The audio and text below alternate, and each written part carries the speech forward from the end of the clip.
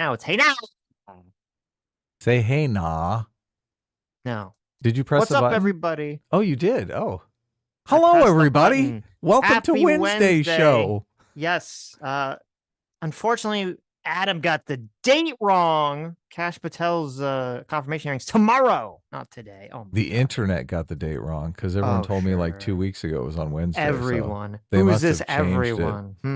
everyone? They, Yes. them told you? Okay. Anyway, so we'll be watching that tomorrow.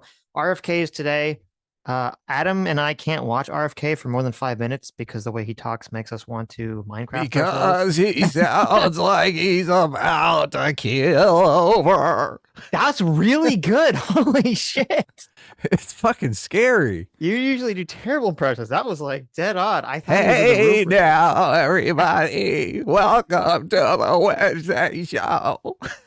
Why don't you tell us, RFK, why exactly is it Oh that you my decapitated God. a whale and tied it to your car? Well, I was studying whale psychology.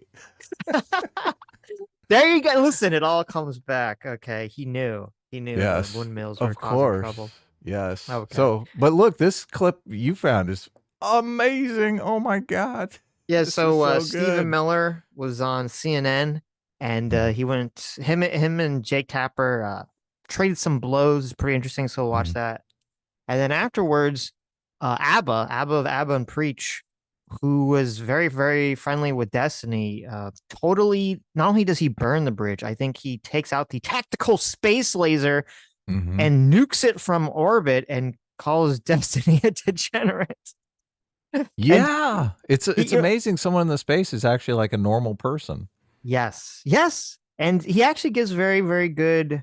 I agree with a lot of things Abba says. I don't agree with a lot of other things he says when it comes to the realms of politics, but he gives a very, very correct take on this issue. Something that I said the other day. So we'll watch that afterwards. That's interesting.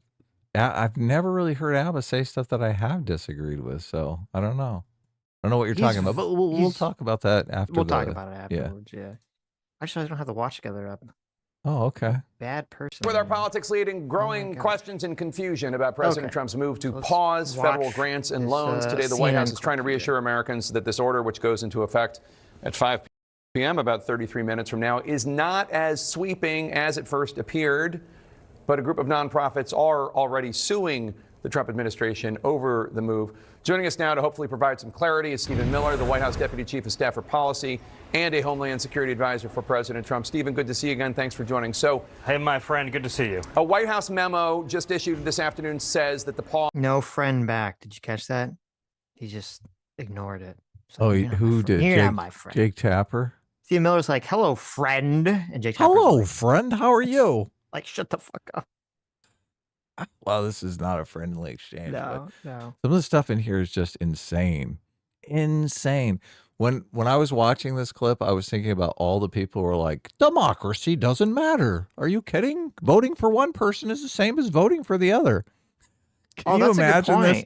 That's a good point. Can you imagine Kamala Harris's administration right now compared to Donald Trump's administration? Oh my God. Yeah. Yeah, exactly. People are voting for change, like big change here, and big change seems to be coming.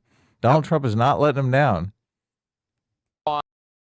Does not affect Medicaid. It already had clarified that it didn't affect Social Security or Medicare, but the Medicaid website portal is experiencing an outage, and the White House press secretary this afternoon was not able to say whether Medicaid would be affected or not.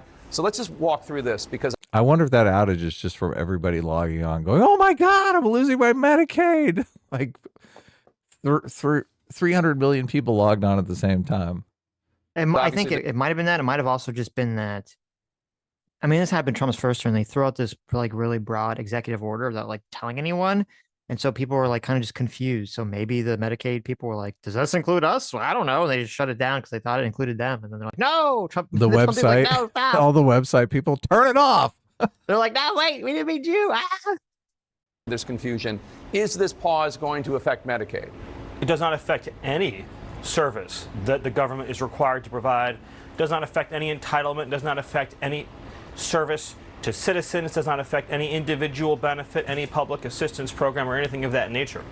Okay, so that's very glad for the chance to explain. I guess we should have explained the context here is that yesterday, after that funding freeze executive order came out, the Medicaid portal that people on Medicaid use to like check their stuff and I guess they get benefits stopped working yesterday. Right. Yeah, the So that's what they're website talking had about, some which- difficulty. Right. And so a lot of people were like, "Oh my God, Trump shut down Medicaid." Damn. I think Yep. AOC came out really hard and they were saying it was the Trump team is saying it was an accident or it was unintentional. We knew it was going to happen. We Right. told you he's a fascist. Yes. Yeah. What's going on here? In fact, I could actually give you some backstory I think you'd find very useful, Jake. So we found after the president had issued a pause on funding to NGOs that were settling illegal immigrants, we found that bureaucrats at HHS were trying to funnel billions more dollars to those resettlement agencies and try to get around the executive order. It became clear that bureaucrats were still trying to funnel unapproved discretionary grants of funds to their pet projects. So OMB, led by Russ Vought, felt it was necessary to protect taxpayer resources to issue clearer guidance establishing for these discretionary grants of funding that are not directed by Congress, that they go through a political approval process at the agency. So let's get into. So the agencies have vast sums of money at their discretion, which is interesting. I don't think a lot of people realize that. To that, Well, because I hope that the Trump team puts out some kind of paper or a document where they say, like, this is what the OMD, whatever the acronym is, this is what the guy was doing, and this is why it was bad. So you can just like look at it because he kind of rattles off these things, and I'm like, okay, like I want to know if that's true because if that's true, then 100% get rid of that guy. Anyone helping that? Yeah, I agree. But also, I don't understand how there's these NGOs or any other charitable, I say in finger quote, organizations that literally help illegal immigrants like sneak into the country or take advantage of America's laws or something like that. To me is psychotic that any of that stuff would ever be legal. They make a shitload of money doing it, and they work with the fucking cartels. Like the cartels are losing their minds now because the resources that they were getting from trafficking humans are drying up. Nobody wants to come to America now. Everyone's like, why am I going to pay the cartel $10,000 so that they can take me to America so I can just get deported 5 minutes later? Right. Yeah. So that's a huge source of revenue for the cartels. They're like, holy shit, we shifted from drug selling to human trafficking because it was lucrative. Now it's not so lucrative. What are they going to do? Right. They still need their blow money, Sitch. What are they going to do? The poor cartels. What are they going to do? Oh, they so need their sad. blow and hooker money. Yes. a number of government-funded organizations. So these are organizations like Meals on Wheels, right? Their job, their mission. Of course he goes to Meals on Wheels. It's Meals on Wheels, right? He Well, doesn't go to listen, drag queen story course. time. He's like, it's Meals on Wheels, right? But that's the way it's going to work is that the right is going to say, we had to do this, like shut down all things. And the reason we have to shut down all things is because look at, here are all these like people helping illegal immigrants, or here's someone doing drag queen stories, whatever. And then the people will say, well, you shouldn't shut down everything. You should go through it, one at a time, and say, look, you shut down Meals on Wheels, you shut down, whatever, helping blind kittens learn to, read Braille, organization. He talks about that though, because he says, once the money goes out, it's very hard for us to claw it back. So we'd like to look at it before the money actually goes out the door.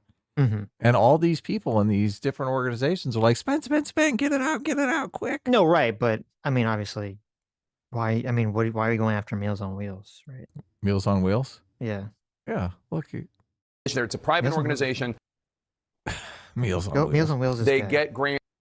Meals on Wheels. From the federal government. They Meals feed on seniors. Wheels. Meals on Wheels is currently in the dark. They don't know, does this order affect? Oh, boo-hoo-hoo, the poor Meals on Wheels. Oh, shit, Jake Tapper's going to lose his mind. Well, I mean, listen, if you're some senior citizen who literally gets their food from Meals on Wheels, you're going to care about that. Uh-huh. I don't think that's a fake cry situation, Ed.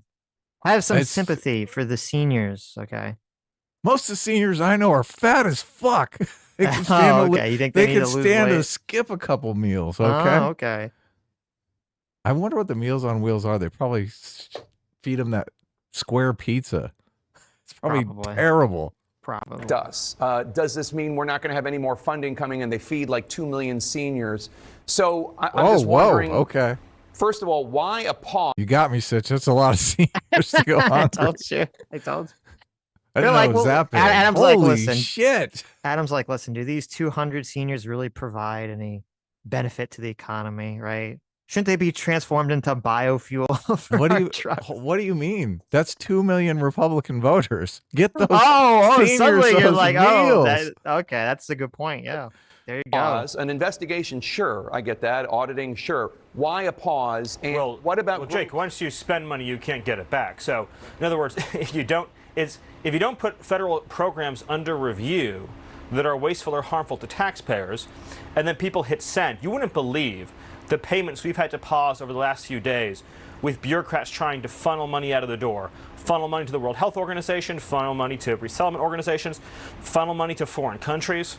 And so, of course, you have to put a pause on these discretionary grants of funding and have a political review process. In other words, there are people that are accountable to the taxpayer to review. It does not include, the review process does not include any public benefit program. So you mentioned Meals on Wheels. That is a public benefit program. OMB's been clear about this. Jake, we have to get control over this government. You know, I'll just stay on this point about NGOs, non-governmental organizations. Joe Biden gave just one NGO responsible for resettling illegal aliens $3 billion, with the B, $3 billion. President Trump, when he said drain the swamp, he meant it. And yes, Did you hear that? Such $3 billion to resettle illegal immigrants. That's fucking crazy. Let me look that up. I'm super curious. What the fuck? What does that mean? What the fuck? Look, you can barely afford groceries. There ain't no way you're going to buy a house. They're giving $3 billion to illegal aliens. This is another reason why the Republicans want to round all these people up and throw them out. They're like, these are all future Biden voters or future Democrat voters. Let's see. Maybe they just bribed them $3 billion to vote Democrat. Okay, I couldn't really find anything specifically. I do find something from last year. It says, so Fox News article, Elon Musk calls out 2.3 billion, so that's close, allocated to NGO personnel facilitating illegal immigration in border bill. That's why they Well, wait, that would be in the, well, wait a minute, that border bill didn't pass though, so that can't be what he's talking about. Those kinds of spending. About the whole FEMA thing? I remember they were claiming about that some money was taken from FEMA. What is he, chat? What is he referring to here? I'm not sure. Programs are going to be put under review. Okay, I don't think anybody's taking issue with if you find money that is being dispersed in an inappropriate way, halting it. I think what the confusion is this seemed to a lot of groups and a lot of states, Republicans, Democrats, Independents, like a very sweeping order, and there is confusion. I just want to make sure I understand. So anybody out there that provides school lunches, anybody out there? Yeah, there's zero impact on public benefit programs, full stop, as OMB has made clear. And I want to really drill down on this, Jake, because it's so important. There's 2 million employees in the federal government. Overwhelmingly, the career federal service in this country is far left wing. The American people. I don't know that to be a fact. Well, I'll give you a great example. We looked at USAID as an example. USAID. That's the one you want to look up. USAID. That's 98% Agency of International Development. 98% of the workforce. Either American people. I don't know that to be a fact. Well, I'll give you a great example. We looked at USAID as an example. That's 98% of the workforce either donated to Kamala Harris or another left-wing candidate, just as an example. Okay, but let me just an entire workforce is having a whoa. Did you just say that saying someone voted for Kamala Harris is demonizing them? No, so according your suggestion is that there's a bias. No, but you used the word demonizing. You just said that I'm demonizing somebody by saying they voted for Kamala Harris. Let's get back on track. But I love that he fucking calls him out. Wait, hold on a second. I'm so confused here. A great example. We looked at USAID. Overwhelmingly, the OMB has made clear. And I just want to. Did you look up USAID? Is that why you didn't hear? You're like looking into the organization. Well, no. I want to go back to how he started this. And so anybody out there that provides school. Too far, There's though. 2 million employees in the federal government. Zero impact on public benefit right. programs, full stop, as OMB has made clear. And I just want to really drill down on this, Jake, because it's so important. There's 2 million employees in the federal government. Overwhelmingly, the career federal service in this country is far left, left-wing. The American people. I don't know that to be a fact. Well, I'll give you a great example. We looked at USA. I mean, he's wait a minute. So the question was, wait, let me go back. He's saying the deep state is far left. That's the argument he's making. Hold on. Programs, full stop, as OMB has made clear. And I just want to understand. So anybody out there that provides school. Okay, so yeah, the question was about like, why don't you go through things individually, instead of just doing this blanket thing? And then he, in response, gives this number about 98% of USAD being Democrats or Kamala Harris voters or whatever the claim is. And then he says, well, why are you demonizing them? And then Stephen Miller gets all indignant and says, well, I didn't demonize them. I mean, you understand that that's like wildly dishonest, because the entire point of bringing that up is to say that these people are untrustworthy individuals. No, he's saying they're biased. Yes, their political bias makes them untrustworthy individuals. Yes.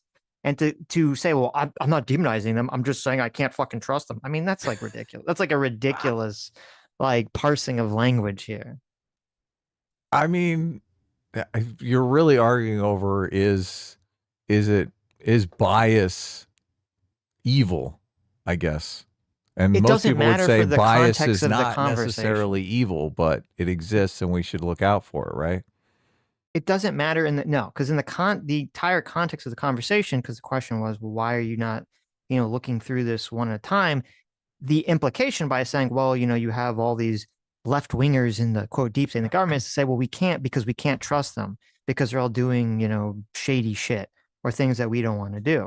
Right. If the entire but wait, hold on. So we get into this problem in these conversations. You see this all the time in online debates where it's like, someone's like, well, they're all liars. And they're like, well, I mean, I don't know if we should demonize them. It's like, whoa. I didn't demonize them. I called them all liars. And then you roll your eyes like, okay, whether we get into this retardedly pedantic conversation about, well, is someone who's a liar a demon? Like, it doesn't matter. The point is he's throwing the information out there to discredit an entire, group of people or an entire organization, which I don't know the fact claim about that he's making regardless anyway. And then gets indignant because they're evil, discredit it because they're biased. No, stop. And then this is falling for the debate tactic. Okay. Someone throws out a claim, says all these people, you can't trust them. And then Jake Tapper or someone says, well, you're demonizing all these people based on something. He says, well, I didn't demonize them. I'm just saying they're all fucking liars. Can I just make my point? But wait, you understand I get your point. You understand Can I just make my point? It's like a complete diversion from the topic. It's not. Listen, do you think the justice system would be as functional if it was run all by far left progressives? Obviously not. Okay, well, what is that? So you're demonizing far left progressives then because you think the justice system will not be as efficient if it's like entirely run by them. Why are you demonizing far left progressives? You didn't actually understand my point. Okay. My point. You didn't understand his point. No, I did understand his point, and I understand your point. And I agree with your point. And okay, look, you agree. For 10 billion years on this show, whenever I talked about you don't want an institution to be entirely controlled by one political ideology because that's going to allow the more extreme elements to take over. And that's all he says. Wait, I'm not critiquing that at all. Okay, that's why I said you didn't understand what I was saying. I'm critiquing is that when Jake Tapper says demonizing, instead of just saying, well, I'm not saying that they're evil. I'm just saying that there's bias. He goes on this whole like debate, bro. Oh, I'm not demonizing them. Well, how dare you? That's your word. It completely diverts the conversation down this pathway where instead of actually making a point, it just becomes a stupid virtue signal optics battle. Sitch, here is the back and forth. The Trump official says there's these organizations that are completely biased because they're 100% run by far left individuals. Jake Tapper says, why are you demonizing them?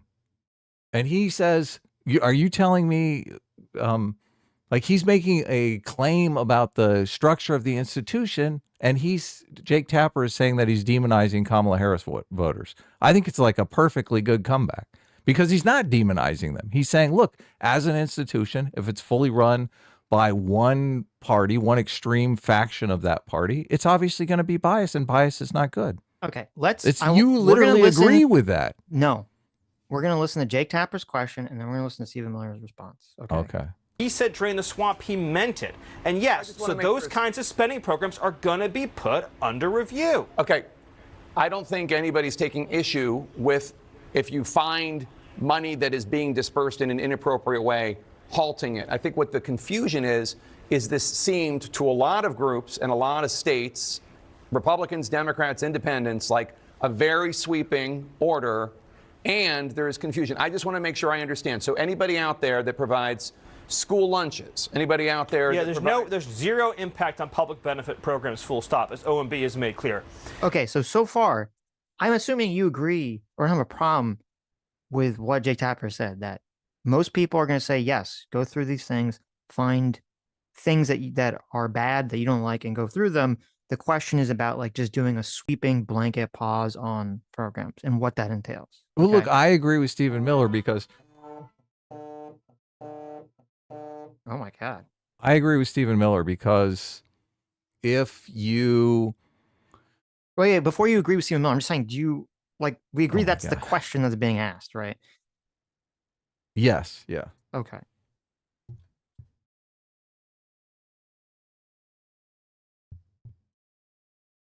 And I just want to really drill down on this, Jake, because it's so important. I'll be right back. There's 2 million employees. Oh, God.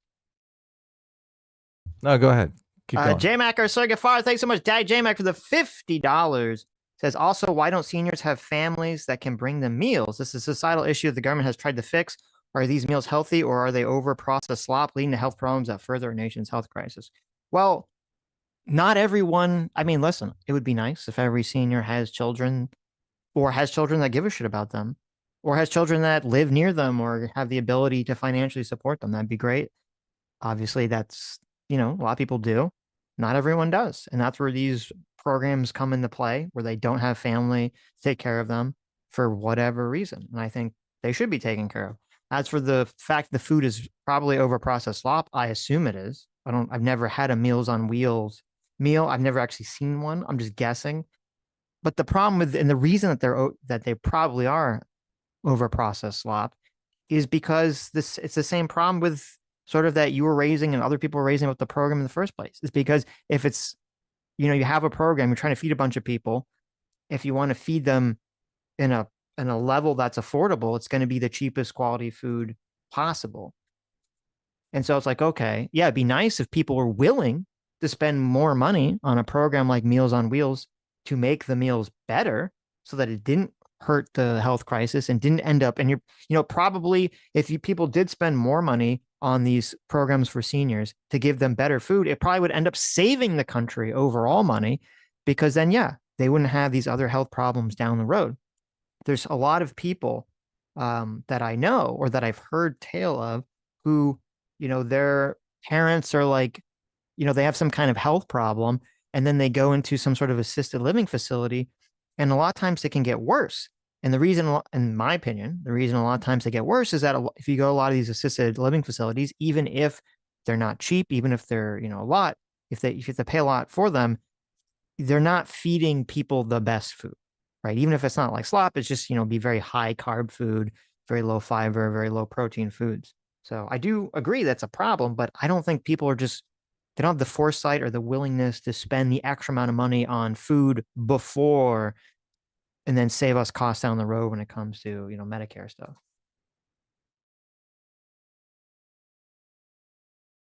Employees in the federal government. Overwhelmingly, the career is made clear. And I want to really drill down on this, Jake, because it's so important. There's 2 million employees in the federal government. Overwhelmingly, the career federal service in this country is far left wing. The American people. I don't know that to be a fact. Well, I'll give you a great example. We looked at USA. So he says there's 2 million federal employees, and the majority of them are far left. Okay, far left. Now I don't know what he means by far left. When I say far left, I mean communist. So I'm not sure what he means. I'm assuming I don't think 2 million federal employees are communists. ID as an example. That's 98% of the workforce either donated to Kamala Harris or another left-wing candidate, just as an example. Okay, but let me just an entire workforce is having a whoa. Did you just say that saying someone voted for Kamala Harris is demonizing them? No. So according your suggestion is that there's a bias. No, but you used the word demonizing. You just said that I'm demonizing somebody by saying they voted for Kamala Harris. Let's go. So it's interesting because I missed it the first time. Jake Tapper actually even says you're suggesting there's a bias.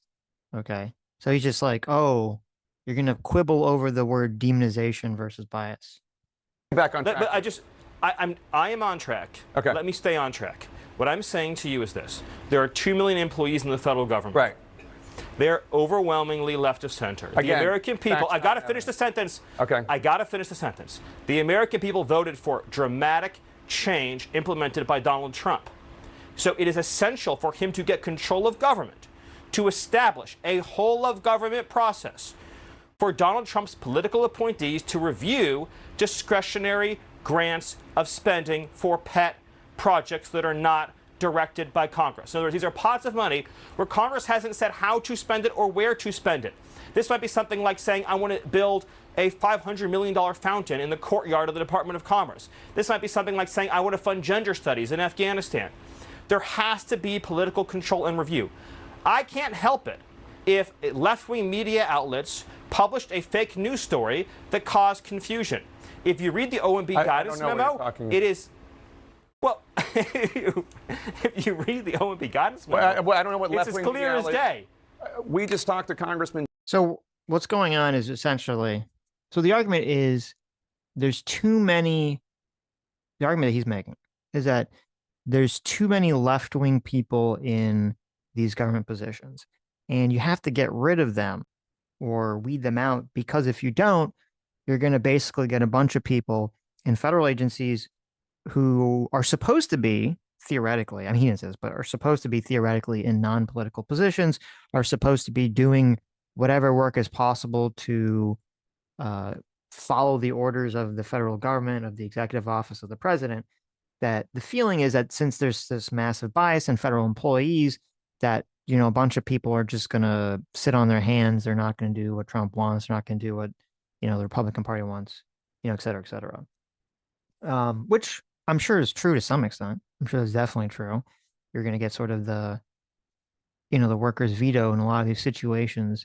And that was a big problem that Trump had in his first term, was that, you know, he would throw out some executive order, he wanted to do something. It was kind of like questionable whether he could do it or not. And a lot of the underlings would just be like, I'm not doing this because it's ridiculous. This feels kind of like, I don't know what the solution to that is, because I agree that having, if it's, well, first of all, I tried to find this quickly, this whole, you know, 98% of this USAID, you know, donate to Kamala Harris. I don't know where this information comes from. I can't find anything. Everything when I look for it, all I find is this clip. I can't find anything where this is from. But assuming that that's, you know, true or true-ish, you don't want to have, it would be nice if it was like 50-50. That'd be like the goal you'd want to have.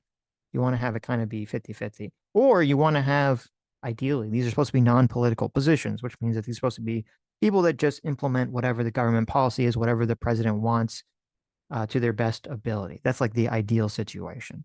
So you don't really want like loyalist or ideologically motivated people on either side.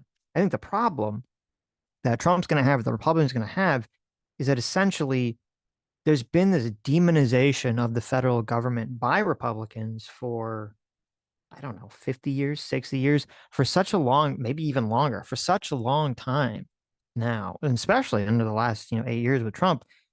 Like, if you have a Republican mindset or Republican inclination politically, you're going to be massively, demotivated to join the federal government, to work with the federal government anyway, obviously.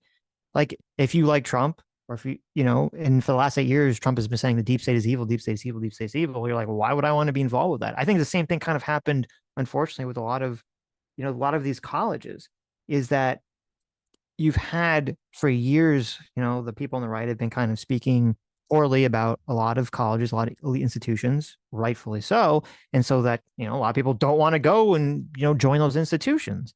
And then what happens? They become insular. Then they stop not wanting to even hire, people on the right. Then they become kind of extreme organizations. They spiral out of control. Kind of like a self-feeding cycle, self-fulfilling prophecy at that point. Don Bacon, a Republican, a Trump supporter, we just interviewed him. He said that there was a lot of confusion. He said that the executive order created by the media, Jake. The OMB guidance memo, if you read it, is as clear as day. It's pretty broad my point is, and confusingly written. Parts of it are about DEI, parts of it are all disbursement. It is. Yeah, DEI is suspended. That is correct. Right. No, I'm just saying, like, it's kind of all over the map, and there is confusion, and it's not just liberal media. Jake, tell me. Republican Senator Lisa Murkowski said. You're not understanding what I'm saying. But I'm saying that I want you to address this. I will, but I'm saying that a false story was put out that people responded to. It's unfortunate that people put out a false story. That's all I'm saying, Jake. Okay. That's all. Republican Senator Lisa Murkowski. I think this would be my guess what's going on here. Well, the left is going to assume maliciousness or incompetence. They're going to say, oh, normally in these situations, this is what you're probably going to hear. Normally in these situations, if the president is going to put out some sort of broad executive order, they're going to talk to all the various agencies and people beforehand, try to make sure that everyone kind of is on the same page before you roll out whatever the thing is. That's what the people, the people on the left or the anti-Trump people, I should say, are probably going to say. They're going to say Trump didn't do it because he's an incompetent, he's a retard, he's a buffoon, blah, blah, or he's evil or, whatever. I think Trump side, I think Stephen Miller doesn't say it. This would be my guess is what's really going on here is that it kind of leads back to his first answer about them not really trusting the people in these institutions, is that they want to do these sort of snap broad executive orders very quickly. Number one, because it just looks good to do them very quickly, just for people to see. They feel probably like if they were to try to organize this beforehand, that all these organizations are going to probably try to drag their feet, which I'm sure many of them would, because they'd be afraid that they'd lose their funding, personnel, et cetera, et cetera. And also they don't want people to hide sort of they don't want people to hide things. It was kind of like when they had the executive order about trying to get rid of DEI, and there were some organizations in the government where their chief DEI executive, like the next day, you look on their website, oh, they're no longer the chief DEI executive. They're just like a chief assistant, executive. Like there's the same person there. They're probably doing the same thing, but they changed the title. So I would wager that part of the reason that this is done in this way is to sort of try to prevent that sort of behavior. And also I think there's just it's like a general dismissal or uncaringness about or just a general belief, maybe I should say, of that most of these programs are just not beneficial. And it's easier to sort of break everything and then see what you need to fix afterwards kind of mentality. But what Stephen Miller is trying to do here in this, when he's talking about the misinformation, is, Jake Tapper asked this question about Meals on Wheels and whether that's going to get canceled. And the answer is, they don't know. And Stephen Miller's like, well, it's misinformation because he's talking about the whole Medicaid thing, which, wasn't true. Lisa Murkowski said, quote, nobody really knows how long, unquote, this review of these federal funds is going to last. And she said it's, quote, been a big challenge, unquote, to get answers from the Trump administration. So here's an opportunity. How long is this review going to take? And when does the federal funding for these programs resume? Well, in the original executive order that addressed NGOs, foreign aid, and other grants, that was a 90-day review process, as you know, Jake. But again, more fundamentally, I think we're missing the big point here. Do you believe, does anyone believe, that an unaccountable, career-tenured bureaucrat should be able to approve vast sums of money for the projects that they personally agree with, that no accountable employee in the federal government has reviewed? I'm literally asking about Meals on Wheels. I mean, we are. I don't know what you're talking Jake, yes, about. Jake, you do know what I'm talking about. I'm telling you, as the memo said. It's annoying because politically, from just a pure political standpoint, I think what Stephen Miller, the way Stephen Miller is handling this, is the correct way to do it from a political standpoint.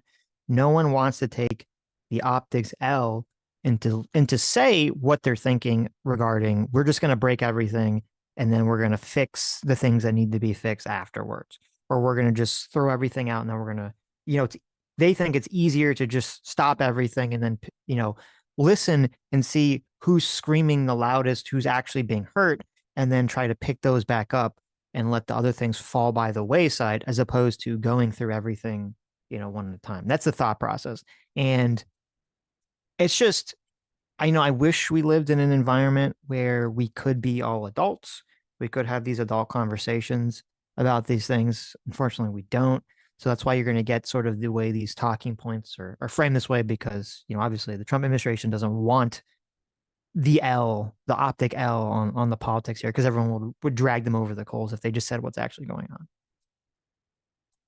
As in black and white letters, no financial benefit programs to Americans are affected. No individual assistance programs are affected. It's there in black and white. Yeah. We always knew that the my media God, was I'm going to spin back. up fake stories What'd to I try miss? to create controversy. Welcome back. Did you get all the packages? I did, yeah. Nice. Very nice. Everyone thought I left because we were fighting. No, Adam Adam got all the comics, right? Yeah, officially got the comics. So He got the comics, everybody. they are here now.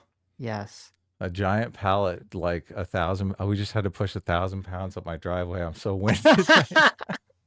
That's funny. I should have said something. I didn't even think that people would be like, "Oh my God, Adam left in a rage." I honestly didn't even. That didn't even cross my mind. The fight was just getting good. Oh my God, what happened? No, yeah, I should have said no. He's just getting the comics. So I guess we passed up. What was the resolution on the Stephen Miller story? Obviously, you understood the argument I was making. I understood the argument you were making. So, yeah, without going back to it, just that it's funny because I missed it the first time hearing it. Jake Tapper said, he's like, "Oh, demonizing." He said, "I'm not demonizing them," and Jake Tapper said, "Well, you're saying that they're biased," and then he kept saying, "I'm not demonizing them." So he did say he did understand the point that was being made, but then they kind of moved on, so didn't really get resolved.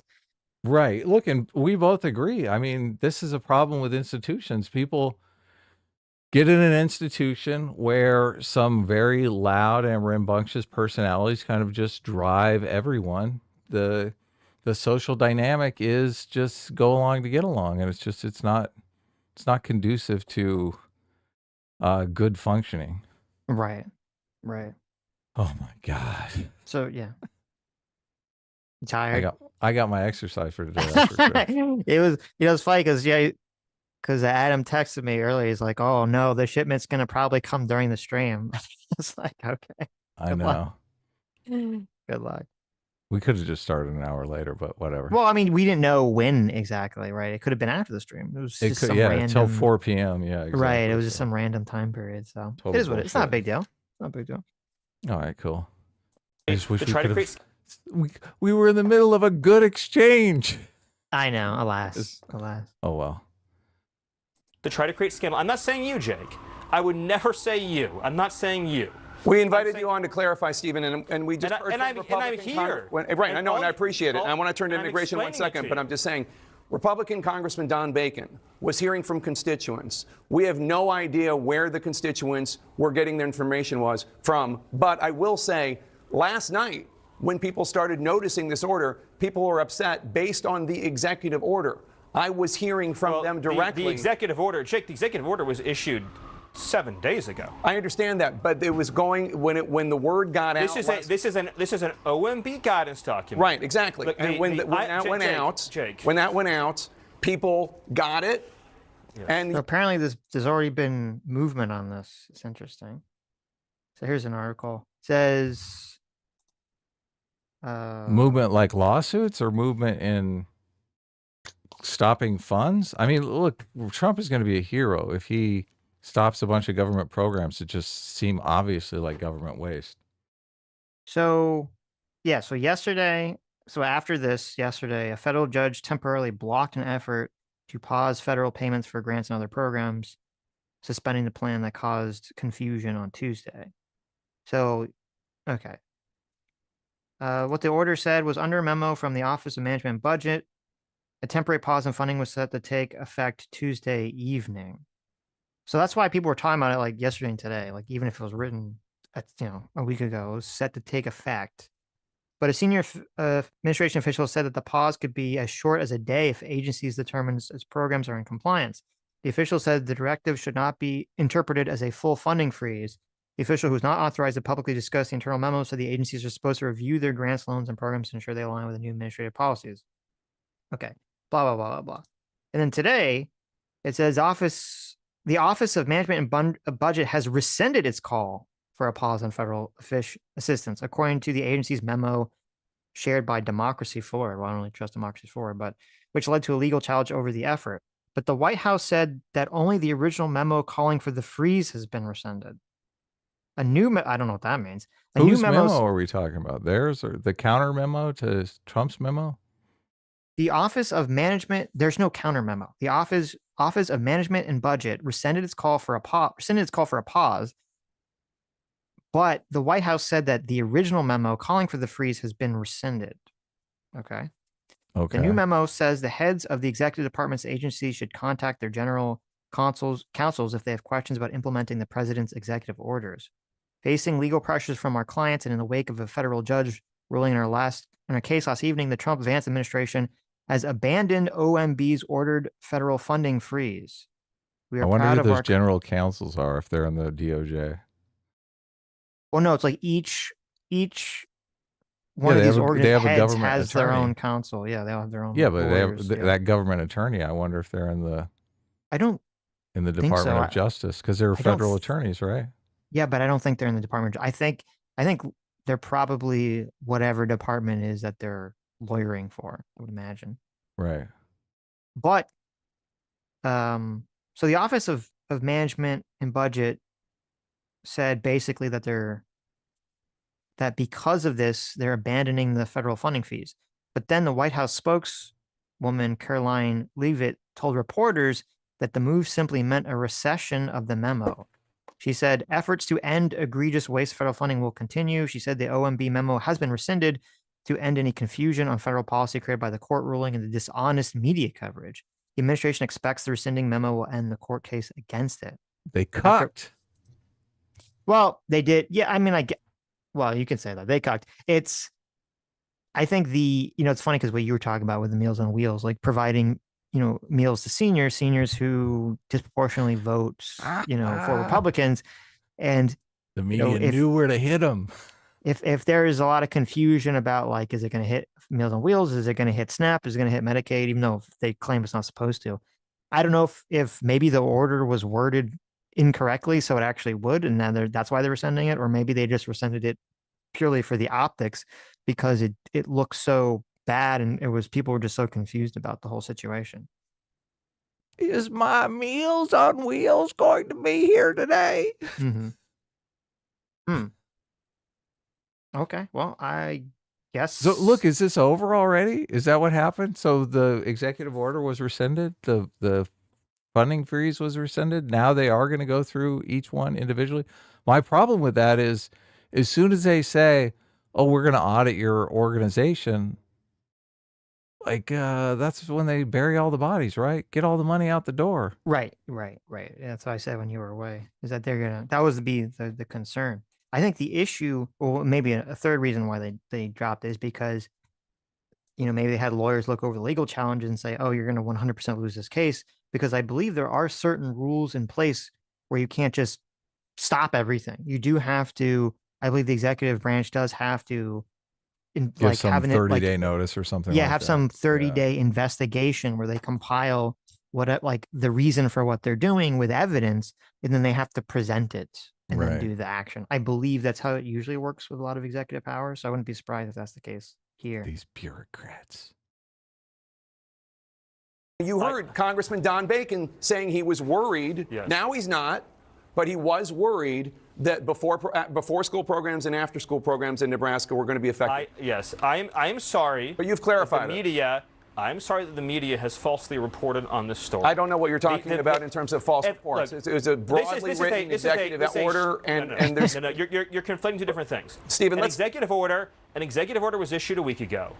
There were some bureaucrats there were some bureaucrats in the federal government who tried to push out money, billions of dollars, for wicked and pernicious purposes that had to be frozen. A guidance memo was written. OMB guidance memos are by their nature complicated to read because this involves the federal budget. Because they write them in Japanese. Here is simple. It is very simple, and I want to state it clearly. Either Donald Trump gets political control over this government and ends the waste, abuse, and fraud on the American. Should I read this memo? I haven't read it, so should we? Sure, read this I would love. I would love to hear how confused. Can you please read it in the original Japanese? Onemai wa o nan desu. Shonikawa. Mitsubishi sayonara. Yes, okay. Sam's gonna come in here, mate. The American people. No. She's gonna show you how it's done. Yeah, show me how it's done. The American people elected Donald J. Trump to be president of the United States and gave him a mandate to increase the impact of every federal taxpayer dollar. In fiscal year 2024, of the nearly $10 trillion that the federal government spent, more than $3 trillion was federal financial assistance, such as grants and loans. Career and political appointees in the executive branch have a duty to align federal spending and action with the will of the American people, as expressed through presidential priorities. Financial assistance should be dedicated to advancing administrative priorities, focusing tax dollars to advance a stronger and safer America, eliminating the financial burden of inflation for citizens, unleashing American energy and manufacturing, ending wokeness. They put wokeness in quotes for some reason. And the weaponization of government, promoting efficiency in government, and making America healthy again. The use of federal resources to advance Marxist equity, transgenderism, and Green New Deal social engineering policies is a waste of taxpayer dollars that do not improve the day-to-day lives of those we serve. Well, listen, I like that last sentence. That's pretty big. Yeah, right? Look at this. It's pretty good. Coming after your CRT program. Yeah, throw in Marxist equity under the bus. Okay. Your CRT funding. Yeah. The memorandum requires federal agencies to identify and review all federal financial assistance programs and support activities consistent with president's policies and requirements. Nice. And there's a little footnote. Footnote says nothing in this memo should be construed to impact Medicare or Social Security benefits. Nice. Look, they even put it in there. They didn't say Medicaid. They want to be clear. I don't know. Oh, that's why the media seized on Medicare. They forgot. They left one out. Why they leave Medicaid out? Yeah. Well, especially if you make it explicit like that. They're like, oh, okay. That is weird. They should put Medicaid, Medicare, Social Security, and Meals on Wheels. Meals on Wheels. Meals on exactly. Wheels. And anything that helps Republican voters. Exactly. That's what they really should put. For example, during the initial days of his administration, President Donald J. Trump issued a series of executive orders to protect the American people and safeguard valuable taxpayer resources, including, and then they kind of go through all the executive order names.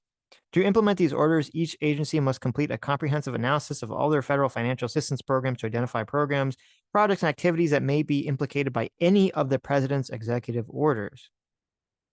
So that's the problem, because they go through the executive orders are protecting American people against invasion, reevaluating, realigning United States foreign aid, putting America first in international environmental agreements, unleashing American energy, ending radical and wasteful government DI preferencing, defending women for gender ideology extremism, and restoring biological truth to the federal government, and enforcing the Hyde Amendment. So they're basically saying you have to go look through all those things and see if you're violating any of those things. The Hyde Amendment's about abortion, right? No federal funds for abortion, I believe.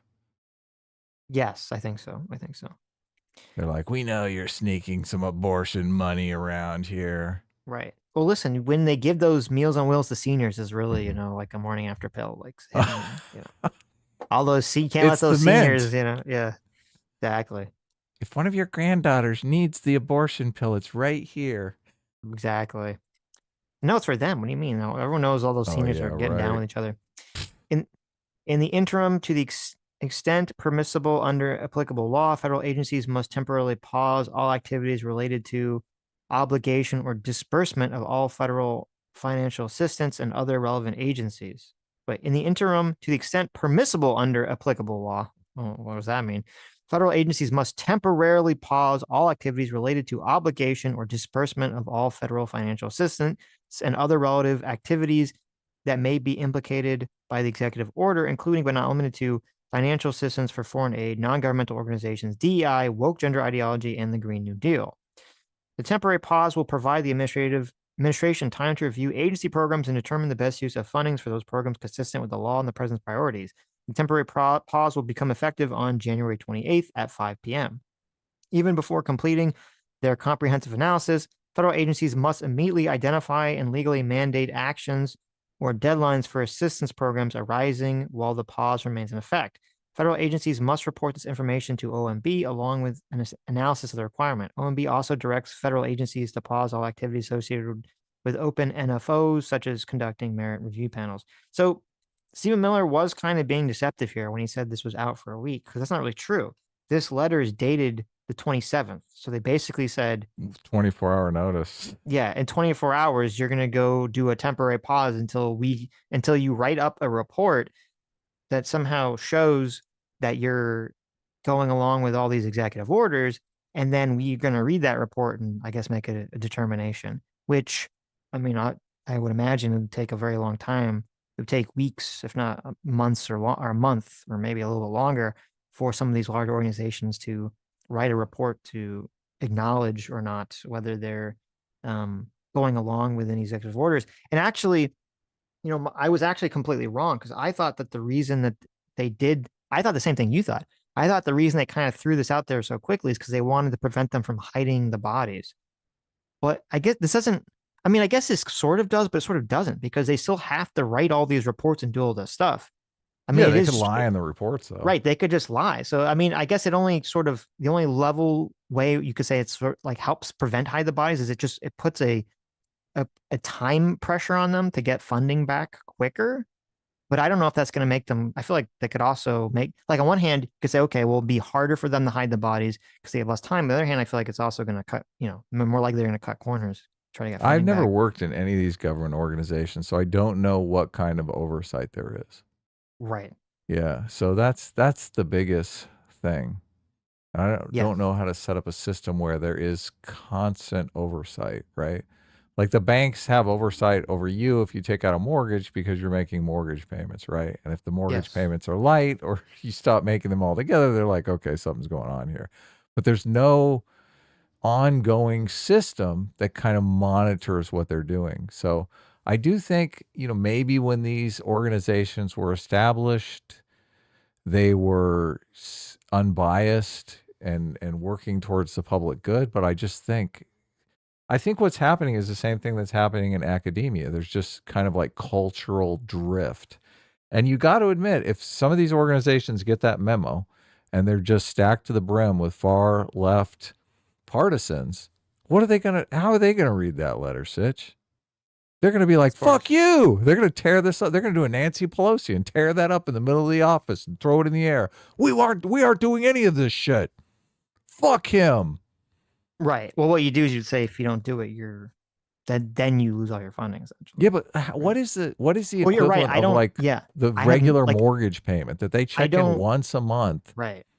Well, that was my question, is like, so if say someone writes this report and they send it to, the White House, like, how do they double check it? Like, how do they know if they're lying or not? Like, I have no clue how any of this oversight works. Like, see, with a mortgage, it's like the money's there or it's not, right? It checks itself. I don't know, like a report. All these business reports are mostly lies anyway. Right. A report doesn't cut it. Well, that would be another problem too. That why probably they're all running around panicking is it would take them some time to write the report, and then it's going to take the White House probably even longer to adjudicate all these reports or to double check to make sure that all the reports are honest. Even if it's customer surveys, like over time, people are going to game the system, right? Yeah. They're sending out a meal on wheels it's like $85 a meal. You could be serving them lobster, right? They're getting a bologna sandwich. So I do think, and just that $3 billion, $3 fucking billion, $3 billion. I couldn't find what he was talking about. Immigrants. Well, look, I hope it's not true. I hope it's all a fabrication, because that's so infuriating. That is so infuriating. Yeah. $3 billion of the federal tax return is the big one, right? Yes. unless you're in California. Then the state one's the big. No, even in California, the federal taxes are far higher than the state taxes. And some states don't even have state taxes, so you're only paying federal taxes. Your fucking federal taxes, 30% of your income, 20% of your income, whatever you're paying, to fucking resettle illegal aliens. Fuck you. That is like, talk about spitting in your face. Talk about spitting in the face of voters. Anyway. If it's true. If it's true, yes. People. Or we let well, hold on. Look, Jake Tapper's like, but what's wrong? The rest of this. What's wrong with taking money from voters and giving them to people? No later than February 10th, 2025, agencies shall submit to OMB detailed information on any programs, project activities subject to pause. Each agency must pause issuance of new awards, disbursement of federal funds under all open awards, and other relevant agency actions that may be implicated by executive orders to the extent permissible by law until OMB has reviewed and provided guidance to your agency with respect to the information submitted. I wonder if that, well, it's interesting. I think that only says that they can't spend money on like doing whatever they're supposed to do. I think they still would get money to pay themselves. I don't know if that's actually cut off. OMB may grant exceptions, allowing federal agencies to issue new awards or take other actions on a case-by-case basis. To the extent required by law, federal agencies may continue to taking certain administrative actions, such as a closeout of federal awards or recording obligations expressly required by law.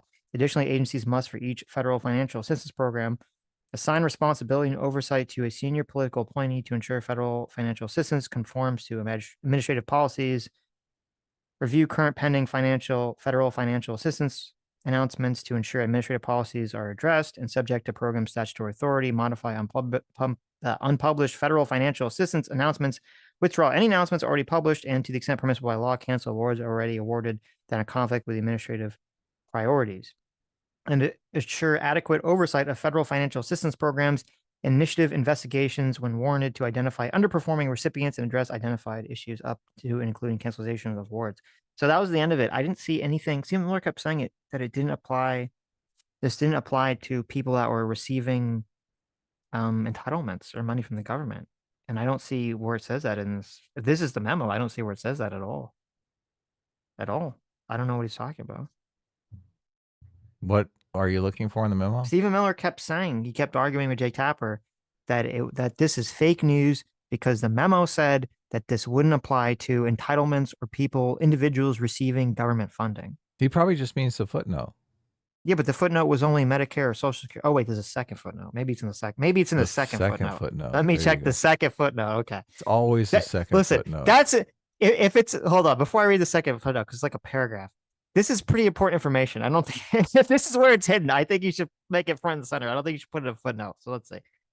Okay, so the sentence says, this memorandum requires federal agencies to identify and review all federal financial assistance programs. And then it says footnote. Federal financial assistance means assistance that recipients or subrecipients receive or administer in various forms. But this term does not include assistance provided directly to individuals. Okay, so that's the confusion. This term does not include assistance provided directly to individuals.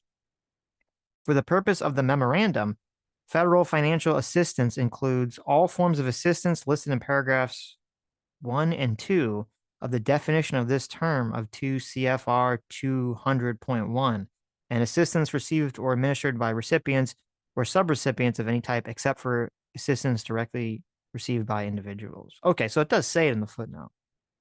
It does say it. Well, I guess I'm confused. So we're all good here? The footnote delivers?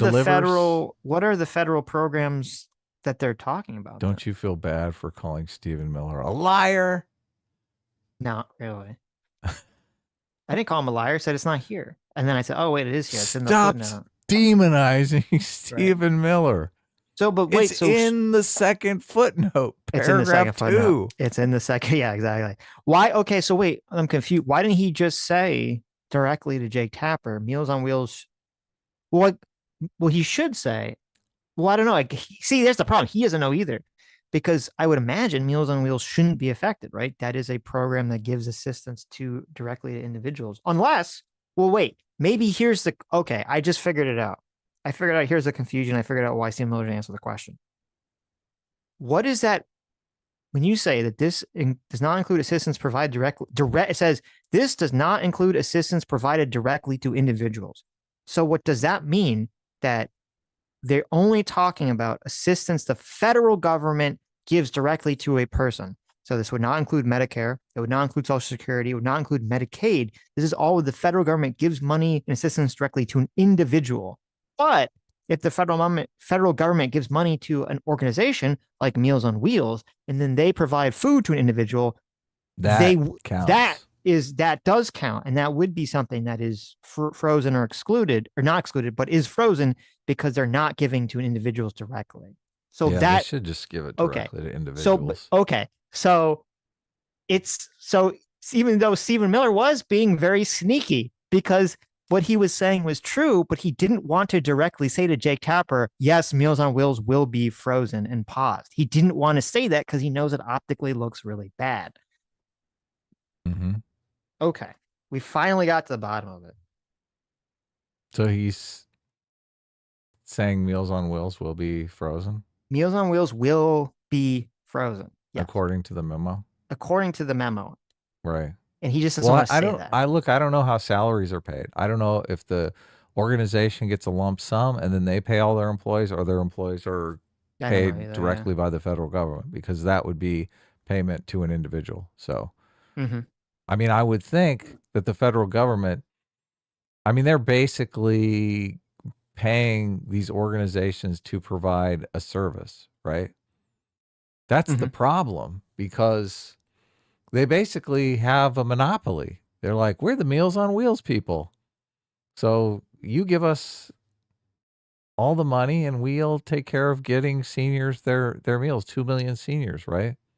So for all I know, they are spending $80 a meal on seniors, which is just ridiculous, right? But you can't, wait a minute, hold on. You can't create a hypothetical situation that you and I don't know whether it's even remotely true or not, and say ridiculous. Like, I mean, yeah, maybe Meals on Wheels is a drug smuggling operation for illegal immigrants, or maybe they're just providing food to seniors. Like, I don't fucking know what's going on in the situation. Right. The correct answer is I don't know. Yes, I have no clue. I don't know. So, yes. But obviously it's going to cause a lot of disruption, because if you have all these programs that are providing assistance, and here's part of the problem too, is that a lot of this is because we say private organizations and private charities can do things better than the federal government can do. That has sort of been the motto of the Republican Party, right?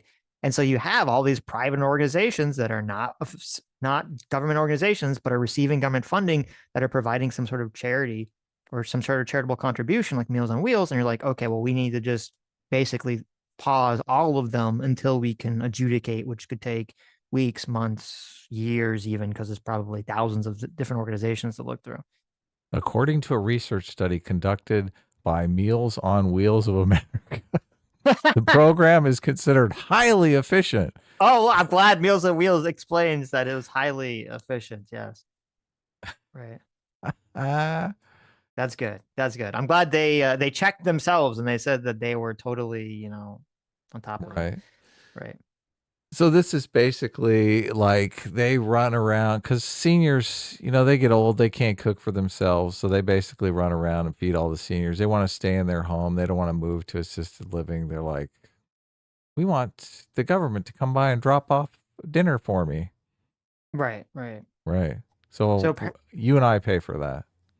So apparently what happened was some organization filed a complaint from this freeze, and they said the memorandum fails to explain the source of the OMB's purported legal authority to gut every grant program in the federal government. It fails to consider the reliance interest of the many grant recipients, including those whom money had already been promised, and announces a policy of targeting grant recipients based in part of those recipients' First Amendment rights, and with no bearing of the recipients' eligibility to receive federal funds. To which a judge agreed, or I guess they didn't agree. They just granted a stay until they could adjudicate it, which would mean that they're going to pause it. They're going to say, okay, we're going to look at this. until we look at this, like ignore the memorandum. It doesn't exist. Like you have to put a pause on it. You can still do your operations. And then in response to that, the Trump team rescinded the memo, which means that they probably found some sort of, they either realized it was a bad idea, or more likely they probably had their lawyers look over it, which they probably should have done the first time, and realize it had some legal issues that they couldn't really defend in court. So. Okay. How much does a Meals on Wheel meal cost? That's what I want to know. But look, all these surveys are going, are dancing around the issue. They're like, oh my God, this saves so much money because the seniors are never hospitalized. Cost of a Meals on Wheels meal varies depending on location, but typically ranges from $2 to $10 per meal, with most programs asking recipients to contribute what they can what they can afford, often on a sliding scale based on income. Meals, some may pay significantly less and even receive meals at no cost. What? So I guess people are paying for their Meals on Wheels. Yeah, they said they receive like 30% of their funding or something from the government, so it's not. Oh, everything.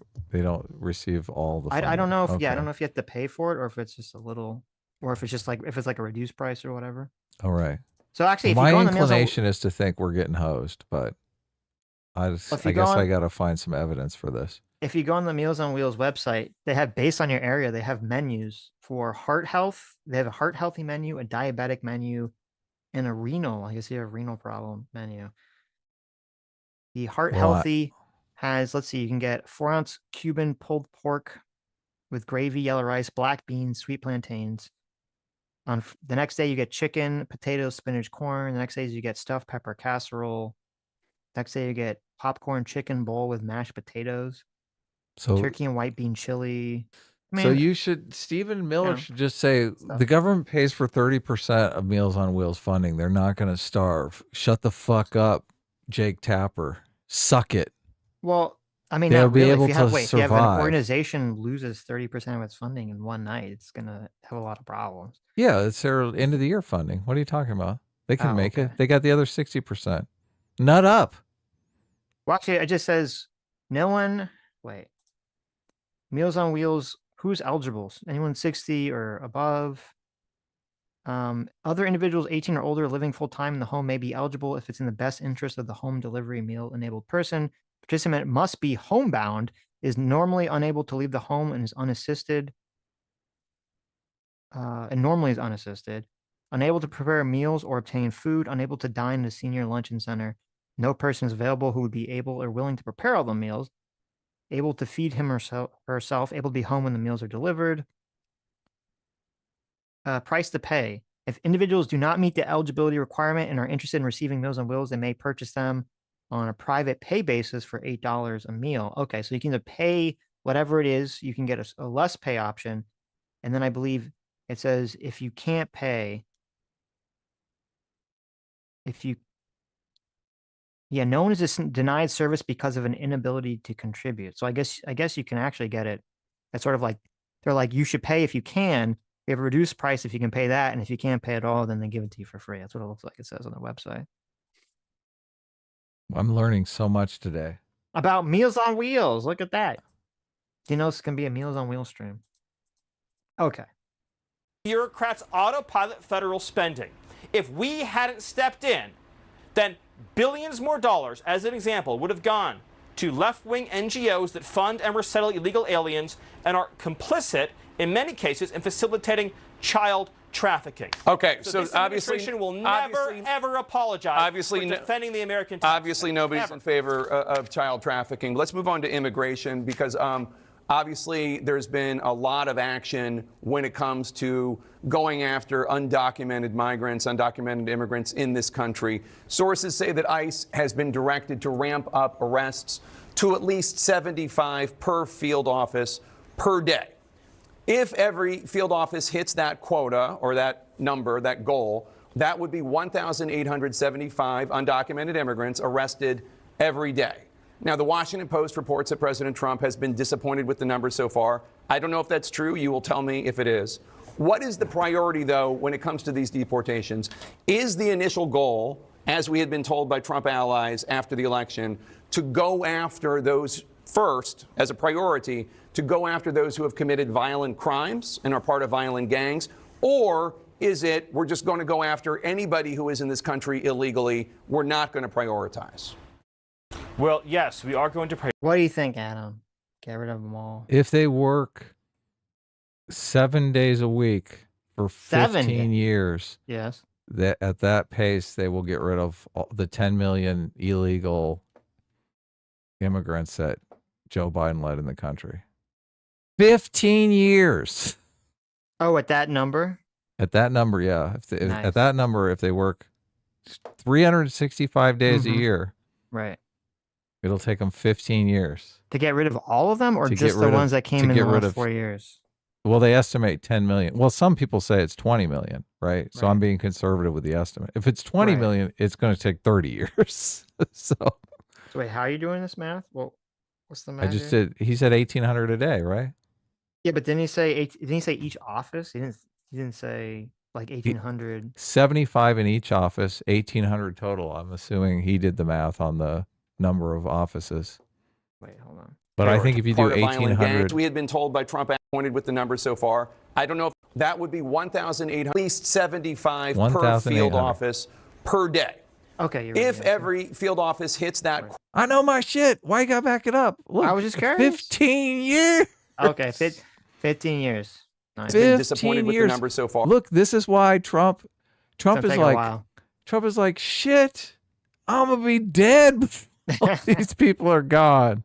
Holy shit, I'm not gonna live to be 95. We gotta pick up the pace. Change his diet if he wants that. Yeah. We got to pick up the pace. Look at Sleepy Joe, man, just taking a nap. He's up there in the Oval Office snoozing away. Oh my God, the country's filling up with Democrat voters. I'm taking another nap. Yes. Are you getting Sitch? I don't want to trigger you. Am I getting you? Oh no, I'm not even. I was reading something. Okay. What you're saying. You're just reading away. All right, let's continue. Let us know what you think about the 15 years. Take a long time. I don't know if that's true. You will tell me if it is. What is the priority, though, when it comes to these deportations? Is the initial goal? Ain't nobody working 7 days a week on this shit either. It's going to take 20 years. They got to take holidays off. This is why ICE is going to the immigration attorneys. They're like, oh my God, we need some fucking names. Well, it's interesting because if this is, if the math and all stuff checks out, actually the Trump administration should promote this math so that they say, like, there's all this concern. All these people are concerned that they're going to come after, the hardworking nanny, right? Right. The hardworking illegal immigrant janitor or farmer or, farmhand or whatever. Right. And if it is just like literally impossible, it takes like 20 fucking years to do this. Obviously, it would just make sense and be significantly easier for the federal government to just focus on who's in prison, because they already did like 90% of the work for you. Right. Yeah. Obviously, the thing that's not being said is the self-deportation numbers. Because look, if you're the hardworking nanny, you don't want to live like that for the next 15 years. Oh, any day could be my day, right? Right. You don't want to think, oh, I'm just getting lucky. A lot of people are going to self-deport. They're going to be like, fuck this. This isn't fun. So someone left me a message that said they work in one of these industries that's predominantly Mexican. Mm-hmm. And they said there's some sort of program so that the people hiring them, there's something that makes them appear to be legal, right? They get some sort of government paperwork or something like that. But he said that their ultimate goal is just to work for 2 years and then go back to Mexico and live like kings because they have so much money. So the problem is, normal American worker believes in the work-life balance. These guys, they're away from their family. So they want to work 7 days a week, in insane hours, right? Constantly Right. working overtime. So the American workers just can't compete with that. They're like, yes, Mm-hmm. call that guy. He wants to work anytime. Hmm. So, but then 2 years and they're out of here. So those people, I mean, obviously they might stick around because they're planning on leaving in 2 years anyway. Right. That's Yeah. interesting. I wonder, because it's like a weird trade-off. Because on one hand, it's like, yes, obviously, you're gonna basically disenfranchise American workers from doing specific types of labor. Like, I don't know what this guy who messaged you was doing. Like, let's just say I think it was construction. construction. Yeah. Right, right. Which sucks. But then on the other hand, it's like, okay, but if you have I don't think this is good, but if you have a cheaper workforce that's working, 50% harder, you are going to build more houses, aren't you? Yeah. So I don't know Look, what the I trade-off think is. I think the only thing standing in the way of building more houses is the government permits that kind of shit. Probably. Yeah. Probably. People worry about home values. So we'll see. We had been told by Trump allies after the election to go after those first as a priority, to go after those who have committed violent crimes and are part of violent gangs, or is it we're just going to go after anybody who is in this country illegally? We're not going to prioritize. Well, yes, we are going to prioritize. So first of all, the numbers you cited are a floor, not a ceiling, very importantly. They're a floor. The goal is to arrest at least that many, but hopefully many more. He knows about the 15-year number. And the Department of Justice is going to be closely involved in providing the manpower to help achieve those objectives as laid out in the president's executive order. Yes, ICE is absolutely prioritizing terrorist, public safety threats, and national security threats. It is also true that Joe Biden admitted some unknowably large number of millions of illegal immigrants into this country, all of whom are ineligible for asylum, ineligible for any form of immigration relief, are ineligible to remain in the country.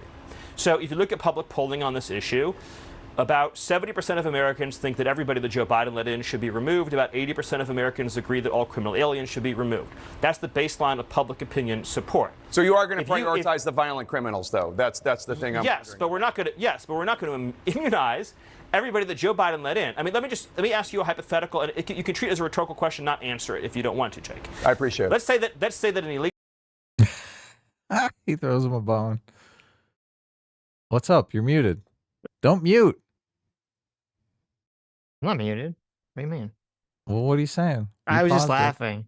We'll let your laugh out. Come on, this is a comedy show. People want to hear what you're laughing at. I did laugh. Well, first of all, I wasn't muted. So if it didn't come out, then it means the audio Zoom just cut it out. Zoom cut it out. But no, I mean it's just funny that the whole he's like, oh, thank you. How generous of you to not make I it. know. So I don't have to answer this question. Look at his face. Look at Jake Tapper's face. He's like, look at this fucker. Let me ask you a rhetorical. Right. You're with a 15-year-old girl, Jay. Oh God. Legal alien arrived. Let me ask you a rhetorical question, okay? A 19-year-old Discord kitten DMs you, and you want to impress her because you want to bang her. You have a sex tape, but you don't remember if the person you took the sex tape actually agreed. Yeah, what do you do? What do you do in this situation? Yeah. I'm going to phone a friend. Question. Yeah. Destiny. No! What should I do in this situation? No! Well, I say you send it. No! In the last 3 months of the Biden administration, from, say, Peru. He was released. He failed to appear in immigration court. He was issued a final removal order. So, showed up, got released, didn't appear, ordered deported. Been here for 6 months. Is it your position, Jake, that guy should get to stay till the end of his life? I mean, what kind of country can run that way? Okay. I mean, no country in the world runs that way. So let me ask you, President Trump has left the door open to invoke. He chose to not answer that hypothetical question. Because his position is, yeah, that guy should be able to stay. That's my fucking nanny, dude. Well, Are you kidding me? That's what's annoying about the conversation is like, no one wants to actually say what their positions are.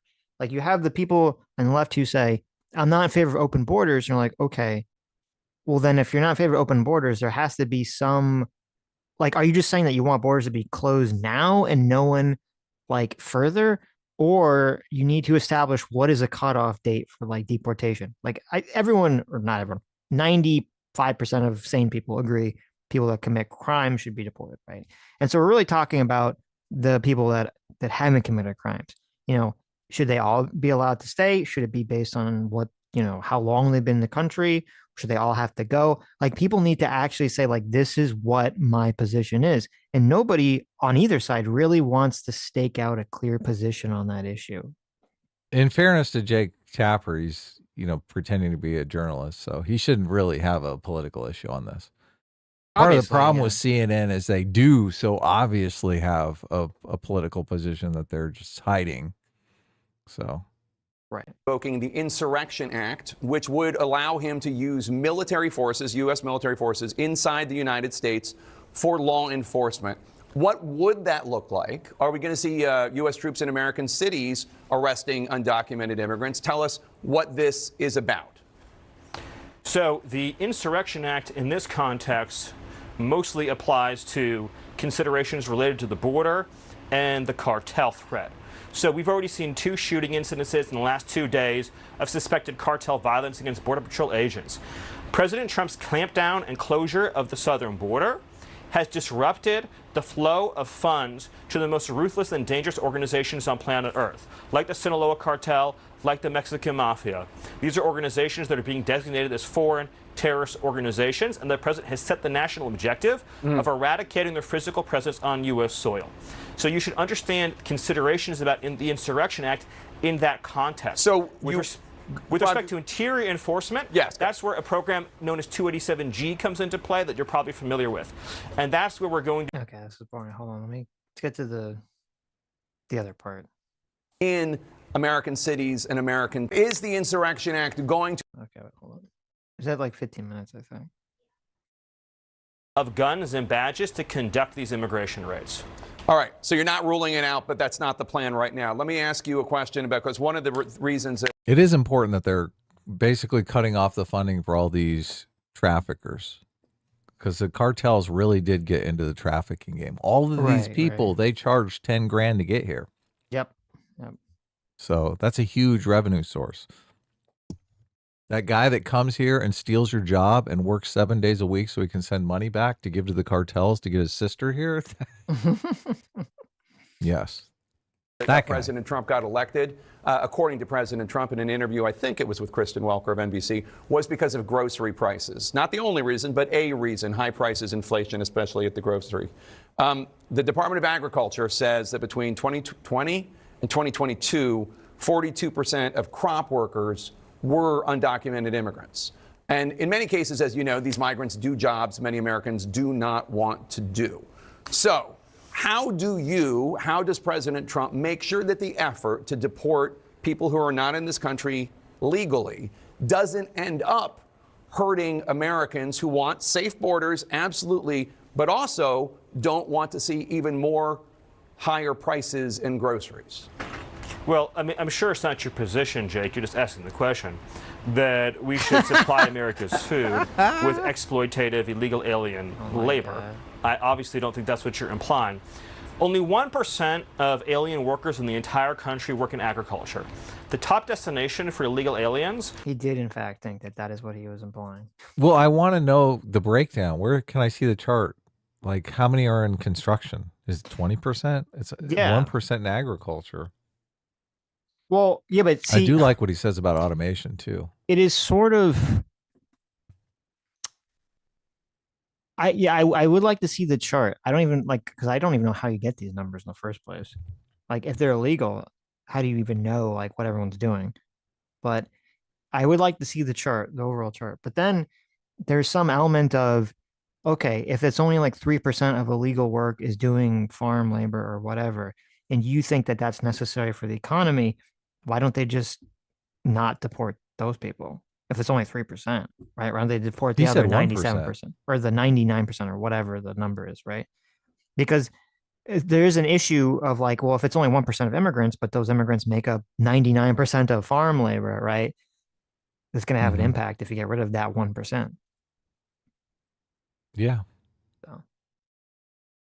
Are large cities like New York, like Los Angeles, and small industrial towns, of course, all across the heartland, as we've seen with the Biden floods. None of those illegal aliens are doing farm work. Those 30,000 legal aliens that Joe Biden dumped into Springfield. I'm talking about the ones that are. No. But I'm explaining this. It's important to understand. No, you're kind of changing the subject. I mean, I'm talking about the ones. I will give me 30 minutes. I'll go as deep as you want on this. I'm explaining to you and your audience. I don't have a third. I'm talking about the ones that work in the agriculture industry. I'm explaining you can come back to you and we your can audience. talk about the ones in the cities. I swear. I'll do the whole answer. The illegal aliens that Joe Biden brought into our country are not full stop doing farm work. They are not. The illegal aliens he brought in from Venezuela, from Haiti, from Nicaragua, they are not doing farm work. They are in our cities collecting welfare. As for the farmers, there is a guest worker program that President Trump supports. Over time as well, we will transition into automation, so we'll never have to have this conversation ever again.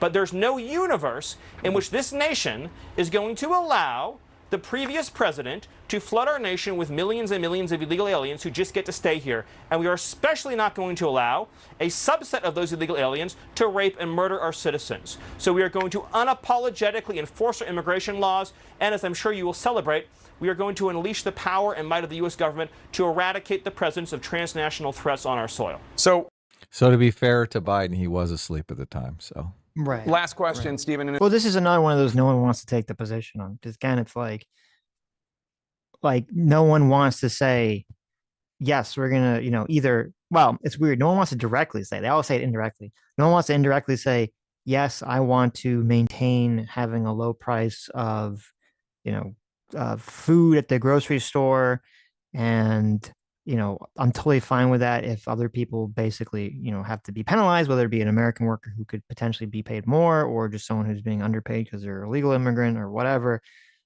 versus saying, no, I want to get rid of that person and I want the price of a bunch of your foods and stuff to go up and people are just gonna have to deal with it. Like no one really wants to just take the hard stance on either of those issues. They kind of all just beat around the bush on it. Nobody knows. I mean, nobody knows. But like if there are a bunch of everyone's known about this for like 20 years, for 40 years actually. For 40 years that a bunch of illegal aliens are working, like driving down the price of food. Yes, I mean they've been talking about this my entire life. This has been the How do they know? What's the evidence?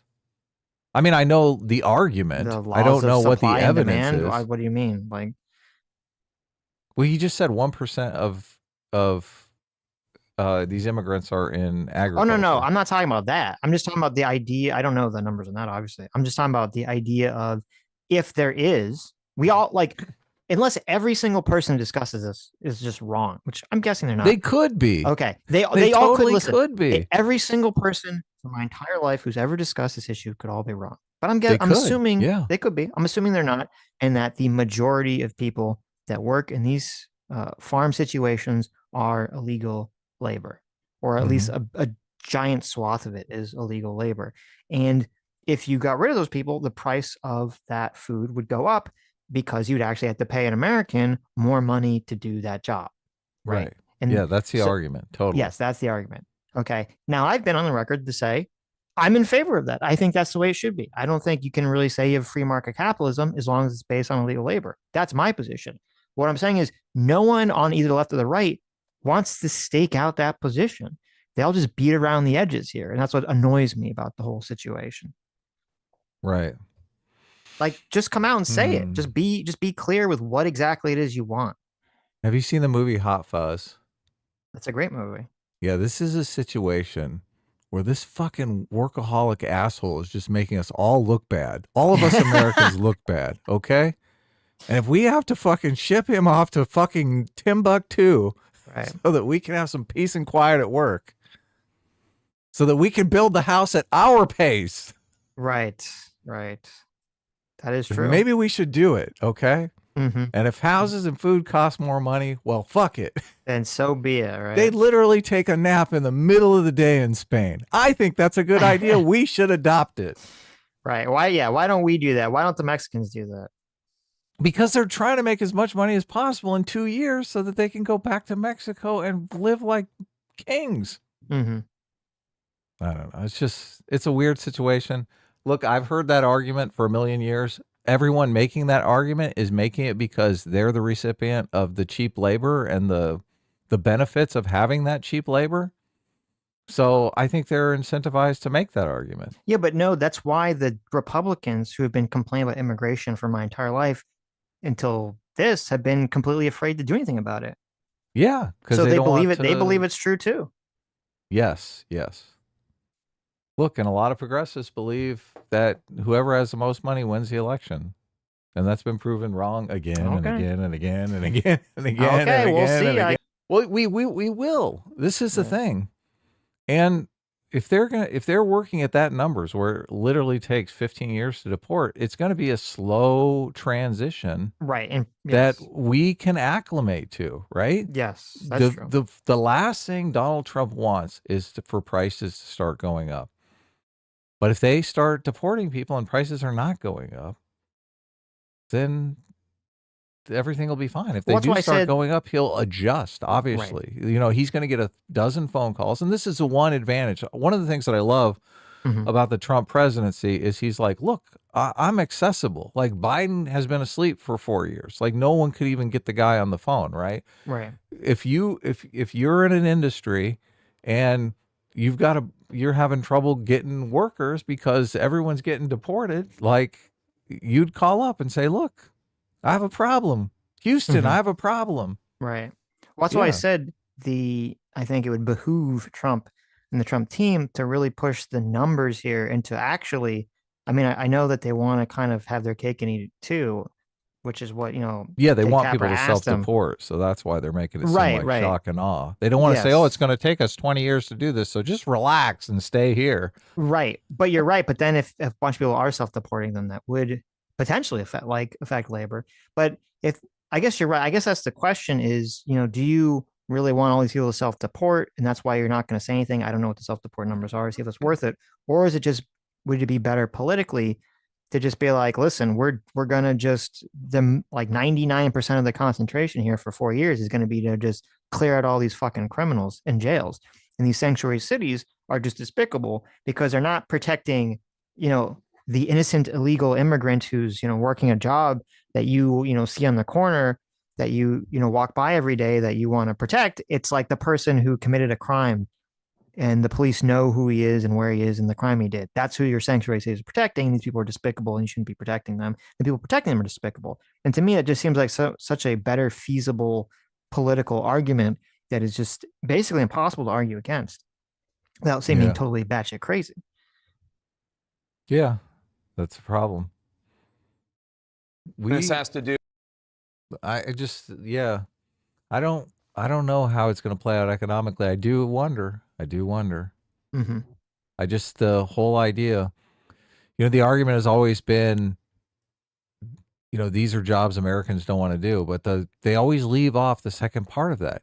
Americans don't want to do for shit fucking wages because they can't live, they can't pay rent, they can't have a girlfriend or a life, right? Mm-hmm. But as soon like just any job, no matter how fucking terrible it is, as soon as you pay good money for that job, somebody's going to step in and say, I'll do that job for that much. Jesus. Of course. Right? Of course. Yeah. So but that's the issue. Right. Yeah. The question is, look, and I do think we've been slower on the automation front because labor has been extremely undervalued. So if you can get these super cheap workers, you're not incentivized to automate. Like as soon as companies have to pay real wages to real Americans, all of a sudden they're like, I'm fucking automating. Like this shit's happening in 6 months. Like we're going to move it. So, and if that's the case, then it's not going to affect the price of anything. Like they always had automation. Well, they just didn't use it because of the cheap labor. Well, no, I mean, because obviously the price would go up because it just as long as it would be less than whatever it would be. It would be more than whatever it is now, but it'd be less than whatever it is if you couldn't automate it. Yeah, I mean, it could go up in the short term, but it could go down in the long term. Well, if they could automate it, they would probably do that. Though I think part of the issue, at least my understanding with this stuff, is like a lot of things can't be automated yet. Mm-hmm. So I think that's part of the issue too, or it's just too difficult to feasibly automate. Now, obviously, once who knows, 10 years from now when we have fucking robots or whatever, everything's gonna be automated. So I don't know what the fuck's gonna happen then, but that's a different conversation. Yeah. I do think there's companies out there that could automate. It's just a question of like cost, right? And if you got Of to, course. if your labor force is super cheap, the cost for automation is a huge Yes. hurdle, Yeah, right? for some, yes. Yeah. For some, yes, definitely.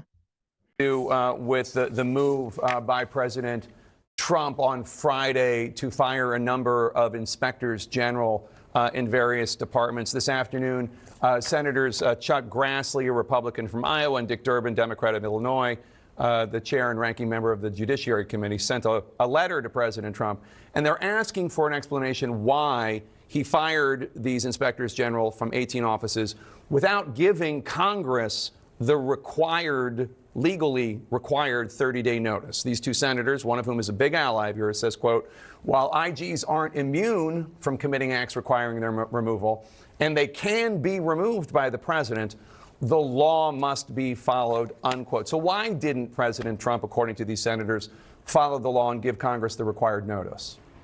Well, I mean, simply, first of all, we love Chuck Grassley. The president loves Chuck Grassley. I love Chuck Grassley. As far as I know, everyone in America loves Chuck Grassley. So Sitch, we fully. You love Chuck Grassley. You know, it was funny because I actually saw on Twitter. This really shows you like the cult brain rot. I saw because I've always heard, I always thought that the people on the right generally did have very strong, favorable opinions of Chuck Grassley. But I did see on X the other day that, when he posted something about this or someone posted something about this, all the comments were like, fuck Chuck Grassley, he's a fucking traitor, he sucks, blah, blah, blah. Like, it was all just total, like, he's evil, he's evil, he's evil, he's evil. Like, it was just complete, like, no one gives a fuck. It's all just, if you're not, don't step in line. That's just a roving band of internet crazies that are just looking for someone to jump on. Like, they have no idea who Chuck Grassley is. They're like, oh my God, this is a guy we're kicking today. No, but that's what I'm saying. That's what's interesting about the whole thing is it's just like, it doesn't matter. If you say something, if you go against the king in any way, you're going to get, hit with the roving band. Right. We fully embrace that relationship and are a close partner of his. But the president's authority to fire any federal worker is plenary. There's no lawful constraints that can be placed on the president to terminate a worker in the federal government who exercises discretionary policy. That's the basis of Article 2 and the Constitution and the idea of a single executive. When you have anyone in the federal government who exercises decision-making authority who can't be fired, then that person is a king, and then we don't have a democracy anymore. The law says 30 days, Stephen. The law says you have to give Congress 30 days. Right, and I'm telling you what the Constitution says with respect to the president's authority. So you think the law is unconstitutional? Absolutely it is. I don't even think it is. I know it is. All right. Stephen Miller, thanks so much for your time. So that's going to be... This guy's such a baller, man. That's going to be the interesting legal argument is, obviously they're saying, oh, Trump could do whatever the fuck he wants regarding, firing people. Apparently there's a law that says he can't do that, but he says whatever, the Constitution. So yeah, he's going to sue. Adjudicated in the courts. Is Pam Bondi been approved yet? Is Pam Bondi Attorney General yet? Yeah, but she wouldn't handle that. I think the Solicitor General would handle that. But who handles it if someone sues Trump for breaking this law and he says sues the Solicitor General? Okay. I don't know who that Solicitor General is. Pam Bondi's not. Pam Bondi's the federal government's attorney. Yeah, she's Solicitor General. I think is like third, two under her. I believe would be who'd handle it. But all right, now we're moving on to this little Destiny drama, right? Destiny drama. Yes. Yeah. Oh, I feel so dirty talking about this Destiny drama nonsense. It's fun. Oh, drama. You love the drama. You're like, we got to cover drama, Sitch. Drama. Well, I was honestly amazed that there was another adult in the commentary community. So, and this video by ABBA of ABBA and Preach, or is it Peach? Preach. Okay, Preach. I finally got it right. Yes. I put it in the. You guys can see the title. I put it in the. Thank you. I made a little playlist there. Nice. Watch together. I was all these features we've never used for like 3 years. So, but yeah. So it's interesting. I really liked his perspective. I don't know if we're going to cover it. Sitch has some timestamps, but He basically says, you know, I don't hang out with these people IRL much. Like, they're a bunch of weirdos. Yeah, exactly. They're a bunch of deranged freaks. The freaks. And I'm like a normal person. And he does. I mean, he says a lot of the stuff Sitch and I were saying the other day about how what Destiny did is kind of like spitting in the face of all of his business partners and personal relationships in the commentary community. Right. Because, I mean, all of those people are suffering now, totally suffering now because of his selfishness. Mm-hmm. Yeah. Which Abba seems to be the type of person who thinks, you know, I have people relying on me. Maybe I shouldn't be a total fuck. Right? It would be nice. It would be nice. Yeah. Yeah. Yeah. Yes. Okay, so let's see what Abba says here. The reason why I don't feel bad, and this might surprise some of you because some of you don't know this, me and Destiny have spoken about his dating behavior for a very long time. We've talked about it on stream, off stream, and I've always been very vocal about the fact that I think he's very fucking dysfunctional with how he handles his dating life, with how he prioritizes pleasure over everything else. And I think the root of a lot of these issues in this whole situation is that he prioritizes his own selfish desires over other people's well-being, over what's good for his business and his career. And now it's costing him more. It cost him already some things in the past, and he's always been very much in denial about how it affects him negatively. And now it's costing him even more. And I'm, to this day, not entirely sure if he's ready to really acknowledge the impact it has on him. Do you think I'm self-destructive? So the answer to the question is no, he is not willing to acknowledge. He at least, you know, he put out that tweet that was like making fun of the situation. That was like a picture of I don't know if it was Vietnamese food or something. It was called like goon something. So he posted that as like a joke. The private logs and what he's publicly said seems to indicate that he doesn't think he doesn't think that he has an issue or a problem or a character flaw or anything whatsoever in this regard. So right. He might acknowledge that what he did was wrong, but he doesn't see it as like, okay, maybe I should stop, you know, trying to fuck literally everything that moves around me. And that causes a bunch of problems in my life. Yeah. He's like, it's fine. I like what Abba says about just not even thinking about the other person, which I couldn't even, I would think about the other person first immediately. Right. Like, oh my God, how this would affect them. Oh, it's just someone who can have such blatant disregard for another person is just fucking scary to me. Mm-hmm. Yeah. But look, this is what he does for a living. He just uses people and fucking takes advantage of them. So this is the environment he's created. There was this interesting thing that Connor was talking about on the stream that I was listening to, where they were talking about this. I think he said Mr. Girl. It was from the Mr. Girl report or something, which was that supposedly when Destiny was like very young, he had all these problems with like getting attention from his parents, and he would like hide to see if anyone would like come find him. What? Which is pretty sad. And then he had for some reason some time period like his parents shipped him off to live with his grandma, and his grandma was like senile and crazy, and so supposedly she would do this thing where she would get like dogs, and she would raise them for like 3 to 6 months and then just kill them, put them down, like, and make up like a fake health reason that they had to be put down. And she would just do this. And apparently Destiny thinks that she went through like 20 dogs doing this. Oh my God, it's horrible. Right. And so it's like, oh, no wonder he has all these attachment issues. Like, right. Like, oh my God. You're like, holy shit. It all makes sense now, right? Well, I wouldn't trust Mr. Girl as a source. That could be completely I've heard made it's up funny. Out of whole cloth. I've heard Destiny talk about the dog thing, but it was in a context I didn't know what he was even referring to. What he was talking about? Oh, right. Wow. But I have heard him talk about the dog thing, so I guess that's where that comes from. But that's something we should always be better at as streamers. Always talking about the context whenever anything comes up. Right. Yeah.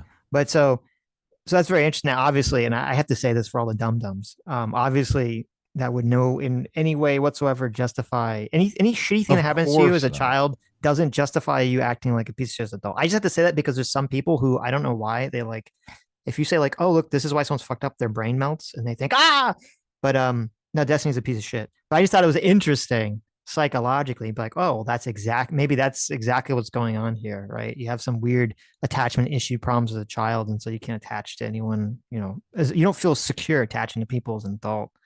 Well, we are thinking about it from like a normal human perspective, okay? Right.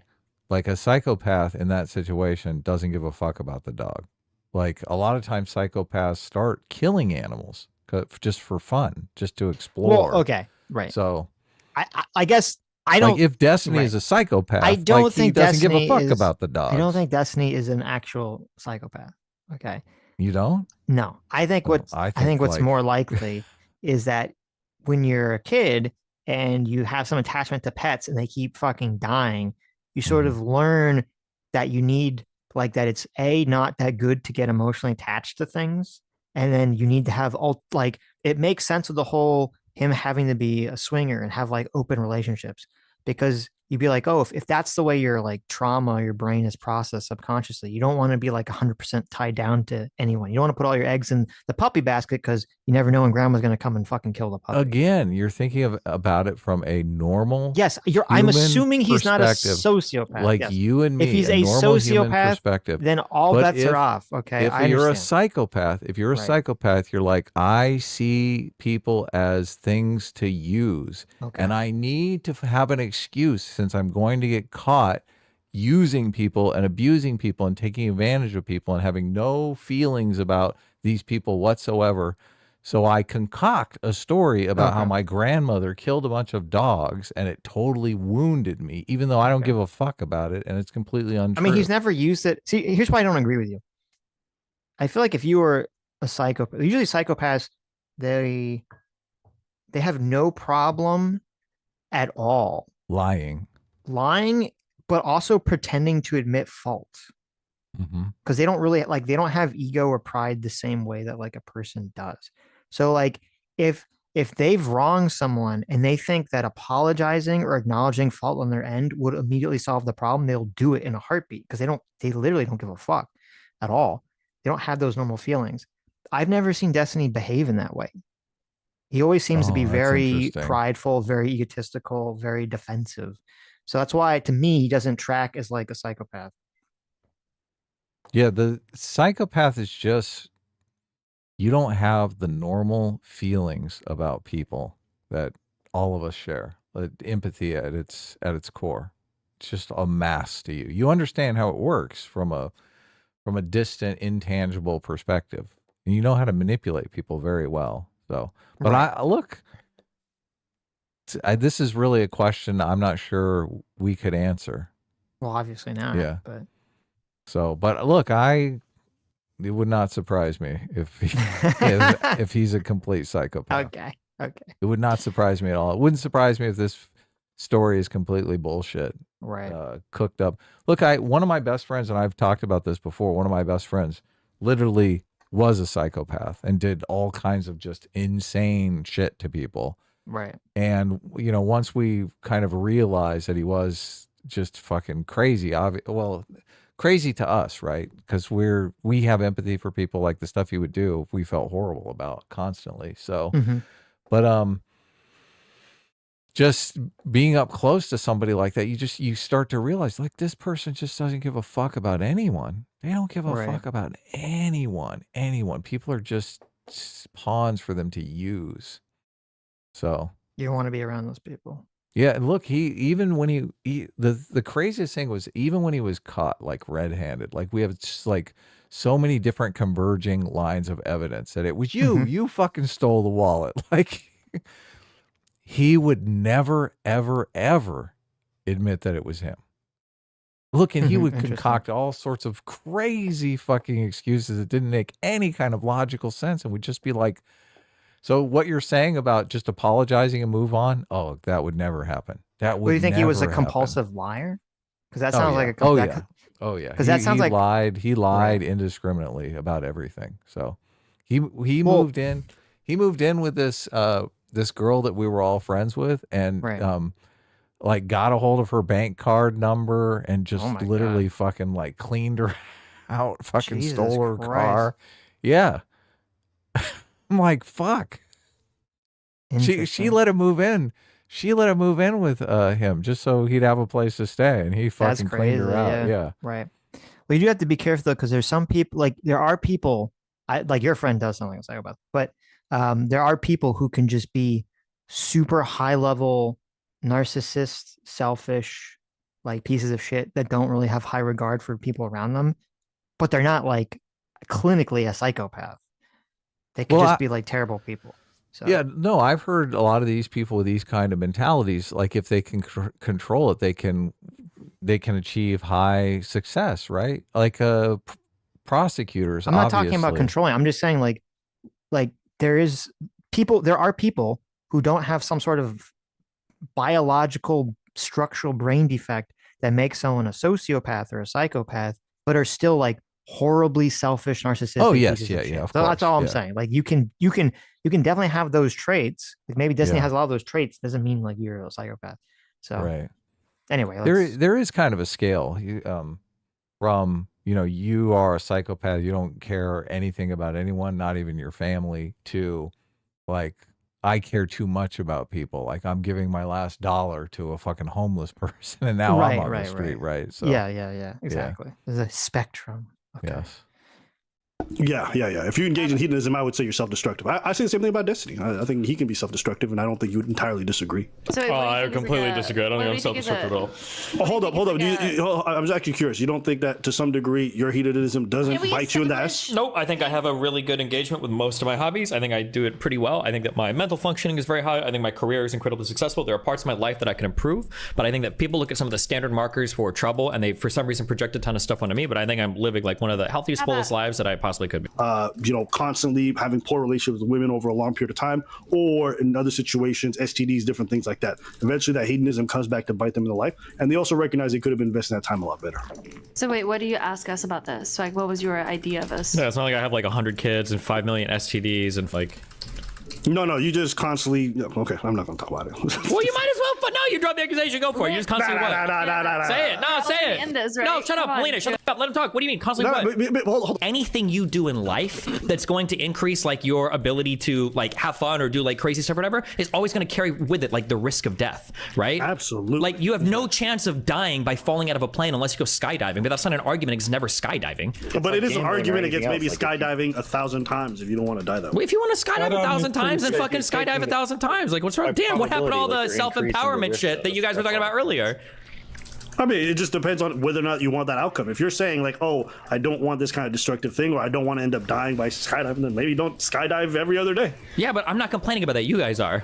If your lifestyle choices are like, damn, I would never want to deal with like a crazy girl or anything like that, that's totally valid. I think it's totally fine. I accept that that's probably true for most people. But like, I'm okay with the trade-off on that for like all the benefits that I get. I like f***ing a lot of people. I like traveling a lot. I like doing drugs. I like my stream shit. That's like super fun for me. To be like, well, doesn't bad stuff happen sometimes so you shouldn't do it? That doesn't compute to me. Like, I feel like I'm living a super amazing life, and I feel like there's a lot of shit that happens all the time. I understand it might be a lot for some people, but it seems weird to be like, oh, well, I think that you're like secretly like hurting or damaged inside because of some negative outcomes. Like, or to others, because I think the main thing with this is you have to think about the activity that He said that he likes doing drugs. We talked about that on the last stream, obviously. The problem with doing look, drugs are fun, but they turn your judgment down to nil. So I think probably, I mean, I'd be curious if when he sent these videos around, if he was high on drugs and just fucking out of his mind. He's like, oh, this is a good idea. Right. Look, that would go a long way towards taking away the psychopath charge. Yeah, like, that fucking you get fucked up and you do stupid fucking shit, and that is just completely stupid. So, yeah, that's my rule, man. You do as much drugs as you want, but you gotta fucking handle your shit. Like if you are homeless on the street panhandling because you're doing drugs so much, fuck you. They need to throw that person in prison. You can't. Or the drug prison. The that drug we came person, up right. with, which Yeah. would be fine. Yeah. If you're sending nudes and sex tapes to random people in Discord, that means you and you're you because are you're on not drugs, handling your right? shit. You're not handling your shit. You Even are if you're not, not whatever, fucking if you're handling your not on shit. drugs, whatever, if that's your natural state, then you're still not handling Then you're your probably shit. a psychopath. Okay. Then there's some other problem that's like totally fucking wrong with your head at that point. So look, and Destiny can't say anything about this because there's a criminal investigation going on. So he can't fucking not. But all this stuff will probably come out in the long run. So, and I don't think Destiny's gonna face any jail time or anything like that. It's funny, people are saying like, "Oh my God, he's going to prison." I'm thinking, I mean, probably not. well, I think it was Mr. Bacross said they looked at the Florida statute and said, yeah, it's like misdemeanors. It's not even a felony. Yeah, that the only way that you would go to prison is if you did it again. Mm-hmm. Yeah, because like the revenge porn thing. Yeah, if you do a second time, then you can go to prison. So right, like he'll get remanded to some drug rehab.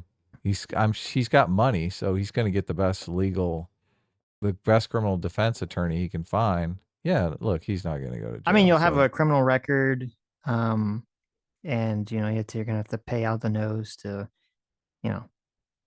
Cherry and Pixie, and I mean, obviously, no one wants to be in that situation legally anyway. This is gonna be something that'll probably go on for like over a year. So I don't know. Do they award monetary restitution? Not in the criminal cases? No. But if you get found guilty of a crime, that goes a long way to you getting slammed in the civil case. So well, a lot of times, even if you get off in criminal court, the civil you could still get right because there's a lower threshold. But I was saying if you do get found guilty of a crime, like pack it in for the civil case, right? Then you're So, I mean, you're gonna have to probably want to settle that one. So. Yep. Activity involves hurting others. Like even Destiny, as good as he is at what he does, probably could admit he's broken a lot of hearts. He's disappointed a lot of women. He's made a lot of people upset. It's not just how he feels about it. When you involve other people in this kind of pursuit of pleasure, other people get hurt as well. I'll stand by what I said at the beginning. I don't feel because the way that I look at it, because I understand how you're looking at it like a psychopath. The way that I perceive it is, I mean, you could be right. Maybe he's a total psychopath. I don't get that vibe, but it's mostly just vibe based. I know when I was in college. Does he trick you? I did. Look, my best friend was a fucking psychopath. I understand. He tricked me for years. What I'm saying is, I mean, obviously I've never personally met Destiny, but in person, but, I know that in college, in my psych classes, we did watch a lot of videos of, about psychopaths and watch psychopaths, how they behave. And like, I don't know, I just don't get that thing. I don't get whatever that thing is from Destiny. The way I perceive it is what I think I said, last week, is that he's a person who has an addiction. And I think I even said this. I said, if someone's addicted to something, they become a psychopath in order to fulfill that addiction. They will just lie, come up with every rationale possible to justify their addiction. It's scary. It is scary dealing with people that have an addiction because they do become like little psychopaths around that addiction. And so maybe that's what we're both kind of seeing the same thing. As I'm just seeing it from a more narrow lens. Is I do think he has some sort of weird sex addiction, whether it's just because he's a piece of shit or whatever. Who knows? Who cares? It's totally irrelevant what the reason for it is. But I think that's sort of what's going on here in controlling his behavior. Right. So yeah, look, I don't know. I don't know if he is a psychopath or not. I don't think we can possibly know. Right. So. Feel bad for Steven whatsoever because he knew what he was getting into. He was brazen about it when he was warned. When he said, "Hey, this is a bad idea. This is a bad life." Because all of that excuse he just gave about like what he was doing, that's like what you hear from people that are like addicted to a drug, right? Like, oh, I'm just having fun. Life's fun. You're gonna die anyway. You're like, all these things are the things that you hear certain lines of logic in a very specific way when you're talking to someone who's addicted to something and they don't want to stop doing it. And you have like the, we're concerned about you conversation. Right? Yeah. Oh my God. Everyone I know who it's just so fucking sad. It is so sad because you just, you see they lose control. They can't fucking handle it. Right. They just can't say no. It's so sad. I got so lucky, man. I got so lucky in that I don't have that kind of personality. I can do drugs, stay up all night, have fun. I'm not out there looking for it the next day. It's like, Right. it's so sad. Those people, they go a week, 2 weeks. I'm like, holy shit, you're fucking still doing drugs? My God, don't you have shit to do? It's extra scary too, because I mean, I think most of the evidence is pointing to the fact that it's mostly just some like biological too. Just you're either lucky or you're unlucky in terms of how your brain is wired. Yeah, addictive personality, totally addictive personality. Right. I've always been driven. I've always had things that I want to accomplish. And, drugs are a side quest in that. Drugs cannot be your life goal. Like that's just, of course. But too many people, like ABBA nails it here. He's like, your life goal is just pleasure. That's bad. Yeah. What kind of hedonism. fucking life goal is that? Right. Like even to the point, like, is he engaged in this political stuff? And ABBA even hints at this towards the end. I don't know if we're going to watch it. Like he says, look, you can't really care about the political stuff if you're willing to risk it all doing this crazy shit. So it makes you think the political stuff is just a means to the thing that he really wants, the physical pleasure, right? And that's offensive to a lot of people, because a lot of people, it's the political stuff that is their mission. Like they want to change the world. They want to make the world a better place. Right. So that is huge reputational damage to Destiny, because, they thought they were on a mission to, improve progressive politics. Mm-hmm. No, they're just on a mission to make Destiny famous so he can fuck as many girls and fuck them over. That's horrible. That's fucking horrible. I don't care. I want to have fun. I don't care. I want to have fun. It's fun for me. That's why I like these mentally ill women. That's why I like doing this stuff. That's why I can't keep my dick in my pants. It's because it's fun. Well, I'm like, all right, then. When it fucking inevitably blows up in your face, I'm not going to have no sympathy for you. You can be my friend, my worst enemy. I don't give a fuck. If you engage in behavior repeatedly after you're warned, fuck around and find out. And that's what Steven's doing. But I don't want to. Okay. All right, let me jump ahead to another part. There's a couple of things that bother me. That's like, and I've said this to Destiny too, like, this dude really has a penchant for going after mentally ill women. Okay, women with like severe depression, or just like these kind of like dainty, smart ass. This just reeks of predator behavior to me too, because I mean, this is what predators do. I mean, this is Andrew Tate 101, right? Oh, you got to get the women that are like kind of insecure, you take them away, you separate them from everyone. Mm-hmm. Yeah, look, mentally ill women are easy targets. Easy fucking targets. So sick. Look, and nobody wants to be with a mentally ill woman, so you're targeting them for one thing. Such, what is that one thing you're targeting them for? I don't agree with the last part. A lot of, it's like this weird thing where, it's the crazy hot scale, right? Mm-hmm. It's a lot of, I don't know why. I was never like, when you're, when I was in college and in high school, I would see with friends of mine, it'd be really weird. You'd see that you'd see people continually attract very similar types of men and women to them. That'd be my experience. Mm-hmm. Oh yeah. Like it'd be very rare that I've seen it occasionally. Like I have a family member who they would go from like one extreme to the exact opposite extreme personality types. But for a lot of my friends, I wouldn't see that. I'd see just people like somehow magically attract the same type of people to them. They weren't even necessarily like going out looking for it. It was very bizarre. So I don't know exactly what causes that. They want to get laid.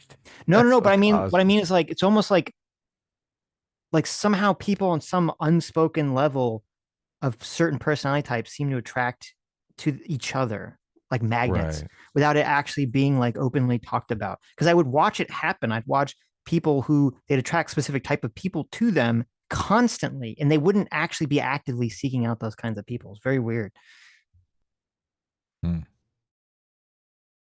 Fucking feeble looking small white women, like that's his type, and a lot of them got like self-diagnosed BPD or some bullshit. Like he just likes that. I mean, it does make sense too that like if you're I mean, first of all, if you're on this sort of online punditry space, there's probably going to be a disproportionate number of people with psychological problems.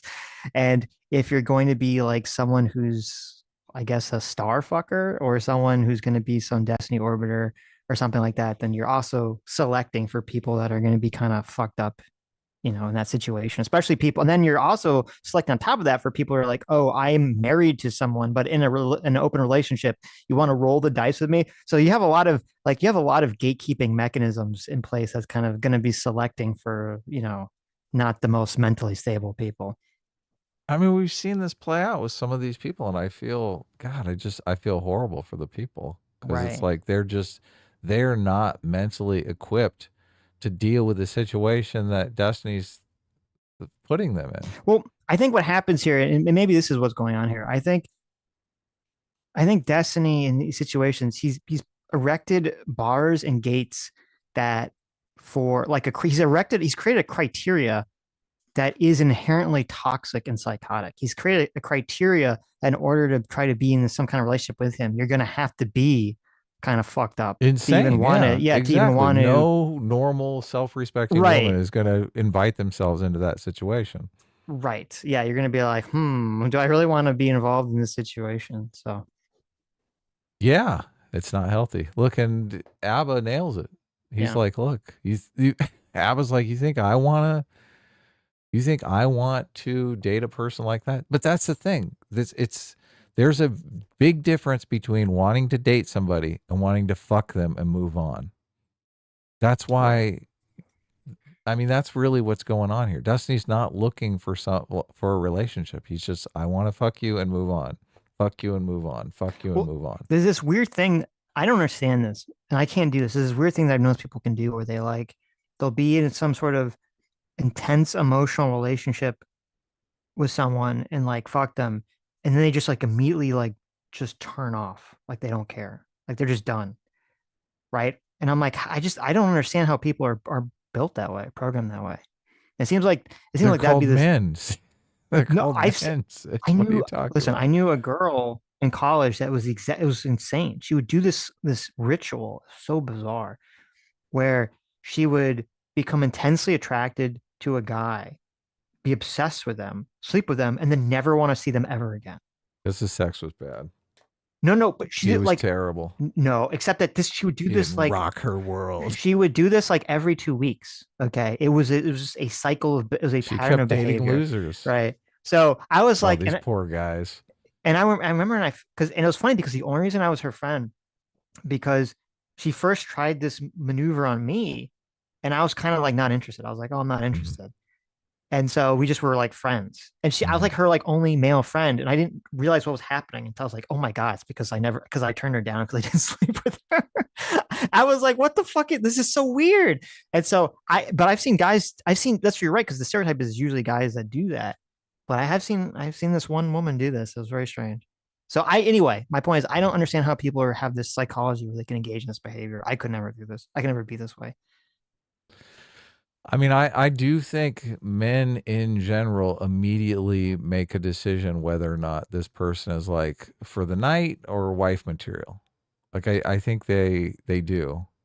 And Yeah, then but obviously the sex can change all of that. Like if the sex is horrible, then they're like, "Oh my God, I thought this was wife material," but like really it's not wife material, right? I I don't know if like I agree with you, but I'd want to put a qualifier. I don't know if it's that guys walk around thinking like knight or wife material. I think what they're walking around is I'm horny, this chick is attractive, and I want to bang her, or do I actually feel some kind of like love connection on a deeper level with, right? And that translates into like wife material.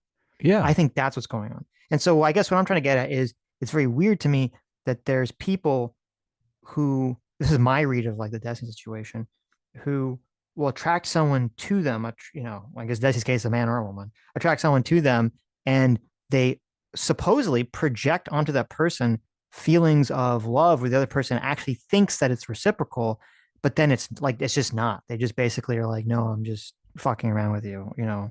I'm done with it, right? That's what the psychopaths do. The psychopaths are like they send the signals that you're wife material, but really they want to just sleep with you. That's what creates man-hating feminists. Right. That is the source of 99.9% of all the man-hating feminists in the world. Probably. I believe it. Look, I need to do a survey. I need to get the scientific paper to make an honest man of me. But 95% of feminists were fucked over by 5% of psychopathic men. How do I do a survey of all man-hating feminists? Right. And get them to be honest about why they hate men. I don't know. That's a good question.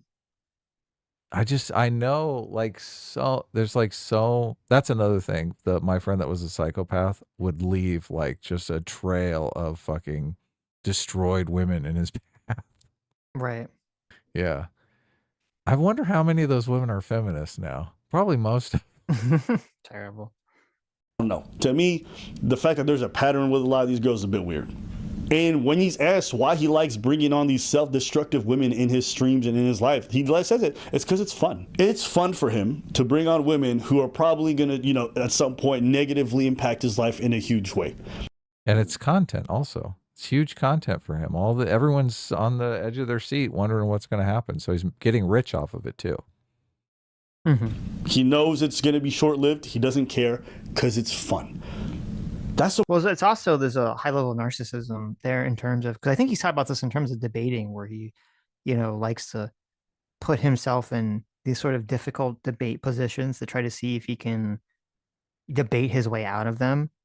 Mm-hmm. And I think it's you could do the same thing with like a crazy woman. You're like, oh, let me see if I can like control this like psychopathic woman, which is funny because that's the classic female fantasy. That's why, the whole women like the pirate, the crazy millionaire, Mm-hmm. The beast character is like, of course, yeah. the Look at all woman romance wants to, novel covers. the vampire, the romance covers, is the woman who has the fantasy of being able to basically control the monster man, right? So it's just kind of funny if Destiny's basically, living that, but through like trying to control crazy women or something. They want the vampire because he's such a snazzy dresser. That's what I like. That must be it. It's a moral failing to me, okay? That shows to me that you don't really care about how you affect the other people in your life when these people become atomic bombs who affect everyone in the area. And it tells me that you don't really care that much about your career when you attack, again, who will fuck up things in your area. And this comes down to the thing about like, oh, if everyone consents, it's fine. But it's not. If you know that the people you're going to be involved with are only short-term partners, and you constantly see the after effect of most of your hookups and your interactions leaving a trail of broken hearts and disappointed people, that's a moral failing. Sure, it's not illegal, it's not criminal, but I can still look at that behavior and like, yo, you just spend time dating these women and it's just hurting all of them. You have no intentions of committing to most of them. This is all fun. It's nothing responsible. You're an irresponsible person, and that reflects on your character. With this, I fucking so agree. I so agree. Leaving the path of destruction is the worst part. All these fucking broken hearts and damaged people. Get that one little blonde girl. Oh God, it was fucking painful. Painful. Mm-hmm. Well, I'm glad I said it, because I said literally the same thing. Yeah, totally. Last week, which is and this is, it's funny because coming from Destiny making this argument, a lot of people will make these sort of, I don't know if you want to say libertarian, but these sort of libertarian arguments when it suits them, where it's like, of course, as long as the person agrees to it, it's totally fine. That's part of why I'm never in that mindset. It's like, okay, right. I feel like if you're a person and you keep getting people to agree to do something with you and it always ends up poorly for them, I don't give, you don't get to just shrug and say, well, they agreed to it. It's like, well, no, that you have responsibility. Right. Like at the end of the day, if you, and I like the way that Abba phrased it, if you are leaving a wake of destruction just because people keep agreeing to become part of the wake, like, no, fuck you. You're immoral at that point. You need to stop and reflect on your actions and say, okay, I can't do this. I shouldn't be doing this anymore. It's wrong for me to do this, even if I can get someone to fucking agree to it for whatever reason, because I have enough power or enough status or I'm charismatic enough or whatever. That doesn't make it moral, doesn't make it justified. Yeah, you're getting them to agree to basically be the human sacrifice for the internet. Oh my God, fucking painful. They can't really even give informed consent on that. That's part of the problem. So you have more information. You know where this is going, and you're just a bad person if you let them agree to that kind of fucking nonsense. Or you keep tricking yourself. You're like, this time will be different. This time will be different. You just lie to yourself again and again and again because it's, and that's why Pokimane is wrong for selling overpriced cookies. Oh, okay. I brought it back. That seems tame by comparison. I brought it all the way back. Can you imagine if Destiny was just selling overpriced cookies? Oh, I know. None of this would be much less happening. dramatic. Yeah. Yes. This whole situation, I don't think Steven shared this because he thought it was okay to share. I personally believe, this was my theory, that he shared this because he just didn't care and he didn't think that the other person would ever find out. And that to me is almost worse. Because it shows that you don't care about the people you slept with and who shared that intimate moment with you and recorded it. And it shows to me that if you are going to be able to avoid the consequences of it, you'll say and do things behind closed doors that are just unbecoming. And if I'm your friend and I see you do that to your other people that you slept with and you call friends, then I can only imagine that even for me, I might not be safe and I can't trust you. Yeah, totally. That's it. Sooner or later you realize, wait, I'm going to get fucked over. Yeah. Yeah, it's the scorpion, frog and scorpion, and totally. That's what I've always said with people. If you have a friend who, amuses you with stories about them screwing over people, or cheating on people, that get away from that person. That person is going to screw you over. That's why to me it's like clear as day that Andrew Tate is just like, you want to talk about someone who's like a psychopath. Andrew Tate is obviously a psychopath. He's a person that all he does is abuse and manipulate people. And it's crazy because he's created a grift where he's created a grift where he gains an audience by telling his current audience about the past people he abused and manipulated and says, isn't that funny? And then he abuses and manipulates his current audience. Yeah. Right? It's like a very weird, like pyramid scheme almost. A sucker is born every day, right? Right. And he just keeps cycling through it. And it's so fascinating to watch people just fall for this shit, like hook, line, and sinker again and again and again, and never learn this lesson, the frog and the scorpion lesson. Yeah. Sad. I'll jump ahead to that. There's that part that you mentioned. I think it's around here. I hate the idea that I just show up on screen with a woman and it's automatically sex. But can I really be mad at an audience for thinking that when I hang out with Steven, who literally fucks pretty much everybody he works with? Like, how can I be that mad? Erudite, strangely silent. Yeah, it's so funny because in the Connor and Brianna stream, Brianna got like super triggered because apparently she's like really good friends with Not So Erudite, I think. And so she's like really mad like people would even insinuate this, and I'm like, obviously everyone's gonna think this. Like if you have Ab out here saying Destiny's literally fucking every like man and woman like around him, like he's literally trying to fuck like almost every person he's ever interacted with. Well, Destiny's trying to fuck her at least, obviously. That's what's psycho to me is that like if I was Not So Erudite's husband, I'd be like, you can't interact with Steven anymore. Like, what are you talking about? Like, I literally, like, it's like this guy he's either, like, even if I trust you, I don't trust him, right? Like, this guy is obviously trying to fuck you if you haven't, cheated on me already. Like, this is crazy. Like, are you sane? Are you, like, psychopathic? Like, get the fuck away from this person. Yeah. And how horrible is it to put someone in your relationship with in that position in the first place? Oh God, it is to have to be like, no, you have to restrict your behavior because I can't, I can't be in a relationship with you unless you not interact.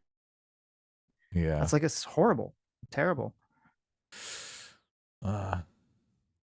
Right. So I don't know. There's a lot about the way that he kind of goes about his work and his personal life that makes it very difficult to want to be close to it. And if you notice, most of the people who are going to choose to stand by him are people who have a lot to lose if they're not with him. I have nothing to gain from being friends with Steven. I've literally had nothing to gain from the moment that we've known each other. Like, don't get me wrong. Steven's done a lot of good things for me personally on the low in terms of behind closed doors and helped me out with certain things. And I'm always going to be appreciative of that. And, in that regards, he's been very stand up for me. And I'm grateful. But professionally, like outside of that, it's been pretty bad. Like a lot of people want to stop working with me. A lot of people want to complain about the fact. And I never cared about any of it. Why? Because I just like Steven. I saw him as a friend, so I was cool with it. I didn't care if people wanted to stop talking to me. I didn't care if fans got mad. I didn't care if people questioned. It didn't bother me at all. But when he engages in like actual behavior that I think is reprehensible, and I'm like, bro, what are you doing? This is fucking stupid. And his response is, I like to have fun. I don't care. Then it's just got to be a come point where I'm like, all right, then I just got to cut you off because your definition of fun is fucking toxic. And unfortunately, we live in a world where optics matter. How you carry yourself matters. The things you say, the choice of words, the way you carry in your personal life, the way the drama spills out, it matters. And I don't understand how Steven can really say that he wants to be a serious political advocate if he doesn't want to manage his personal life in any way that's serious. Like, why should the DNC involve you in anything that they want when your personal life looks like a fucking train wreck that's going to be bad PR for all of them? Why should anyone want to spend time debating you on these bigger platforms if all you're gonna do is bring fucking tarnishing their reputation, right? Fucking man. I'm sure Jordan Peterson regrets ever sitting down with Destiny at this point. I'm sure Ben Shapiro regrets ever sitting down with Destiny at this point. I'm sure Mariana Williamson regrets. Mariana Williams, yeah. Or O'Connor, these fucking people, yeah. Yeah, no fucking shit. It is upsetting to me though that you have Destiny is revealed to be this, unequivocally reprehensible individual in this regards. And you're right. All these people, none of these people are going to want to interact with him ever again. And that's fine. That's great. That all makes perfect sense. It upsets me that the way our sort of mindset, our cultural mindset is structured is that same mentality does not apply to Hassan, who, yes, we don't have evidence that Hassan did any sort of like weird, crazy, degenerate sex shit like this, but he is indoctrinating and radicalizing millions of children to be literal Hamas, Yemen, Houthi pirate, terror supporting, America hating psychopaths. He is doing that.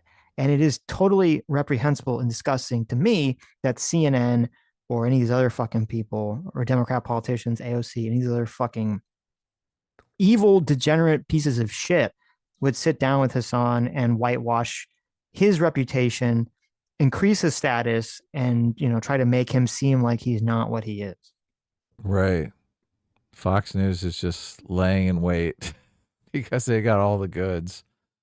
Well, I know it's weird because there was like that one article. It's funny because I talked about this. And why is Fox News not talking Hassan? And then there was like this one, Richie Torres kind of went after Hassan, and there's a Fox News article that kind of went after Hassan after I think CNN talked to him. And then it was just like, then it just went silent again. No one gave a shit. And I don't know if it's just because he's just still too much out of the public mainstream for people to care. I don't know. It just, maybe Fox News is too worried that they'll actually increase his reputation. To me, it just seems like such a clear, easy line of attack for the right to make on the left. They don't do it. I don't know what the thought process there is, but I mean, as much as they're trying to make Hassan a thing, he's not really becoming a thing. But the mainstream is losing their cultural hold anyway. So Hassan probably has more power already than CNN.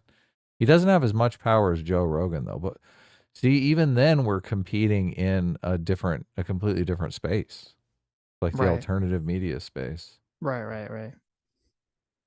Okay. Well, that was it. All right. Nice. I guess we'll read some super chats and then wrap up. Yeah.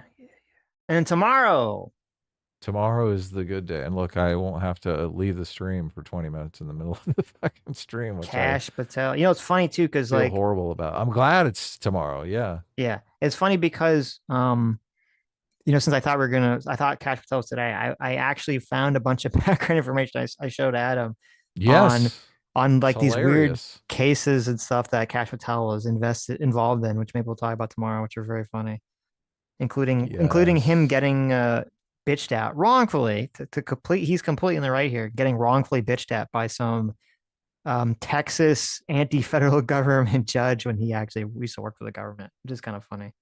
Yeah. Did you find what happened with the case where he defended the drug dealers? I did. I sent you long articles about it. Yeah. Oh, okay. Okay. So what basically what happened was, there was this case. The federal government did a massive sting on Colombian drug smugglers, right, including like they basically caught them selling, everyone involved, basically the people that are selling the drugs, the people that are transporting the drugs, the people that were providing airplanes and submersibles to get the drugs to America. And Cash was their public defender and got him off. Cash was a public defender for one or two of the guys who were involved. Most of the guys took some kind of deal with the government. At least two of the guys didn't. They fought the charges claiming that they were innocent.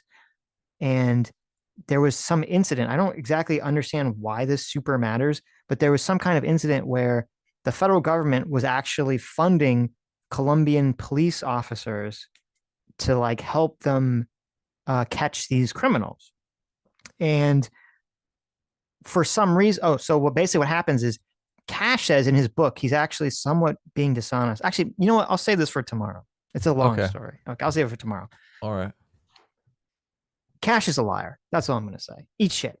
Brian Allman for $20 says he's left-wing Nick Rekieta. Drugs and deviancy is the path to downfall. True. Miserable Cross for $20. Thank you so much. Says a few minutes behind and not an expert in Florida law. The criminal statute appears to open the door for a $10,000 attorney fee civil case. There's also a Fed violation, but probably only applies if he sent it to people not in Florida. Oh, well, I have Oh my God. I mean, I don't know who that person is he sent it to, that Discord person. So maybe they even consider that. Yeah. He sent it across state lines. Digital state lines, yeah. V. Marie for $20 says a few years ago, Destiny was sexting a girl behind closed doors and in public was very cruel to her. When she had a meltdown because of the mixed signals, he just called her a crazy stalker to his community. Very gross. Yeah, that was Is that? Yeah, I felt bad for that. What was that? I forget what that girl's name is. Can't remember her name. I know exactly. Was that Lav or something? I don't know. One of these girls that happened with, and people, because I remember when it came out that he was still involved there, people were like, "Wait, what the fuck are you doing?" And it kind of got brushed under the table here. So, Quacker for $20 says Adam's predictions and read about people somehow always spot on. For example, counterpoints defending Destiny. Any chance I can get him to meet my girlfriend and give a prediction read before I propose? A team living the dream. Wait, what did you say about counterpoints defending Destiny? Because he didn't defend Destiny. That would be. Did you say he would? Because that would be an example of you being incorrect. I don't remember you even talking. Well, look, generally, I just said counterpoints is untrustworthy. So okay, right. Well, I'm trying to dial it back because I think a lot of people like counterpoints, and I don't want to be in a like bitch fight on the internet. So that's fair. But counterpoints, counterpoints is in a weird situation because I think he's like, he needs the money. So it's just, obviously if you're in a situation where you really need to be in a relationship with these people, like Brianna Wu's, you're making money from her, you're making money from Destiny, you're going to say and do things right that might not be the best, right? Like we don't need Destiny, obviously. We don't need to sweep for Destiny. Destiny doesn't help us. Destiny's only hurt us. So right. Yeah, but we're in a very easy position to shit all over him. So what he's done is morally reprehensible, obviously. So but I will agree that you are very good at looking at reading people's motivations. Look, and I don't know how I would do that with your girlfriend. So, but I do thank you for. It is something that you kind of got to figure out on your own. I think, like, if you are planning to propose to a woman and she doesn't know that you're planning to propose, I think that's that's not a good situation. Interesting. Like women will obviously be sending you messages if they want the proposal. If they're feeling it and they think like this is real, you'll know.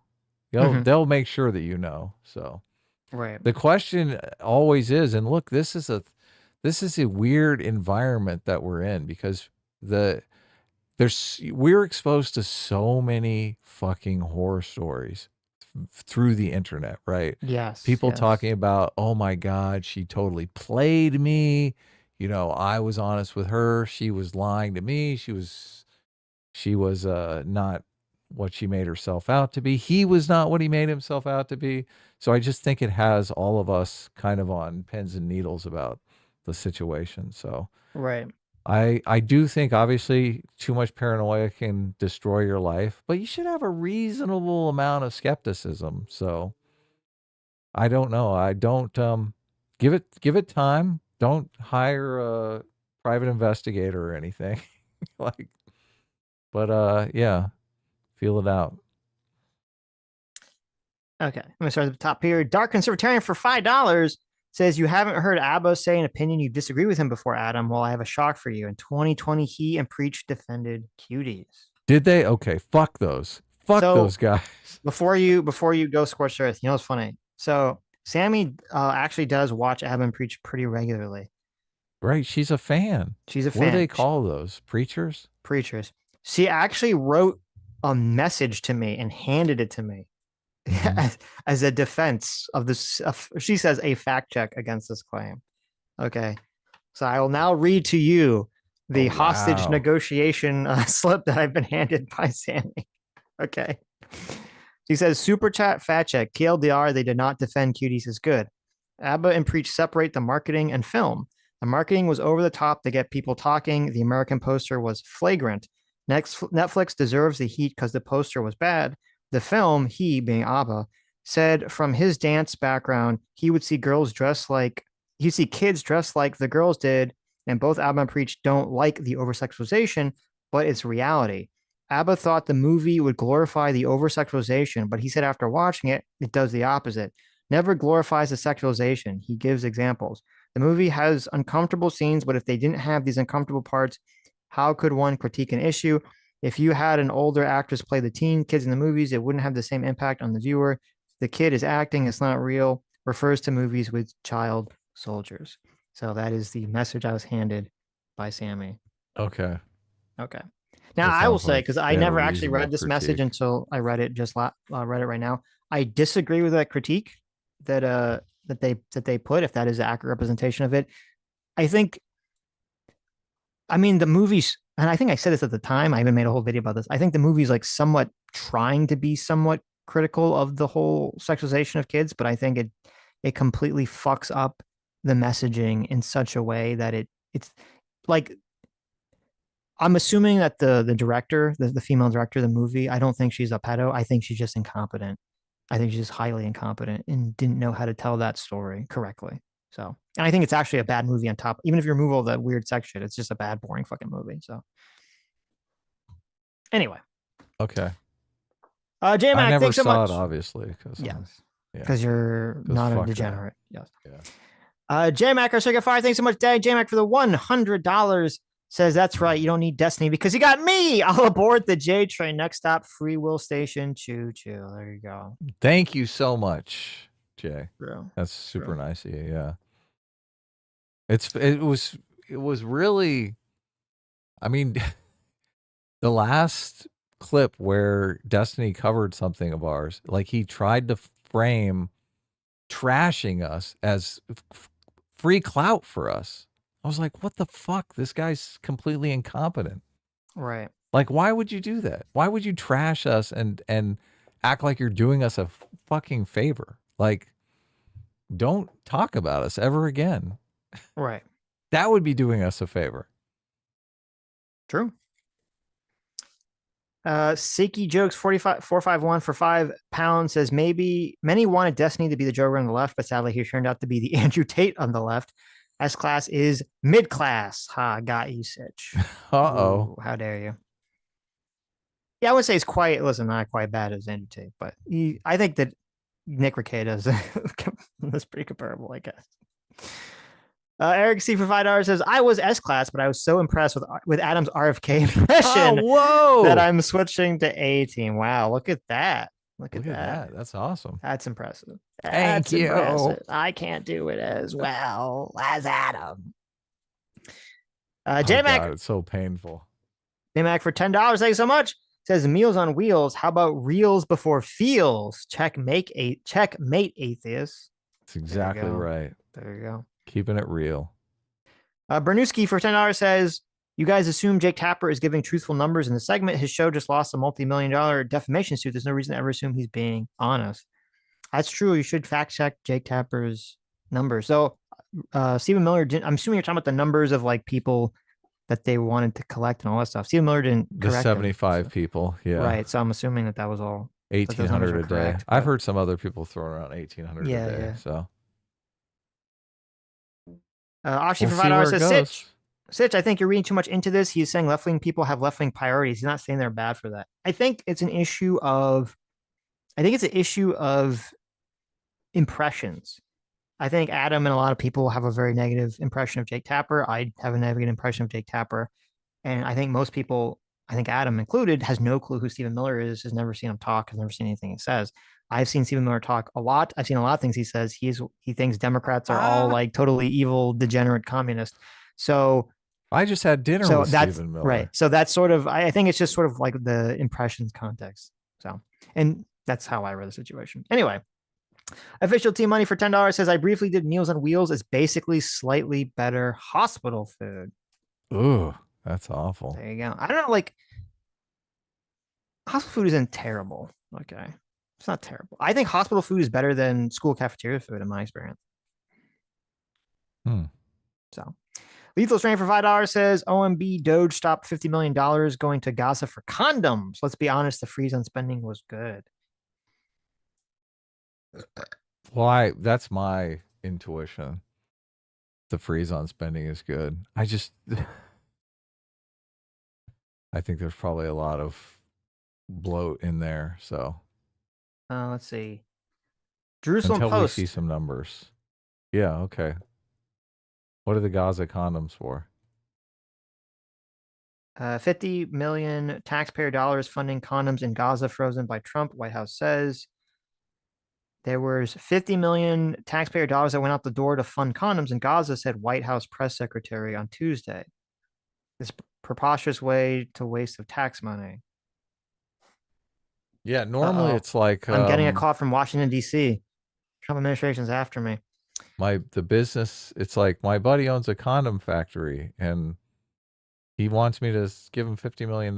So I told him to send some condoms to Gaza. There are also this articles claiming that they would use the condoms as balloons to drop bombs. What the fuck? Okay, interesting. Fill them up with helium. It didn't really say what I want. I want a kind of a deeper explanation of what the fuck is this? What does that mean? 15, like, was it? That's a lot of fucking condoms, right? That's a lot of condoms, right? Like, what's up with that? Is there a deeper explanation for this? Wasn't the population of Gaza was only 2 million? Yeah, that's a lot of condoms for a small population of people. Trump doubled down on $50 million condoms for Gaza, but the details are murky. President Donald Trump on Wednesday repeated the blockbuster claim about the government spending $50 million worth of condoms to the Gaza Strip, despite outstanding questions as to whether the colossal figure was accurate. Speaking during a signing ceremony for the Lake and Riley Act in the East Room on Wednesday, he repeated a boast about the Elon Musk Doge having stopped what he described as $50 million. Blah, blah, blah. The president's Wednesday statement came after the administration appeared to. It was a blockbuster claim that seemed to exemplify the exact sort of profligate spending that Trump self-styled America first administration was elected to prevent. The president's Wednesday statement came after the administration appeared to downplay what Levitt had said about the alleged $50 million. An administration official who spoke to the Independent on Wednesday about the contraceptive controversy said the $50 million was part of a larger aid package for medical services in Gaza. The official said that the $50 million figure, a massive number that would have represented roughly $23 spent on contraception for each of the 2.1 million residents of Gaza. So that was the answer. Someone did the math. Okay. Was part of 2 equal buckets of foreign aid meant to help the International Medical Corps provide medical services in Gaza. Moreover, the claims about alleged condom shipments did not appear to match what the government had previously said about its aid efforts in Gaza. The September 2024 U.S. Agency for International Development report said not $1 of the $60.8 million used to fund condoms and contraceptives distributed by the agency worldwide last year was allocated to the Palestinian territory. The same report shows that the only contraceptives sent to the Middle East were distributed to the Jordanian government in the form of $45,000 worth of oral and injectable medications. On Wednesday, the administration official said that the blocked grants were for family planning programs, including emergency contraception, sexual health care, including prevention and management of sexually transmitted infectious diseases, blah, blah, blah. The official clarified that the combined $100 million in grants for the International Medical Corps efforts included contraceptives, a broader category that does include condoms because they have traditionally been used for family planning. The official also claimed the $100 million in funding for the corps was a gross misuse of taxpayers' dollars, which does not serve the President Trump's goal to promote peace in the Middle East.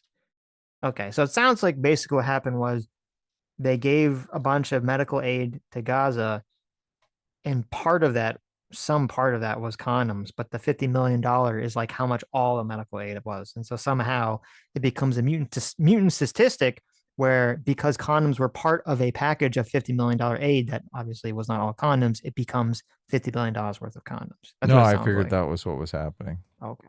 That I makes was more like, sense. there's condoms in the whatever it is. So that makes a lot more sense. Okay. Right.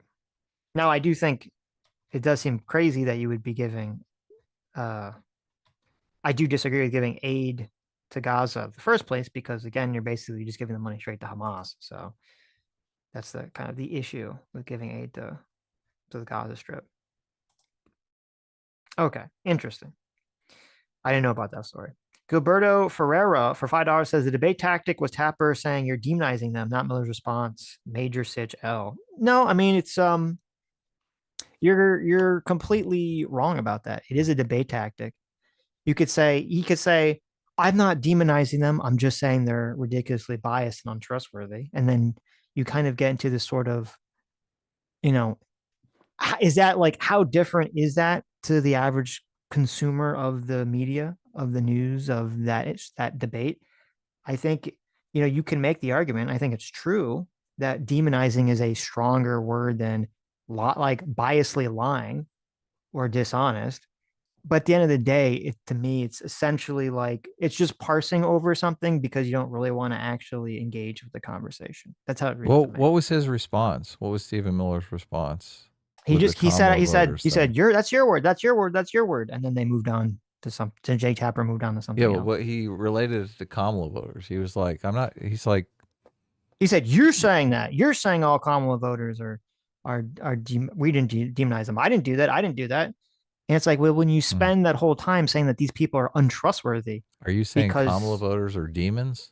Yes. When you spend the whole time saying that you can't trust someone based on who they vote for, and they say, oh, so you're demonizing them, and they freak out. I mean, that to me is ridiculous. So you think he's all leftists are evil kind of person? You think that's what he believes? I think that is his worldview. Yeah. Okay. I think that is his worldview. So you're bringing something I didn't look. You're right. I might have seen this guy and stuff before, but well, even look at how he framed it. He said, did you know that the majority of people in the government are far left? And his evidence for that was that they voted for Kamala Harris. Well, that make you far left? He voted for Kamala Harris? Is half the country far left because they voted for Kamala Harris? His evidence was that they donated to Kamala Harris they donated or money, some other left-wing organization. So look, if they're donating to pick a far left organization, right? Yeah, but it's not like if he said, listen, 98% of the people in this one government organization donated to the the DSA, the Democrat Socialist American Party. I'd be like, holy shit, right? That's like, oh my God, these are far left people. But if you're like, oh, well, 90% of these people donated to Kamala Harris or other left-wing groups, like, okay, that doesn't tell you anything about if they're far left or extreme. I would want to see the breakdown, but I'm sure it's most of them voted for the DSA. Right. Or the God. Let's just move on. Noel Screaming the Void for $5 says, cut all products until everyone can buy eggs again. Weren't the egg prices high because of the bird flu? Yeah. It didn't have anything to do with the government, but he mentioned Biden made chicken farmers kill a bunch of their chickens because of bird flu. So they blamed all that on Biden. I don't know if that's true, but that's what Stephen Miller said. Yeah, but it's one of those situations where, isn't it? That sounds stupid because you're like, well, Biden made them kill the birds because they had bird flu, so now the egg prices are up. But it's like, okay, but if you didn't kill the birds and there was bird flu and it just killed all the fucking chickens, I mean, isn't that worse? Like, Yeah. like I don't know. Like the problem is, so He saved some eggs. right. Anyway, Noah continues. Okay, thanks. Demonization is earned. You maggoty government shit. Well, there you go. We know how Noah feels about the government. PC for 20 months of Discipline Equals Freedom. Thank you so much. Says we want to see the comic on stream in all their glory. I thought I had one on my desk. Mm-hmm. Yeah, I can grab one.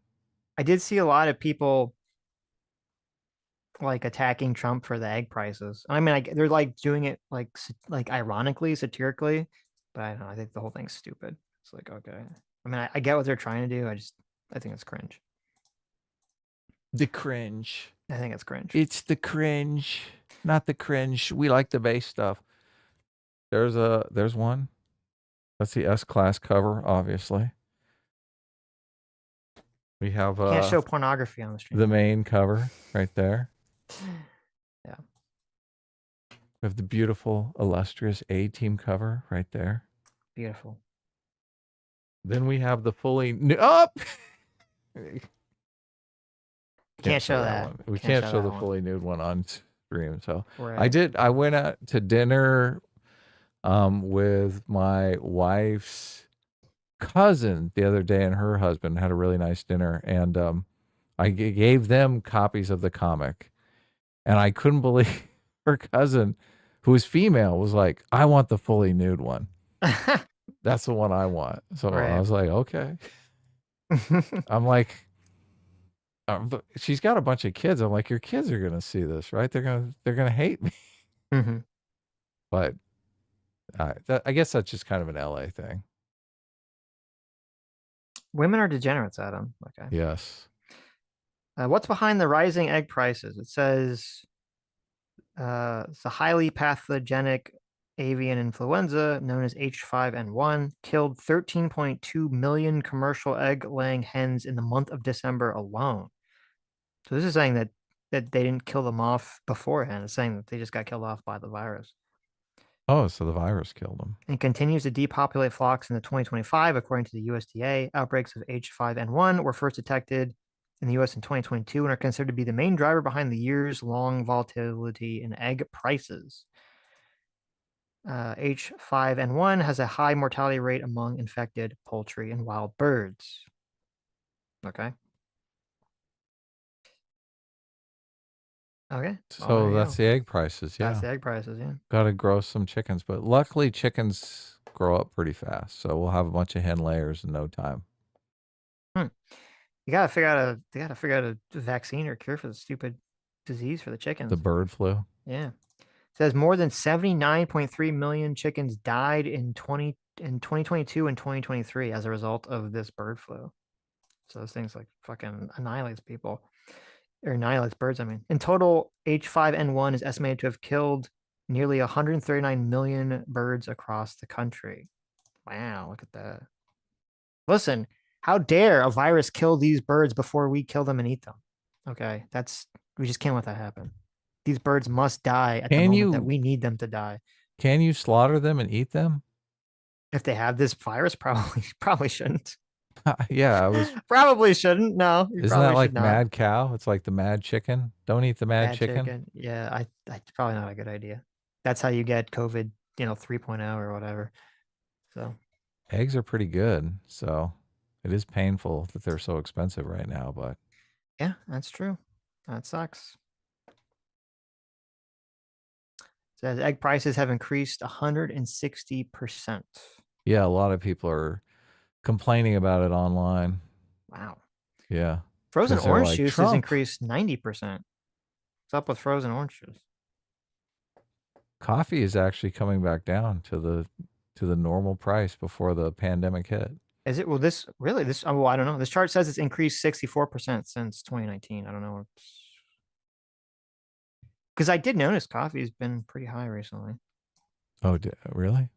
I mean, I don't know if it's coming down since I don't think it's going to go back to pre-pandemic levels, but it was, I think, $5.29 for I think it's like 2 quarts. Not sure of the Starbucks blonde. I buy that fairly regularly, and Right. I think it peaked. It got up to like 7.29, which is like you're going, wow, this is fucking pricey shit. But now I think it's about like 5.50. Like it's almost back to where it was, or 5.79. But so it peaked at the 7.50-ish mark. I think And now it's that's going weird. back down again. I'm pretty sure near me, the last time I bought coffee, I think it was like in the $6 range. Yeah, it was at 6 for a while. So it's weird that in Florida it's still more expensive than you in California. Got to move out of the sticks. I don't live in the sticks, but okay. Clowny, Moose Bean, thanks so much for the 21 months. Says, all right, fine. S class is Monasting. A team is Astagon. Mm-hmm. Wow. Oh, are these pals? Seriously though, Power World has been surprisingly fun. Lore-wise, it's basically the Bermuda Triangle Purgatory Isekai realm. Really? Okay. Wow. I didn't even know there was a story to Power World. Menacing is a robot scorpion, and Astagon is a shadow dragon. I mean, that seems backwards. Like, obviously, you're the shadow person, and I'm the robot. So the scorpion is like black and purple and shadowy too, I guess. So. Oh, okay. But well, listen, you got the dragon. I think you got the one up on that exchange. I bet it'd be a dragon and a scorpion. Seiki Jokes 451 for £5 says, no, Adam, please don't leave the Adam Show again. The Adam Show wouldn't be the same if it was just the sidekick. The Adam Show needs Adam to function. Oh, well, thank you. Right. Be nice to Sitch. Sitch is my sweetheart. Thank you. Alex Wright for $5 says, well, Chair Powell just said the board decided to maintain rates at 4.5 to 4.25, and he looked indignant. I wouldn't expect to change anytime soon. Oh my Alex God, is rubbing your Alex face. is coming for me. He's coming for you. What was the response on inflation? Because usually they blame everything on the inflation numbers. So, but he is feeling the heat because Trump is definitely pressuring him publicly. So he's got to show a strong face, and we are completely independent. We are not going to do anything Trump says. Mm-hmm. So we'll see. We'll see. At the press conference, Federal Reserve Chair Jerome Powell emphasized the central bank is in no hurry to adjust its policy stance, particularly as the economy remains strong. That's a big middle finger to Trump right there. Yes. Yeah. Fed Chair Powell says he's had no contact with Trump since the president called for lower rates. Mm-hmm. When was that? Was that like yesterday? Like, when did that happen? You know, he has like 20 missed calls from Trump because he's not picking up. He's putting, he's putting Trump on red. Mm-hmm. Can the president fire the Fed chair? I don't think so. There was an article saying that they couldn't, but I only read the headline. So, according to Wikipedia, it says the president may not have the legal authority to dismiss a chairman before the end of his term, although this assumption has never been tested in court. Well, I mean, Trump doesn't like to test things, does he? Oh, yeah. I was going to say, if that's the case, Trump will 100% try to fire him. So that's interesting. We'll see. I don't know what his relationship is with Treasury Secretary. So I don't know if the Treasury Secretary can put pressure on him. Yeah, I don't know. That's a good point.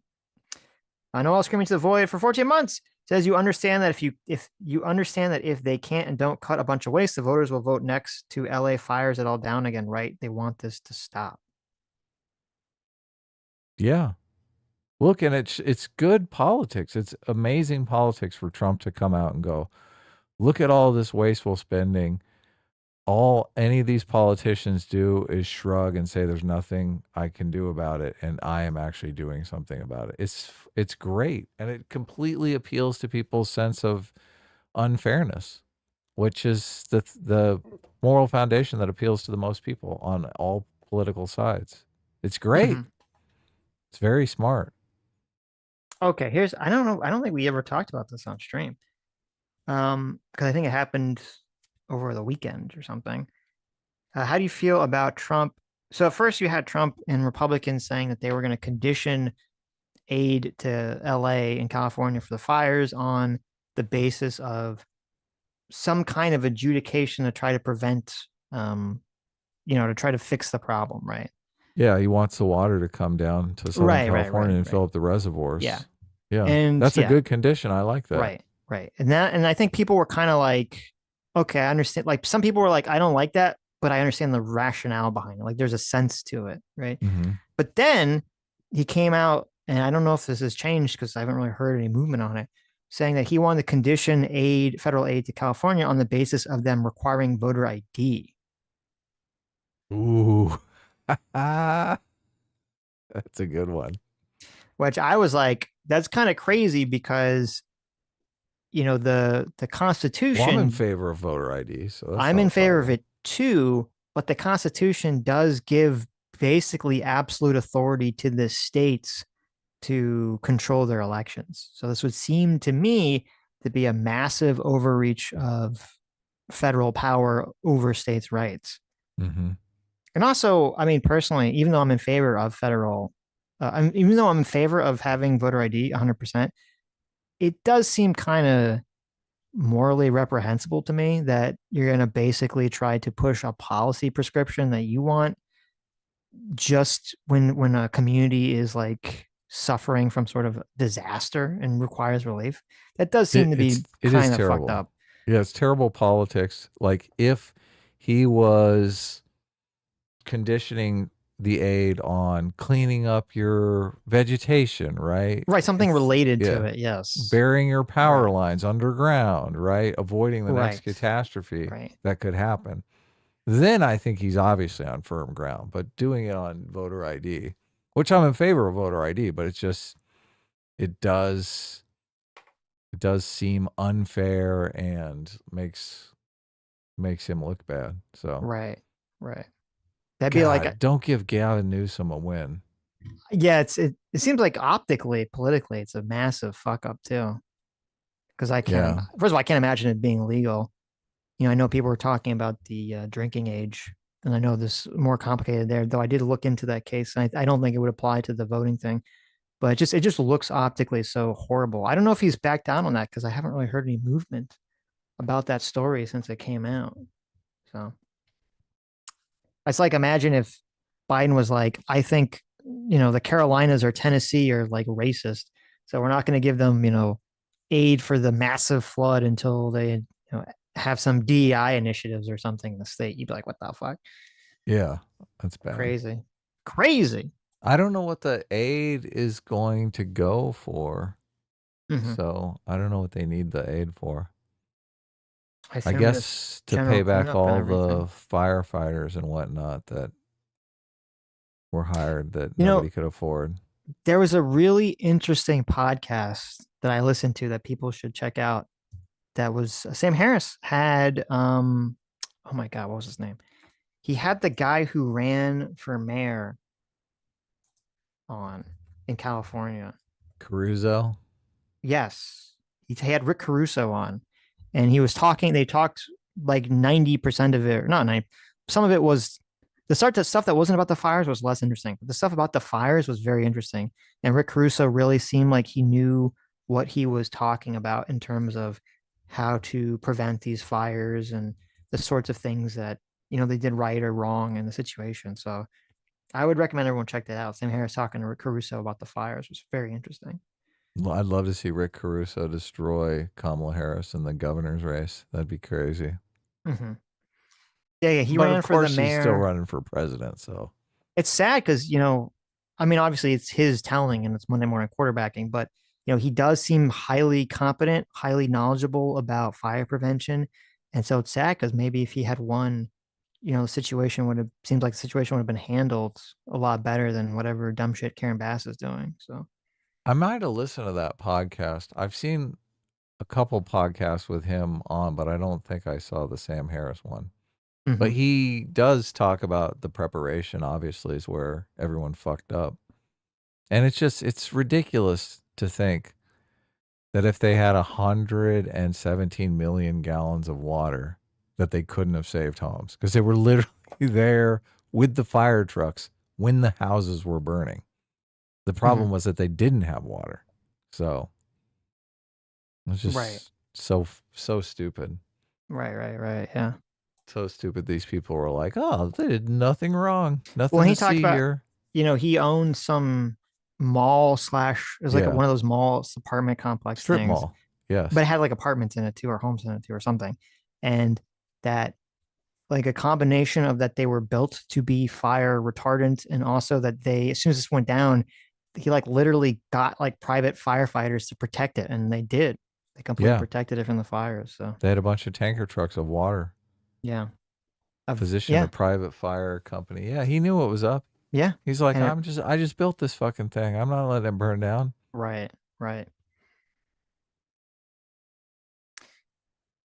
I was driving around noticing that our neighborhood is all stucco, which is a very fire resistant building material. So they still make the frame out of wood. They do, but it's got like cement on really? the outside. Okay. Yeah. Right. So you got tar shingles and cement. Well, he was saying sidewalls. He was saying that you have to do something with the vents, because he was saying part of the problem is if you have like these big open vents, it's easy for the fire embers to get sucked into the air vents, and then they light everything inside the house on fire. Wow. Okay. So turn your AC off. Well, just also like, I don't know, maybe you have there's like vent covers that like make them like really pointed down. I don't know. He didn't go into specifics, but he says you have to do something with the vents to prevent that. Lethal Strength for $2 says rescinded memo, but continued the actions of memo. How does that make sense, though? You say, well, we're going to rescind the memo, but you still have to do it. Is this a dead story now? Are they not doing any of this stuff? I think it's going to be like with, this is my guess. It's going to be like with the Trump immigration ban in his first term, where they threw out some memo to do this immigration ban. Then they rescinded it, and then they like worked on it for like a week, and then they threw it back out there. I think that's what's going to happen. They're going to try to fix whatever the language is in the memo, and then try to throw it back out there. If they don't, then it means they just legally can't do it. But I feel like they would try to do it anyway. It doesn't seem like they have any qualms about testing legal boundaries here. So, yeah. Did you listen to the press conference? The new press secretary, she talked about the birthright citizenship thing. No, what'd she say?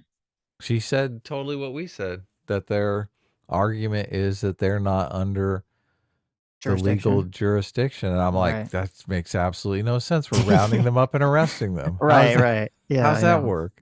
It doesn't make any sense. Yeah. Yeah. But I'm surprised no one in the fucking press room challenged her on it. So there's, when you go back, because I read the dissent in the case, and it's like, there's like ways in which people have used the term jurisdiction to mean like, well, no, when I say jurisdiction, I mean like you have to be a legal citizen. And so it's like there is like this debate, but it just doesn't really seem like, again, from when I was reading the original opinion, when I was reading the original debate on it, and just a plain text interpretation of it, it's hard for me to believe these like very strenuous interpretations of jurisdiction would be interpreted into the law at all. They're going to fight in a correct context. So they're going to fight it. It's just fascinating. I got to admit, it's interesting for someone who likes politics and follows politics. There's a lot of shit going on. A lot of shit is going on. And if Kamala Harris won, this is a huge problem with her campaign. The fact that she wouldn't do interviews, wouldn't get out in front of the public, it just gave the impression that as soon as she was elected, she's going to disappear. She's not going to really report back or anything. And Trump sent the opposite message and has maintained that since he took office. Like he's just out there constantly talking to the public. It's great. Yeah, that is one of definitely the massive pluses to Trump's administration, especially this time around, is that there has been a high level of just broadcasting exactly what you're doing. Yeah. And just, you can have all these conversations very publicly, which is very interesting. So this is what I ran on. This is what I'm trying to do. I do think see it. It is interesting because, regardless of whether Trump's second term ends up being good or bad and how history looks back on it, I do think savvy politicians will 100% learn from Trump in saying, okay, like his first, 100 days in office, his first day in office, doing all the executive orders very publicly, Oh having people yeah. ask some questions. Like that's just primo, like high level master persuasion optics right there. Yep. And, other smart politicians will probably, I hope, pick up from that because not only is it good persuasion, but I think Richie it's Torres. right. I think it's just good governance too, because it really shows people like what's going on, which is that's the biggest problem I think people have with governance is you always feel like you're throwing your money into a fucking pit. It's not really you're not really sure what you Of get out of course. the pit. Of So- course. Yeah, he's really good. The Democrats are constantly talking about messaging, and it's just watching Trump. He is so good at the messaging because even when he's doing these press conferences, he's signing executive orders, and he's basically doing a press conference right there, an impromptu press conference, and he keeps saying, pounding the point home. Oh, did Biden ever do stuff like this? Do other people do stuff like this? Isn't this unusual? Isn't this something unique that you're seeing here right before your eyes? Right. Like he just hits that message home. Like this is abnormal, but this is the way it should be. Yeah, it does. It also reeks of the FDR thing. Remember, FDR came out and he was going to do his fireside chats, and everyone was like, "What? We're hearing directly from the president. This is unusual." Mhm. Trump he's like. Now it's a good point. I think doing the fucking FDR I think savvy thing. politicians will copy it. Did you hear? I can't remember who said it, but Trump asked someone, how does he get his face on Mount Rushmore? Oh my God. Did you hear this? I didn't hear that. No. He told him, look, there's no way you're getting your face on Mount Rushmore, but here's how you can make your legacy bigger. He gave him. I don't think you can add a face to Mount Rushmore. It's been a while. So fly some concrete up there. Okay. What are you thinking so small, Sitch? It's funny. Big. I've seen Mount Rushmore in person. I've been there. Look at this. I went there. I looked up and I said, "Wow, it's big faces in the mountain." I have an idea. I haven't been to Mount Rushmore. I'm kind of jealous. Right. Look, I don't know if it's worth the. It's like in Montana. I don't know. It's some weird place. I don't know if it's really worth the journey. But have you seen the face on Mars? In person, I have not. No.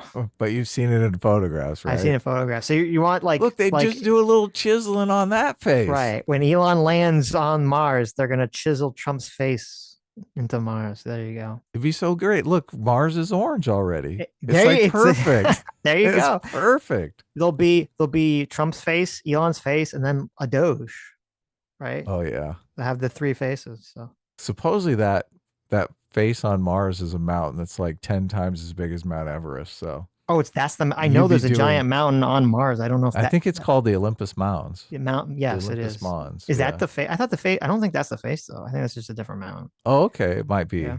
That might be different. Right. That's the largest mountain in the solar system, I believe. Yeah. If it is the Olympus Mons, they're going to be doing a lot of chiseling. Can you imagine? There you go. Would you guys support Biden and Kamala signing executive orders like that? Yeah, of course. I think as much transparency as possible, really showing people what you're doing. So Biden couldn't do that. It'd be so he obvious. couldn't, no, because he's too infirmed, I think, to do it. But and Kamala could. Right. Kamala would start getting snippy with people. She would just laugh. I don't think she has. I mean, as I've always said, I think Kamala's one of the worst communicators I've seen in politics. So I don't think she has the stuff to do it. But like theoretically, should a Democrat politician do it? Of course. That's why I said I think any savvy politician, regardless of political party, is going to start doing things like that because it's definitely a good idea. Tell Gore for $5. Thanks so much. Says between the record snowfall in Florida and the fires in California, I'm glad you guys are doing well. A-team statement goes here. Well, thank you. Yes. Sweet. I'm glad Adam was not affected by the fires directly. I was not affected by the snow, but that was pretty crazy. I do know people that live in northern Florida that sent pictures that look like they lived in the north. And I was like, that's just fucking wild. It's just massive snow in North Florida is not something you expect to see. So we got soaked for a few days. I'm glad the comics didn't show up when it was raining because that could have been tragic. So Zugwar says for $5, as a native to South Dakota, I'm insulted you forgot where Mount Rushmore is. Sarcasm.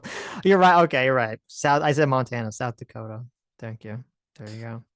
I mean, it is pretty amazing. And that really is, monuments are great for tourism, for a destination thing. So I don't know. I super like the Grand Canyon, so I think I'd like it, even though it is not much to do around there. I'm certain of it. Yeah, I had some trip. I think I was in Wyoming with my family, and we went.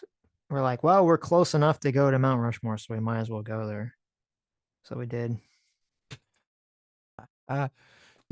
Zero for $5 says, I'm sure I'm not alone in saying I would buy overpriced Sitch cookies. Well, bless your heart. Look, I'm still working on Sitch for the overpriced cookies. He's got he has to evolve a bit. No cookies. What do you mean I have to evolve a bit? You have to evolve.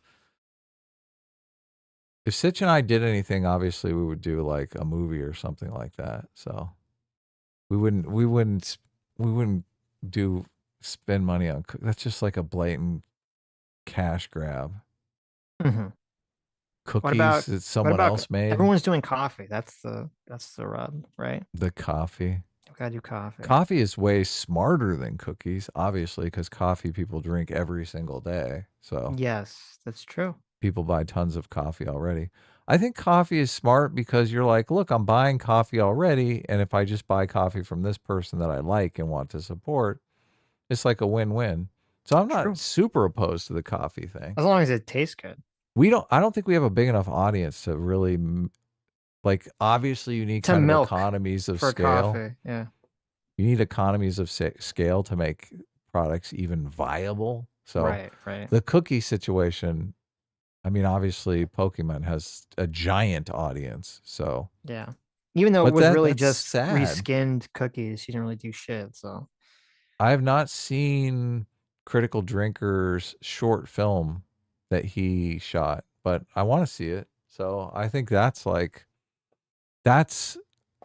like that better because having a large audience, obviously the audience wants to participate and you can make something. I mean, obviously the comic, this is what we do with the comic. So I wouldn't have been able to do the comic if it wasn't for you guys. So that's nice. But Sitch and I need to focus on growing our audience a bit, which I've been thinking about. We need to do content. Like, people do not want to, like, the starting point for a content creator is not a 2-hour video or an 8-hour video.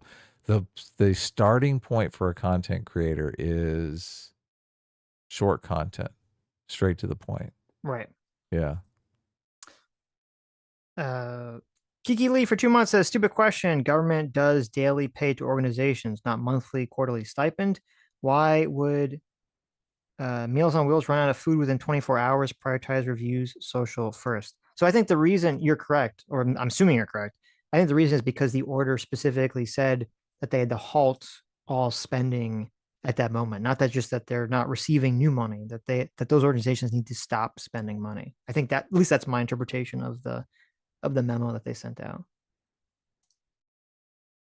Yeah, that's a good question. Lethal Strain for $10 says, it's not unreasonable to think a pause happened with Meals on Wheels that lasted less than 10 minutes due to obvious need. We're not going to audit green beans on each meal to reinstate funding. I'm not sure about that. I'm not so sure about that. Because if they're asking for, because first of all, you have to ask for the organization has to create the report in the first place. That's going to take a while. I mean, is it like, I understand what you're saying. Like, there's a certain logic that Meals on Wheels could just say, we're not doing DEI, LOL, Meals on Wheels, right? But, would they accept that? I'm skeptical. David Puff says, Critical Drinker's short film is a fucking disaster. That's painful. Really? Really? I mean, he's such a good critic. How can it? Oh, that's sad. Look, I'm reserving judgment until I see it myself. Obviously, David Puff, he does not know. He's not the be all end all. Maybe he's wrong. Let's hope. We'll see. J-Max says Sitch and Adam do gaming. Well, now that the comic is here, I can finally make Adam play hardcore WoW for like a day until he quits in disgust and frustration. Yeah, no, we'll do that. I'm just look, I got a bunch of stuff going on. I'm trying to kind of get my head above water once the comic goes out, obviously. And there's not this giant cloud of hatred out there for me. Everyone thinking, "Oh my God, the comic! You stole thousands of dollars from your fans. You're insane psychopath, grifter." This is Pokemon Cookie size 1,000. Yeah, exactly. Your George Winds of Winter is going to come out before the comic. And then you guys will read it. We'll get your reaction. Before we do another one though, we have to like grow our audience a bit. So it's a little more economically viable for us. Listen, at least you beat George R. R. Martin, okay? Mm-hmm. You beat George R. R. Martin. And that guy's so far ahead of me, Sitch. I can't believe you even say. Like his stuff is popular TV shows. No. I mean you beat him in terms of like everyone's like, when the fuck is his next book gonna come out? Right, but his next book, a decade, right? This is like my first book, so I understand. Yeah. Well, that makes this worse for him. What do you mean? He's a bit. That's even worse for him. And he's just writing words. Okay. No, he's not. Tom waiting for five. Oh, go ahead. Tom waiting for $5 says just learned Winston Marshall and Melissa Chen are married. Sitch and Sammy need to step it up if they want to be the top heterodox power couple. Winston Marshall and Melissa Chen. Oh yeah, I know Melissa Chen. I don't know Winston Marshall. Yeah, I don't know who that is either. The Booster for $5 says Trump admin to offer all 2 million federal workers a buyout to resign, saving taxpayers around 100 billion. We won, Yarvin Bros. Yeah, I saw that. So apparently that's a tactic that they did in Christopher Rufo was talking about this. Apparently they did this in Florida as a way to sort of try to self-select a lot of the woke people out of the government. That's what he said. So the Booster for $5 says, for real though, guys, Ezra Klein's new podcast shows since inauguration days have been so good. I'm genuinely still surprised, still has annoying NPR voice. Yeah, I've seen some Ezra Klein podcasts that were actually good. I was like, what the fuck is going on? Yeah. I'll have to check it out. That is surprising. Okay, interesting. Phoenix for $10 says they do the jobs Americans don't want to do for the abysmal pay that are offered. The latter part seems to slip every who's going to mow our lawn argument. True. Yeah, that's true. Albert for 24 months. Thanks so much for being 2 years of Free Will Seeker. Says Meals on Wheels sounds like the title to some handicapped pornography. Terrible. It does. Alex Wright for $2 says the Fed wants progress in lowering core inflation.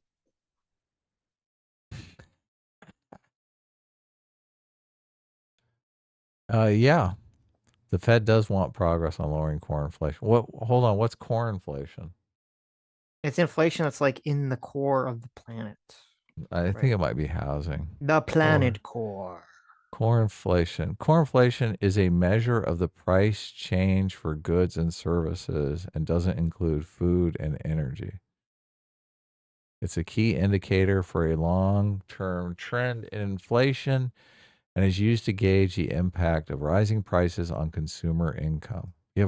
So price changes for goods and services except food and energy. They take out food and energy because they say food and energy is volatile. Goods and services. Mm-hmm. What are goods and services beyond? Is that like a washing machine or something? A car? A massage? What's a dinner? Dinner and out is complicated because that's food, but it's also a service. Lethal Strain for 2 hours says, Sitch, check out the news article I sent you. I don't see where you sent this to me on Twitter. So send it again. I don't see it in my notifications or in DMs. Lethal Strain for $2. Trump offered 7-month Fed employee buyout to quit.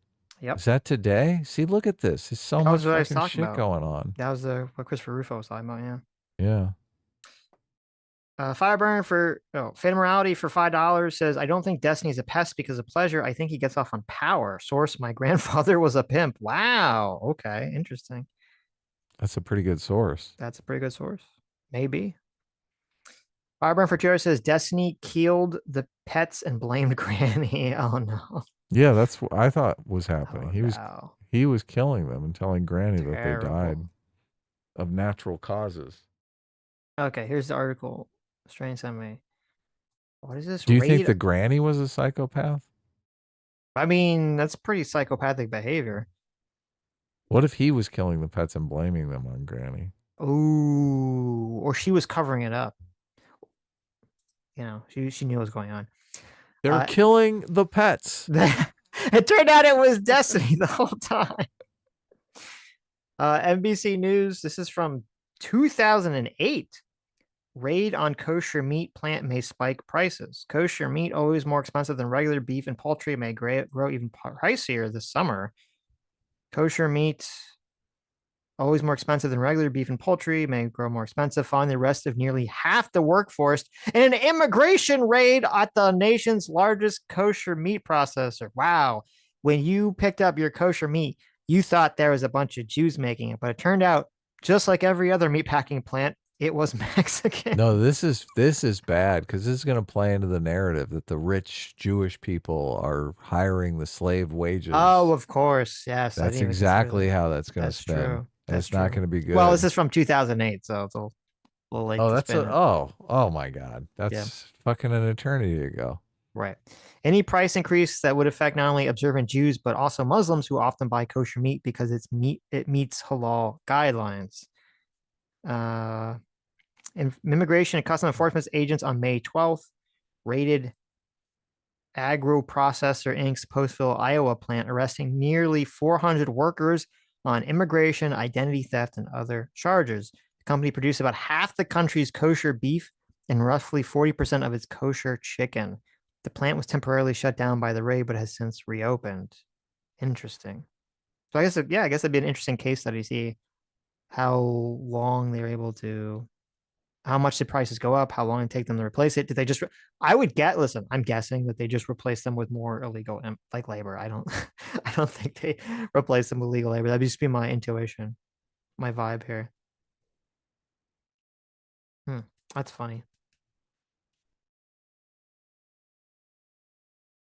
Okay. Short Stack Goblin for $2 says he's a goonopath. I like that. Oh my God, that's a perfect term. It's like a psychopath, but a gooner. Right. Phantom Morality for $5 says Destiny admitted he sees all relationships as transactional. Threatened to legit kill a kid and his family for DDoSing him. He's a psychopath. Well, if he did, I haven't heard him say that, but if he did say that he thinks all relationships are transactional, that is a massive red flag for being a psychopath. So yeah. As for that kid, look, I don't really blame him for being mad about that kid. So I'm not gonna strike that against Destiny for that one. But but for the transactional thing, that's a massive red flag. The transactional thing though doesn't offend me as much because it's transactional in that he's fucking robbing them. Like he's completely taking advantage of them. Like if it was transactional in a way that was both win-win, like the people were actually happy with the transaction, that wouldn't be bad, right? Yeah, but you correct. But usually when people say things are transactional, it has the context of like emotional detachment to it, right? Like, oh, that's a good point. Yeah. Like, when you go to the ATM and you get money out in a transaction, you're not having like a love affair with the ATM. Okay. Right. Like it's more like you're having sex with a whore. Right. A prostitute. Right. Or when you hand the person the money at the grocery store or at Wendy's or whatever, like like these are things that we think of transactional. To consider something that's supposed to be like emotional transactional. Like I understand I don't know the context. I never heard him say this, but I know there's like a way you can kind of parse it to look at it that's not crazy, but generally that's going to be like a massive red flag for being crazy or psychopathic or something. Yeah, the transaction is more like Destiny giving them the delusion that there's actually going to be some sort of long-term relationship. Like that's the transaction, and they're getting fucked. Right. Right. That's a bad transaction, man. Okay. Fate of Morality for $2 says, regardless, we all agree Destiny is. Well, I assume you meant retarded, but you were, but maybe it got Yeah. regarded. Yeah, it got blocked. I don't think they let you put that in the. They're retarded. Yeah. Look, some people. I don't even think you can do this, but they think their comments are being censored because the chat that appears in the video is top chat. Obviously, in the chat, you can select between live chat, top chat, and fan funding, which I'm on now. I don't know if you guys can do that, but I can. Mm-hmm. And so if you type something in the chat and you don't see it in the video, a lot of people are like, oh my God, I've been banned. They're banning select comments. No, it's the YouTube algorithm selects certain comments that they feel are too racy. So if you want to set your thing to top chat, some messages such as potential spam may not be visible. So that's what's going on. And there's no setting for me to change that in the video. So nobody's banning your comments. No one's out to get you, except maybe Sitch. I don't know. Did you know, Adam, they moved the doomsday clock even closer to midnight? Oh my God. Did they really? Oh my It's God. really silly. I know. Did they really? They really Trump? did. I don't know why. Trump? I don't know what the excuse was, but the whole doomsday clock's retarded anyway. Well, how close are we to midnight? 89 seconds, Adam. 89 seconds? Yeah, I didn't know how much closer? 1 second? Yeah, I didn't know that they did it. Were we 90 seconds? We were in even 90 seconds, a minute and a half, and they're like 89. Yeah, like why isn't it? We're a minute 29. Why is it 89 seconds? Look, we need to break into that doomsday clock and set it back like 2 hours. Just be like, fuck you. Yes.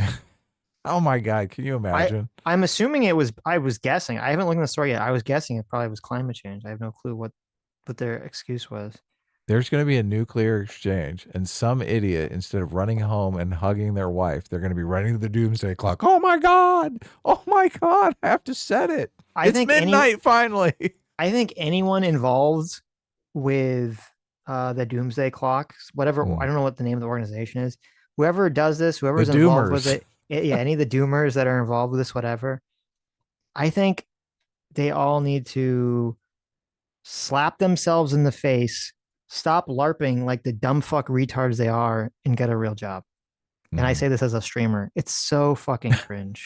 It's so stupidly pathetic. Glass house. Well, we have a clock here. We're so close to midnight. I mean, we've been like a second away from midnight for like 50 years now, but we're gonna get there one of these days. Don't you worry. Up. We're so close. Like, oh, fuck you. It was popular back in the 80s. It's run its course. I know. It's so retarded. Like, this is what kind of fucking idiot came up with this moronic clock in the first place? Right. They need like a doomsday hedgehog. Yeah, the whole thing seems like a scam. It's just a fearmonger. Donate to our organization. Look how close you are to dying. Don't you want to know how close you are to dying? Keep donating to us. God, fuck those people. I lost my place. I don't know what super chat we're on. We are on Philip Kogan's for $5. Says illegals picking our crops keeps price down. Well, who's going to pick the cotton after Sherman marches through Georgia? Dems are the neo-Confederates. I mean, I don't think that's really a fair comparison. I mean, first of all, it's just literally true. The slavery thing, and I mean, this is something Adam has always argued, is that slavery is actually less efficient. So it doesn't necessarily track that's like a rationalistic argument to make. But again, my point is with the immigration thing, I'm in favor of saying, don't have illegal labor, but people just need to come to grips to what that means. And it seems like no one's willing to actually bite that bullet. So yeah. Short Stack Goblin for $2 says Adderall meth is known to make people manic gooners. Yeah, I've heard that too. I thought I know meth does. I thought Adderall. Well, maybe you mean combined because I thought Adderall was like lowers your sex drive. But I don't know. Maybe it's just Vyvanse that does that. John McWhorter and who's the Lowry guy? What's his first name? Glenn. Glenn Lowry. That's it. If you read Glenn Lowry's book, I'm sure you haven't read Glenn Lowry's book, right? I have not. There's a section in it where he is like a meth head gooner. Actually, I think he's smoking crack. Yeah. Oh, well, that's crack. Yeah. So he goes into great detail about how he's hooking up. I think he's even like making the crack and shit. Oh my god. And like beating off in his car. Jesus Christ. I know. It's crazy. You're like, holy shit. This book is insane. Yes. Well, I mean, let's see. Maybe Adderall does have an effect. So look, that's as soon as this super chat came up, that's what I was thinking. I was like, well, according to Glenn Lowry, this super chat checks out because he did become a manic gooner. Yeah. I don't know. It says the little Google AI says Adderall does cause a lower sex drive, but maybe he was doing coke. Who knows? That doesn't make sense. I think he was doing coke first, and then he moved on to. Well, coke and crack is like the same thing, isn't it? No, I think crack is stronger, right? My understanding was that crack is it's a cheaper drug that's a stronger immediate high, but doesn't last as long as coke, and is worse for you. That was my understanding. Yeah. As a non-drug. That book is crazy. That's pretty crazy. Because he's at the same time, I think he's like a Harvard professor. When he was doing crack. Yeah. Oh God. When he's doing crack and gooning in his car. That's not good for stereotypes. Yeah. Jesus Christ. Oh my God, this book is horrible for stereotypes. Yeah. It's funny that he's a conservative. Well, maybe he's like, was he always a conservative or did that put him on the path? No, he was a conservative to begin with. Yeah. Interesting. Yeah. He was always contrarian. Obviously, they were looking at him because he's super good at math and economics. So they kind of groomed him to be the black economist, and he fought it in the same kind of way as the Supreme Court Justice Clarence Thomas did. Yeah. God, that's so sad. That is so sad. Because you read these books by famous, well-respected, high-status black men, and they're like completely saddled by that. Would I be here if I wasn't black? Fucking bullshit. Yeah, of course. Yeah. Ralph Mail for $5 says, "Sup, bitches, Trump making tips tax-free." Did he? I haven't heard anything about that. Well, they're trying to put that in the tax bill, in the tax bill that they want to pass. Yeah. Can we get super chats denoted as tips, Adam? Well, that all depends upon. That's what we gotta do on YouTube, right? If we do that, I'm gonna come out as the MAGA chud. Okay. Technically, they list it. You can put a little red hat on my royalties. avatar. Okay, so I'll hold you to that. If we get our royalties as tips. Yeah, they classify it as royalties, so I don't know. Is there a little tip section on that? Tax reason for that, so. Yeah. We'll fix it. Have you gone to the website? Let people say he's changed, please. I don't know what that statement means. Have you gone to the website and signed up for your White House credentials yet? No, I know they're allowing podcasters in. Yeah. We should do it. Show Destiny says the meds made his sex drive smaller, but my argument is that he hasn't changed. But the meds did this. Look, and his sex drive is like crazy already. So what? Right. Well, no, but he's like, I was doing it 15 times a day. Now I'm only doing it 7. We actually did mention that because he said, I think in the logs he said something about like because he's on Vyvanse now, his sex drive is dead. But people are like, yeah, but that's now. Like, so I mean, it's like okay, as soon as you get off Vyvanse, you're gonna be like a piece of shit again. Like, does that really help? Right? He's like, I'm on chemical castration, so I'll be good. I was thinking it, but I didn't want to say that. Always say the joke. Okay. Sitch. This is a comedy show. Lethal Strain for $2 says Destiny is, quote, leaving Las Vegas, pure self-destruction. Oh my God, that movie's insane. Sports at Goblin for $2 says, like my grandpa always said, hot girls love Coke. Red 473 for $5 says the BPD women aren't Destiny's type. It's predatory behavior to seek out women he can manipulate. The dude is just a bad person.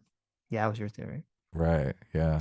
And it works 411.90 for $5 says, why do these kind of relationships with friends, peers, when you can just do one night stands with strangers you've never met again and avoid the drama?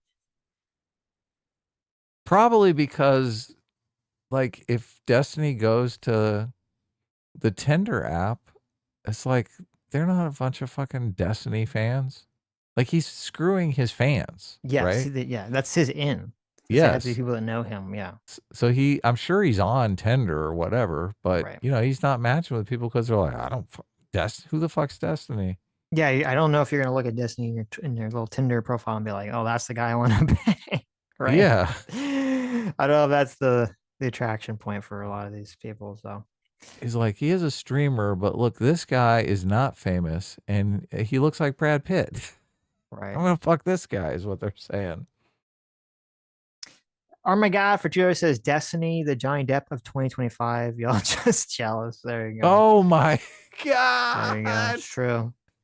We're gonna get the somebody shitted on the bed next to Is Destiny. that happening? Yeah. Oh please. There That's hilarious. That is fucking hilarious. So Philip Kogas for $5 says Gaza condoms are an obvious money laundering scheme for U.S. politicians like most foreign aid.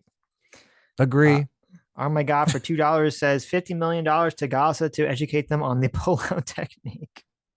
I know. Look at that. Yes. We would have done it for $20 million. There you go. Drop little diagram. Hire us, yeah. JMac for $20. Thanks so much. Says the food tier goes: normal food is greater than Denny's, which is greater than hospital food, which is greater than cafeteria, which is greater than jail, which is greater than corner store dumpster. I stayed at a lot of hospitals and they're better than school cafeterias. Sitch fact check false. Wait, that's what I said. I said the hospitals are better than school cafeterias. What do you mean? Oh, so you got the order right there? Well, I didn't include jail, the Denny's ratio. The corner store. I always say, like, I'm so hungry I could eat a hot dog from a gas station. So I think the corner store dumpster is pretty close to that. I would agree with Jay's spectrum of food: normal, Denny's, hospital, cafeteria, jail, corner store dumpster. That seems perfect to me. Seems right to me. Yeah. God, you see those hot dogs spinning around on the thing. But I've been high enough that I was desperately wanted one of those. I will say though, sometimes it's like 2 a.m. Remember college spinning on the thing. Ugh. No, I'm not. That's disgusting. That's always disgusting. You're wrong. But 2 a.m, slightly hungover, you go to Denny's and you get that grand sandwich, and you're like, this is delicious. The next day you feel disgusting, but at the time you feel pretty good. So that late night drunk high food for me was always a quart or a pint of Ben and Jerry's, and people would always be amazing that I could eat the whole pint of Ben and Jerry's. God, they're so rich. I don't know how you could do that. Oh, I could do it so easily. Yeah. Well, I mean, if you're high, that changes everything. I was usually slightly hungover. Of course, yeah. But it's like 2,000 calories. It's a very the getting off a drunk versus being high, very different food sensation cravings. Of course, yeah. You get the mad munchies if you're smoking the ganja. For me, because I didn't really smoke pot that much. For me, it was the Denny's or Taco Bell. Mm-hmm. So, but those were really only your options at that time of night anyway. Depends upon how drunk you are. Like if you're buzzed, you can get hungry, but if you're too drunk, you're obviously like, oh, my stomach. Right. That's true. I would usually never get. Some people, I don't understand how I don't have the fortitude to get those levels of blackout drunk. I'll just start vomiting. I don't know how people even get to that level of being able to drink and just be out of it. Yeah. My body will reject it. My body will reject the alcohol before I can ever get to that point. So, I mean, in my 20s, I would get blackout drunk like regularly. Oh, Jesus Christ. I mean, that was like a thing. I remember one night, like I walked all the way up the stairs because I lived on the second floor, and fell down the stairs. Oh my and like God. slept at the bottom of the stairs. My roommates were coming home and they were asking me, "Hey, you want us to help you up this?" No, I'm like, "No, just let me live. Let me hear. Let me Yeah. die here. Let me Right. die right here." No, I mean, I don't know. When I was in college, I gotta live. I had a pretty. It was really weird. I had a pretty high tolerance of my tolerance for alcohol has diminished significantly. Oh, but when I was man. younger, I had a pretty high tolerance for drinking, so I would need to drink a decent amount for it to affect me. But it'd be weird. I'd have to drink a decent amount to affect me, and then if I kept drinking more to try to get like the wasted drunk that people would get, I would just get sick. I would Yeah. never be able to reach that state that some people would reach. So Yeah, it's really difficult for me because it's like if you cross the line, it would be easy for me to get sick. So, but I could Right. get really drunk and not get sick. That was always, that's always the goal. You don't want to get sick. But my best friend in high school was a fucking drunk. Oh my God. He could drink and I could not believe. Like I would think he was fucking with me because I didn't understand how someone could be that intoxicated and like just not pass out. like die. Yeah, exactly. Right. So being like my best friend, like obviously you're competitive in high school. So I was like, okay, well, I'm gonna get as drunk as he can get because I want to be in the club. I want to be in the game. So, but after a while, I started realizing, this is probably not the best. This is probably not a good look. Probably not good for my health. Oh, So, of course not. Yeah. So, and I was turning 40, so I figured I should probably stop. No, I'm joking about the 40 thing. I mean, listen, you shouldn't. It's probably a blessing for me that I couldn't get like that. And I mean, alcohol is literally just consuming poison, so you should Yes. definitely very heavily moderate your drinking. But I mean, you should get blackout drunk a couple times No. in your 20s No. just to live a little, right? Right. I mean, I think most people do. I think most people do experiment with alcohol in their 20s. Sure. Because that's the thing to do. You're young. Oh yeah, but you got to be careful. That leads to a lot of bad decisions. So yeah, it does. Sometimes some very good decisions. usually not in my experience. Because usually, even though I would usually, because of like whatever, I would be like drunk, but still the most sober person at the event by the end. Right. So I see a lot of bad decisions being made. People are asking about driving. Look, don't drink and drive. Obviously, I would never drink and drive. In California, it's like DUIs. It's like $10,000, $20,000. It's insane. So yes, Also, you can fucking kill somebody. I mean, it's such a horrible. I would never ever drink and drive. We always had a designated driver, so someone would be sober to drive us around. That was always how we did it. My best friend, who I went to school away, and obviously we separated. But after we separated, he ended up getting 2 DUIs. Wow. Yeah, which is insane. So that's crazy. If I was around, I would never let him get behind the wheel. Obviously, right. I would never be around anyone and let them get behind the wheel drinking. Like I would step in because it's just sure. Thinking about like so many people. You see these sad stories where the person is blackout drunk and they kill somebody. They kill some person planning on getting married in a week and shit. And you're just like, oh my God, it's so insane. So I wouldn't let that happen. I would envision that happening and be like, no. Yeah. Well, I mean, it's crazy. My cousin died because she was in a car. Wow. She was in a car with a driver they think was on something. I don't know what it was. If he was drunk or was on something. And he took some sort of curve too quickly. And like him and the driver in the car like flipped and like went off the road. And him and the driver, who were both wearing their seatbelts, were like okay. Oh my God. But her and the 2 other people in the back seat, none of who were wearing the seatbelts, the doors were not locked. Always lock your fucking car doors. Always wear your seatbelts. They all flew out of the car and they all died. Oh my God, that's horrible. Yep. Yeah, fucking stupid. Wear your seatbelts, lock your car doors. And don't drive when you're under the influence, or be in the car with someone who is under the influence. JMac for $20 says No Man's Sky just released World Part 2 today. They added gas giant planets, guys. Also, deep oceans and giant sea creatures. That's awesome. Cool. That's the one you're playing on virtual reality, right? I guess you could. Yeah, I always wanted to play No Man's Sky. So, Philip Cogans for $5 says your drinking smoking age doesn't have to be 21, but it does if you want federal funding. Highway. Yeah, that was federal highway funding. Yeah, that was the case I was reading. It's a little different though than the voting thing, because the voting thing, the Constitution gives like pretty extreme, explicit, complete control of elections to the states. The drinking age one was sort of an interpretation of the 21st Amendment, the amendment that upended prohibition, I think, gave states a lot of power over it. And then that plus the 10th Amendment also gave states power over alcohol regulation. But the courts basically said, like, essentially, the argument was that the federal funding, I think it was not 100%, it was like 5% or something. It was like 5%, 10%. So they said it's not a full amount. So, it wouldn't be so damaging to the states to be compulsory. Also, the fact that the argument that the federal government gave was that they wanted a national drinking age, because if it was different in states, they didn't want scenarios where like young people would use the highway system to drive across state lines to get drunk and then drive back and forth. And so that was their argument. So the court said, well, since it's like 5% and because they have a good argument, we'll essentially let we'll give it to the federal government on that one. We'll say it's not compulsory action.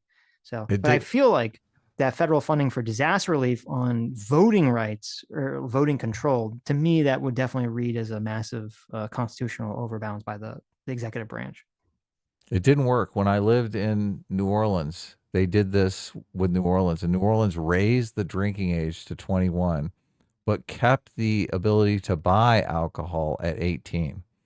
So you had constantly people coming from Texas to New Orleans so that they could party, right? A bunch of 18-year-olds could come over and party. Right. And it's so insane. Like, I worked at a bar and they're like, yes, you can check their ID. If they're 18, right, you can sell them alcohol. Oh, but they can't drink it, right? And they're like, yeah, just look the other way on that part. Right. So everyone would drink under 21 in New Orleans. So right. I think they cracked down on it though. So I don't think today, I think they raised the age to 21 to buy alcohol. Well, I'm sure. Like, because this was the Reagan signed this in 1984 and the legal case was in 1987. Oh, I heard all about it in New Orleans, because New Orleans has the shittiest roads in the fucking world because they held it off for so long. And because the roads are getting worse and worse. It was funding for roads and stuff like that. Right. They're like, fuck you. We don't want the money. Yeah. We're keeping our drinking age at 18. And then they pulled this trick, this switcheroo. Right. Mitch for 2 Aussie bucks says thoughts on Made in Abyss and Death Parade. So I haven't seen either of these animes. I believe Sam has seen Made in Abyss. It's like this really cutesy looking anime that's like really, really dark and sad. So I have not wanted to watch it. But I think Sam's seen Death Parade, but I don't remember what she said about it. So I want to watch more of Severance, but I haven't had time. I haven't been able to watch anything. No time. Alex Wright for $5 says Powell said the Fed isn't rushing to adjust monetary policy. It's a wait and see mode. So I don't say we'll see a cut in March FOMC meeting. In the March meeting. They're predicting 2 cuts. Because I remember, we talked about this on the last stream. They're predicting 2 cuts, which I think would get us under what I'm looking for your. Well, he's saying it wasn't going to go under 4, and you said not under 4, but yeah. But it's at 4.5 now. So if we get 2 cuts, it will go to 4. Right. But not under 4. So right. And Ryan will win the gentleman's bet. Right. But I think I have until the end of the year, right? So you have until the end of the year. We're good. Yes. Ryan Owl for $2. $2. You guys should watch the Astartes 2 trailer. Yes, there's a new Warhammer game that everyone's excited about. Oh, nice. Ace for $10 says aid should never be conditional, especially in an emergency like this. Worse, California deserves the aid because of how much the state pays in taxes. It is gross to hold aid hostage like this. Yeah, I think I agree. I think I agree with that. Yeah, I do too. Yeah. It always just looks bad. I don't know what the aid is going for. Bad, so it's just so weird. The people have lost their homes, and the government is like, "We're here to save you. Here's a check for $750." It's like, okay, fuck you. Right. Yeah, I don't know. I don't know if the aid is for. I'm assuming the aid isn't for individual people. If it's for like cleaning up a lot of the stuff, cleaning up debris, making it so things are habitable again. Right. Rebuilding stuff. So maybe it is for people. I don't know. Yeah, I don't know exactly how the aid breaks down. Ace for $10 says the fact that Trump and the GOP even thought of doing this is gross and evil. There's a real debate if California could do anything about these fires, so making the aid hostage is still wrong, even in that case. Yeah, I think it's bad. I agree. Yeah. Shouldn't be done. It's Ace for five. Tying it to like voter ID is not pretty good. Yeah. Morally reprehensible. Yeah. Yeah. Ace for $5 says Christopher Rufo is a liar who knowingly made fake news so to make it look like the Haitian immigrants ate their pets. Don't trust the guy unless shown otherwise. Did he start the pets thing? He didn't, if I recall correctly, it's because it's happened a while ago. I don't think he started. I remember when the accusation came out, he like quote investigated it by like trying to provide evidence for it or something. And the evidence was like kind of not really evidence. And it was in like a different city, if I recall correctly. And it wasn't really evidence of the claim. So Christopher Rufo, in my experience, is kind of like a mixed bag. So you're right. You have to take things that he says and fact check them. I think he does a lot of good things. I think he does a lot of not so great things.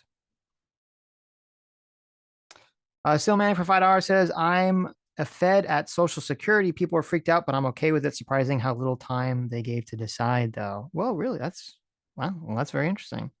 Look, we got people all over the place doing all sorts of important jobs, letting us know the tea. Well, let us know if there's any tea, Steel Manning, because I am very interested about this.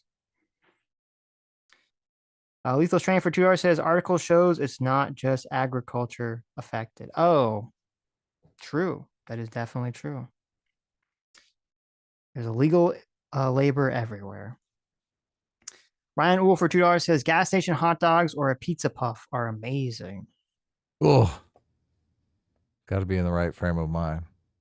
Blasted drunk. Yes. Meta Rules 81. Thanks so much for joining the Free Will Seekers. Yes, welcome. Look at this. Mr. Silla for 6 months says, Abba is by far one of my favorite YouTubers. His opinions about personal responsibility and duty are solid. You guys are awesome too. LOL. Jank emoji. Well, thank you. Well, that's good. Thank you, Silla. That's a good sign that your girl likes him a lot. Yes.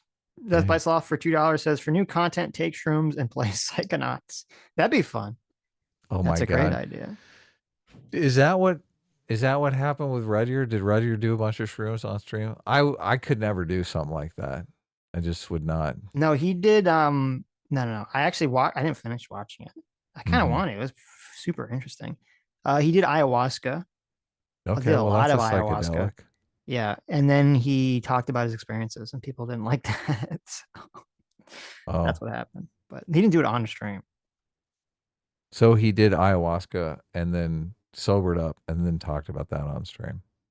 I think it was a while ago. I don't remember the exact time frame because he did a bunch of ayahuasca over the course of a year, and he was just talking about like what he experienced / learned from the experience from doing it. So I think people have to be careful with how they interpret spiritual drug trips because. Oh, you think? Yes, I know like should go without saying, but listen, until you've had that experience, people don't understand like the pull, the magnetism of it. Because you have to remember, you could be on this thing, and I'm a person that believes, I'm not atheist. I'm a person that believes that maybe you can, enter a spirit world or something, have some experience, right? I think it's possible, but you have to remember, you're still on drugs. Okay. So whatever you're experiencing is not like a sober, objective experience. Your experience. So even if you believe that you can experience the spirit world or something esoteric or spiritual or magical on, one of these hallucinogenic trips or whatever. You still have to remember, even if you really are experiencing something, you still are on drugs and your perception is massively impaired from being on that drugs. So that's the warning I would give out. Rhythmus for $2 says, my uncle owns a construction company. I assure you the Mexicans take a nap in the middle of the day. There you go. The siesta is real. Okay. Holtz for $2 says, this will be a multi-parter. Okay. Holtz for $2, $4, $6, $8. Thanks so much. Says, as a former landscaper, it really chaps my ass when someone says these jobs that Americans don't want to do. I fucking miss that work over the shitty office work I do now. It just doesn't pay enough to sustain the kind of lifestyle middle-class Westerners are used to. I'm happy to see prices for that kind of work go up if that means that our working and lower middle-class people are getting paid what they deserve. And if people can't afford to pay their gardeners, they can do their own yard work. The only issue is that specialization is the key to maximizing the value of your labor. So I'm curious if an increase in the cost of those kinds of services will affect the wages demanded by white-collar workers, or if that will simply mean a lower quality of living for highly specialized individuals. Obviously, a different conversation than food production. Well, amen. Who was that? Who was that from? Holtonator. Holtonator, yes. I totally fucking agree. There's so many guys that would love to work in construction, fucking be exercising all day long, be outside in the sun. Right. Yeah. Yeah, no, I agree with everything you said. And I think you said it very well. 100%. Yeah.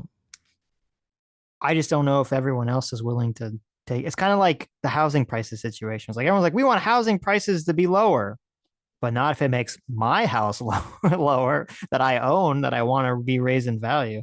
So it's one of those situations. We're like, okay, a lot of NIMBYism going on, I guess.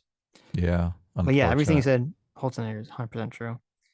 Solid for $2 says, I was talking to someone about the Destiny situation. This person said he'll get out of it because he's been through worse, that he doesn't seem like the type to trade around secret videos of women. Press X for doubt. I mean, that sounds like that person talking to you is just coping massively. I don't know. They got a big investment. These Destiny people watch them all the time. So right. But did they tell you what's the worst? That's not even true. What is the worst?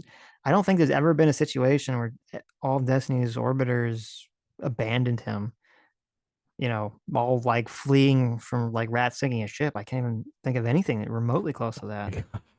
Rats sinking. Even when you demonize these people, Sitch.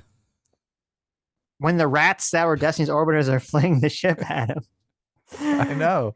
Yes. Look at you. Yes, 100%. I am. But I mean, even when he got banned from Twitch, for his BLM stuff, I mean, I was nowhere even in the ballpark of this. So I don't even see it as being. I don't think he's done anything worse. Soldos for $2 says, so to be clear, in the past few days with Trump, he's removed General Milley's security clearance and security detail, making it easier for foreign adversaries to kill U.S. officials. He's removed photos of past secretaries of the Army, very Stalin-esque, and Trump has illegally fired inspector generals whose job it is to root out corruption. So Sitch is correct and Adam is wrong. Trump will not be a benevolent God King building bridges, but instead a dictator. Well, I mean, you said I was right and Adam was wrong, so I'm just going to say you're correct. This is a tough situation because he did say, I don't know the case of General Milley, but Bolton, who he doesn't like and did the same thing to, is fabulously wealthy. And he's saying, why does the United States taxpayer have to pay for a security detail when he's fucking rich and famous enough that he can buy his own security detail? So I do think that argument has some merit. The problem I see is that you can't apply that universally because we want people in government that are not fucking rich billionaires, right? Who can afford their own security detail. We want average Joes in government.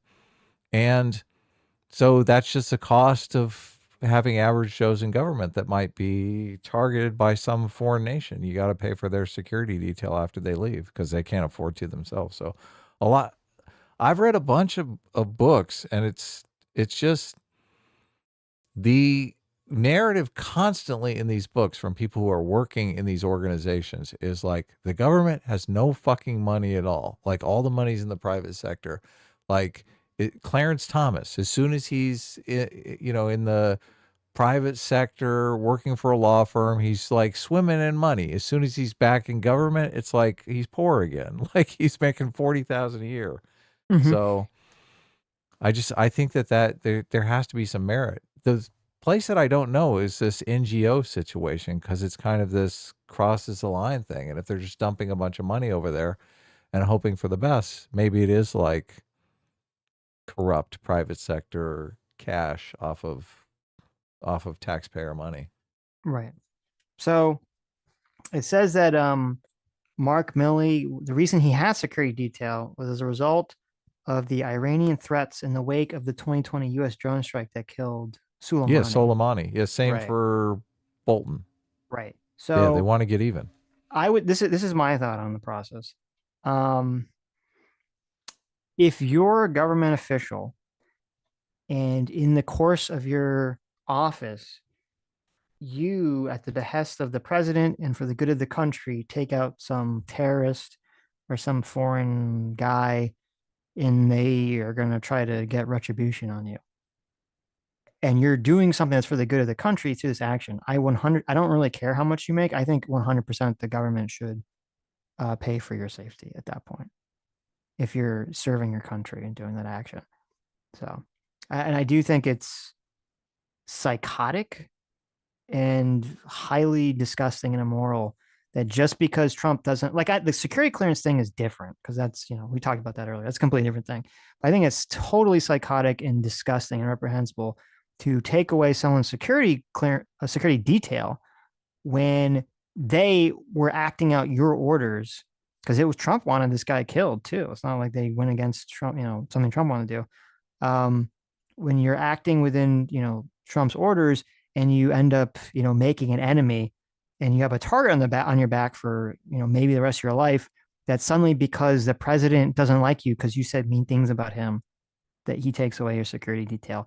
And I think if Milley or Bolton or any of these people do get killed or taken out, I think that Pete Hegseth and Trump should be held criminally liable or investigated for that action, because I think that's fucking disgusting.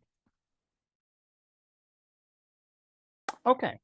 Solo for $2 says the times, place, and manner of holding elections for senators and representatives shall be prescribed in each state by the legislature thereof, but Congress may at any time by law make or alter such regulation. Hey, stop that. This isn't a Brittany Venti stream, okay? It is. What does it have to do with an executive order? It's not Congress, Solo.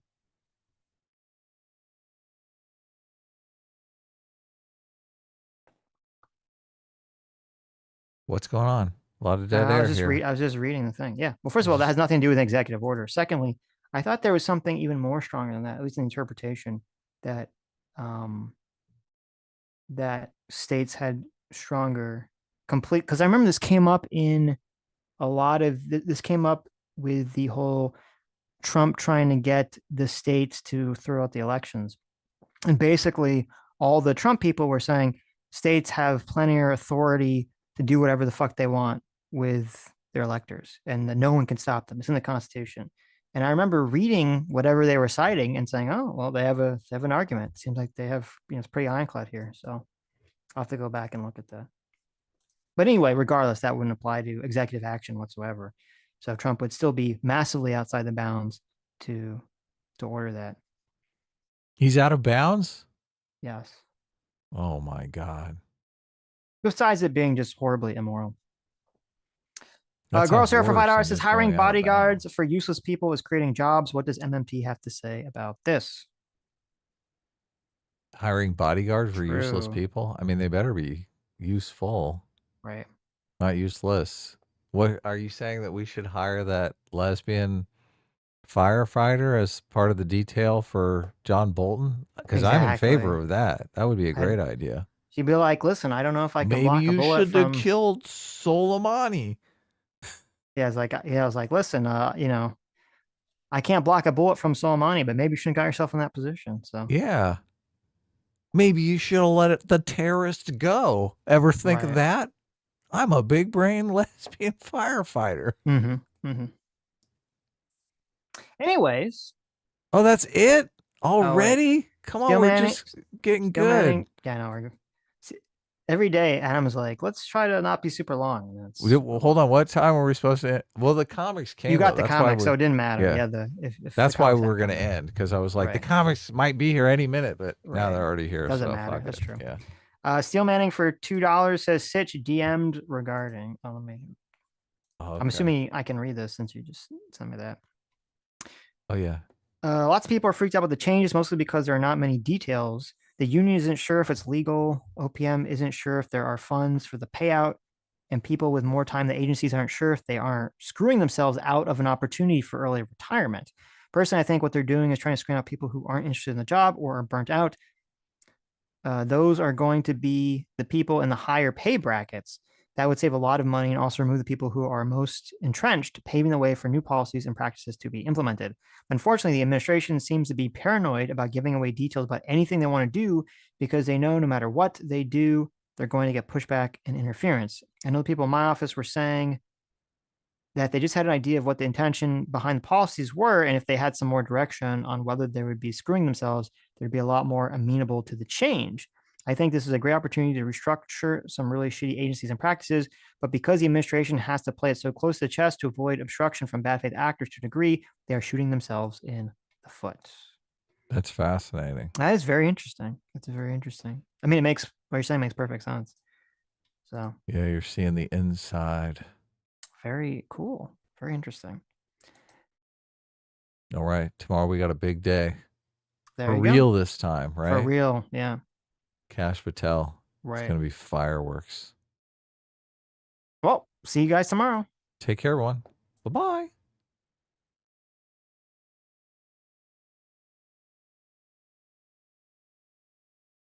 Okay.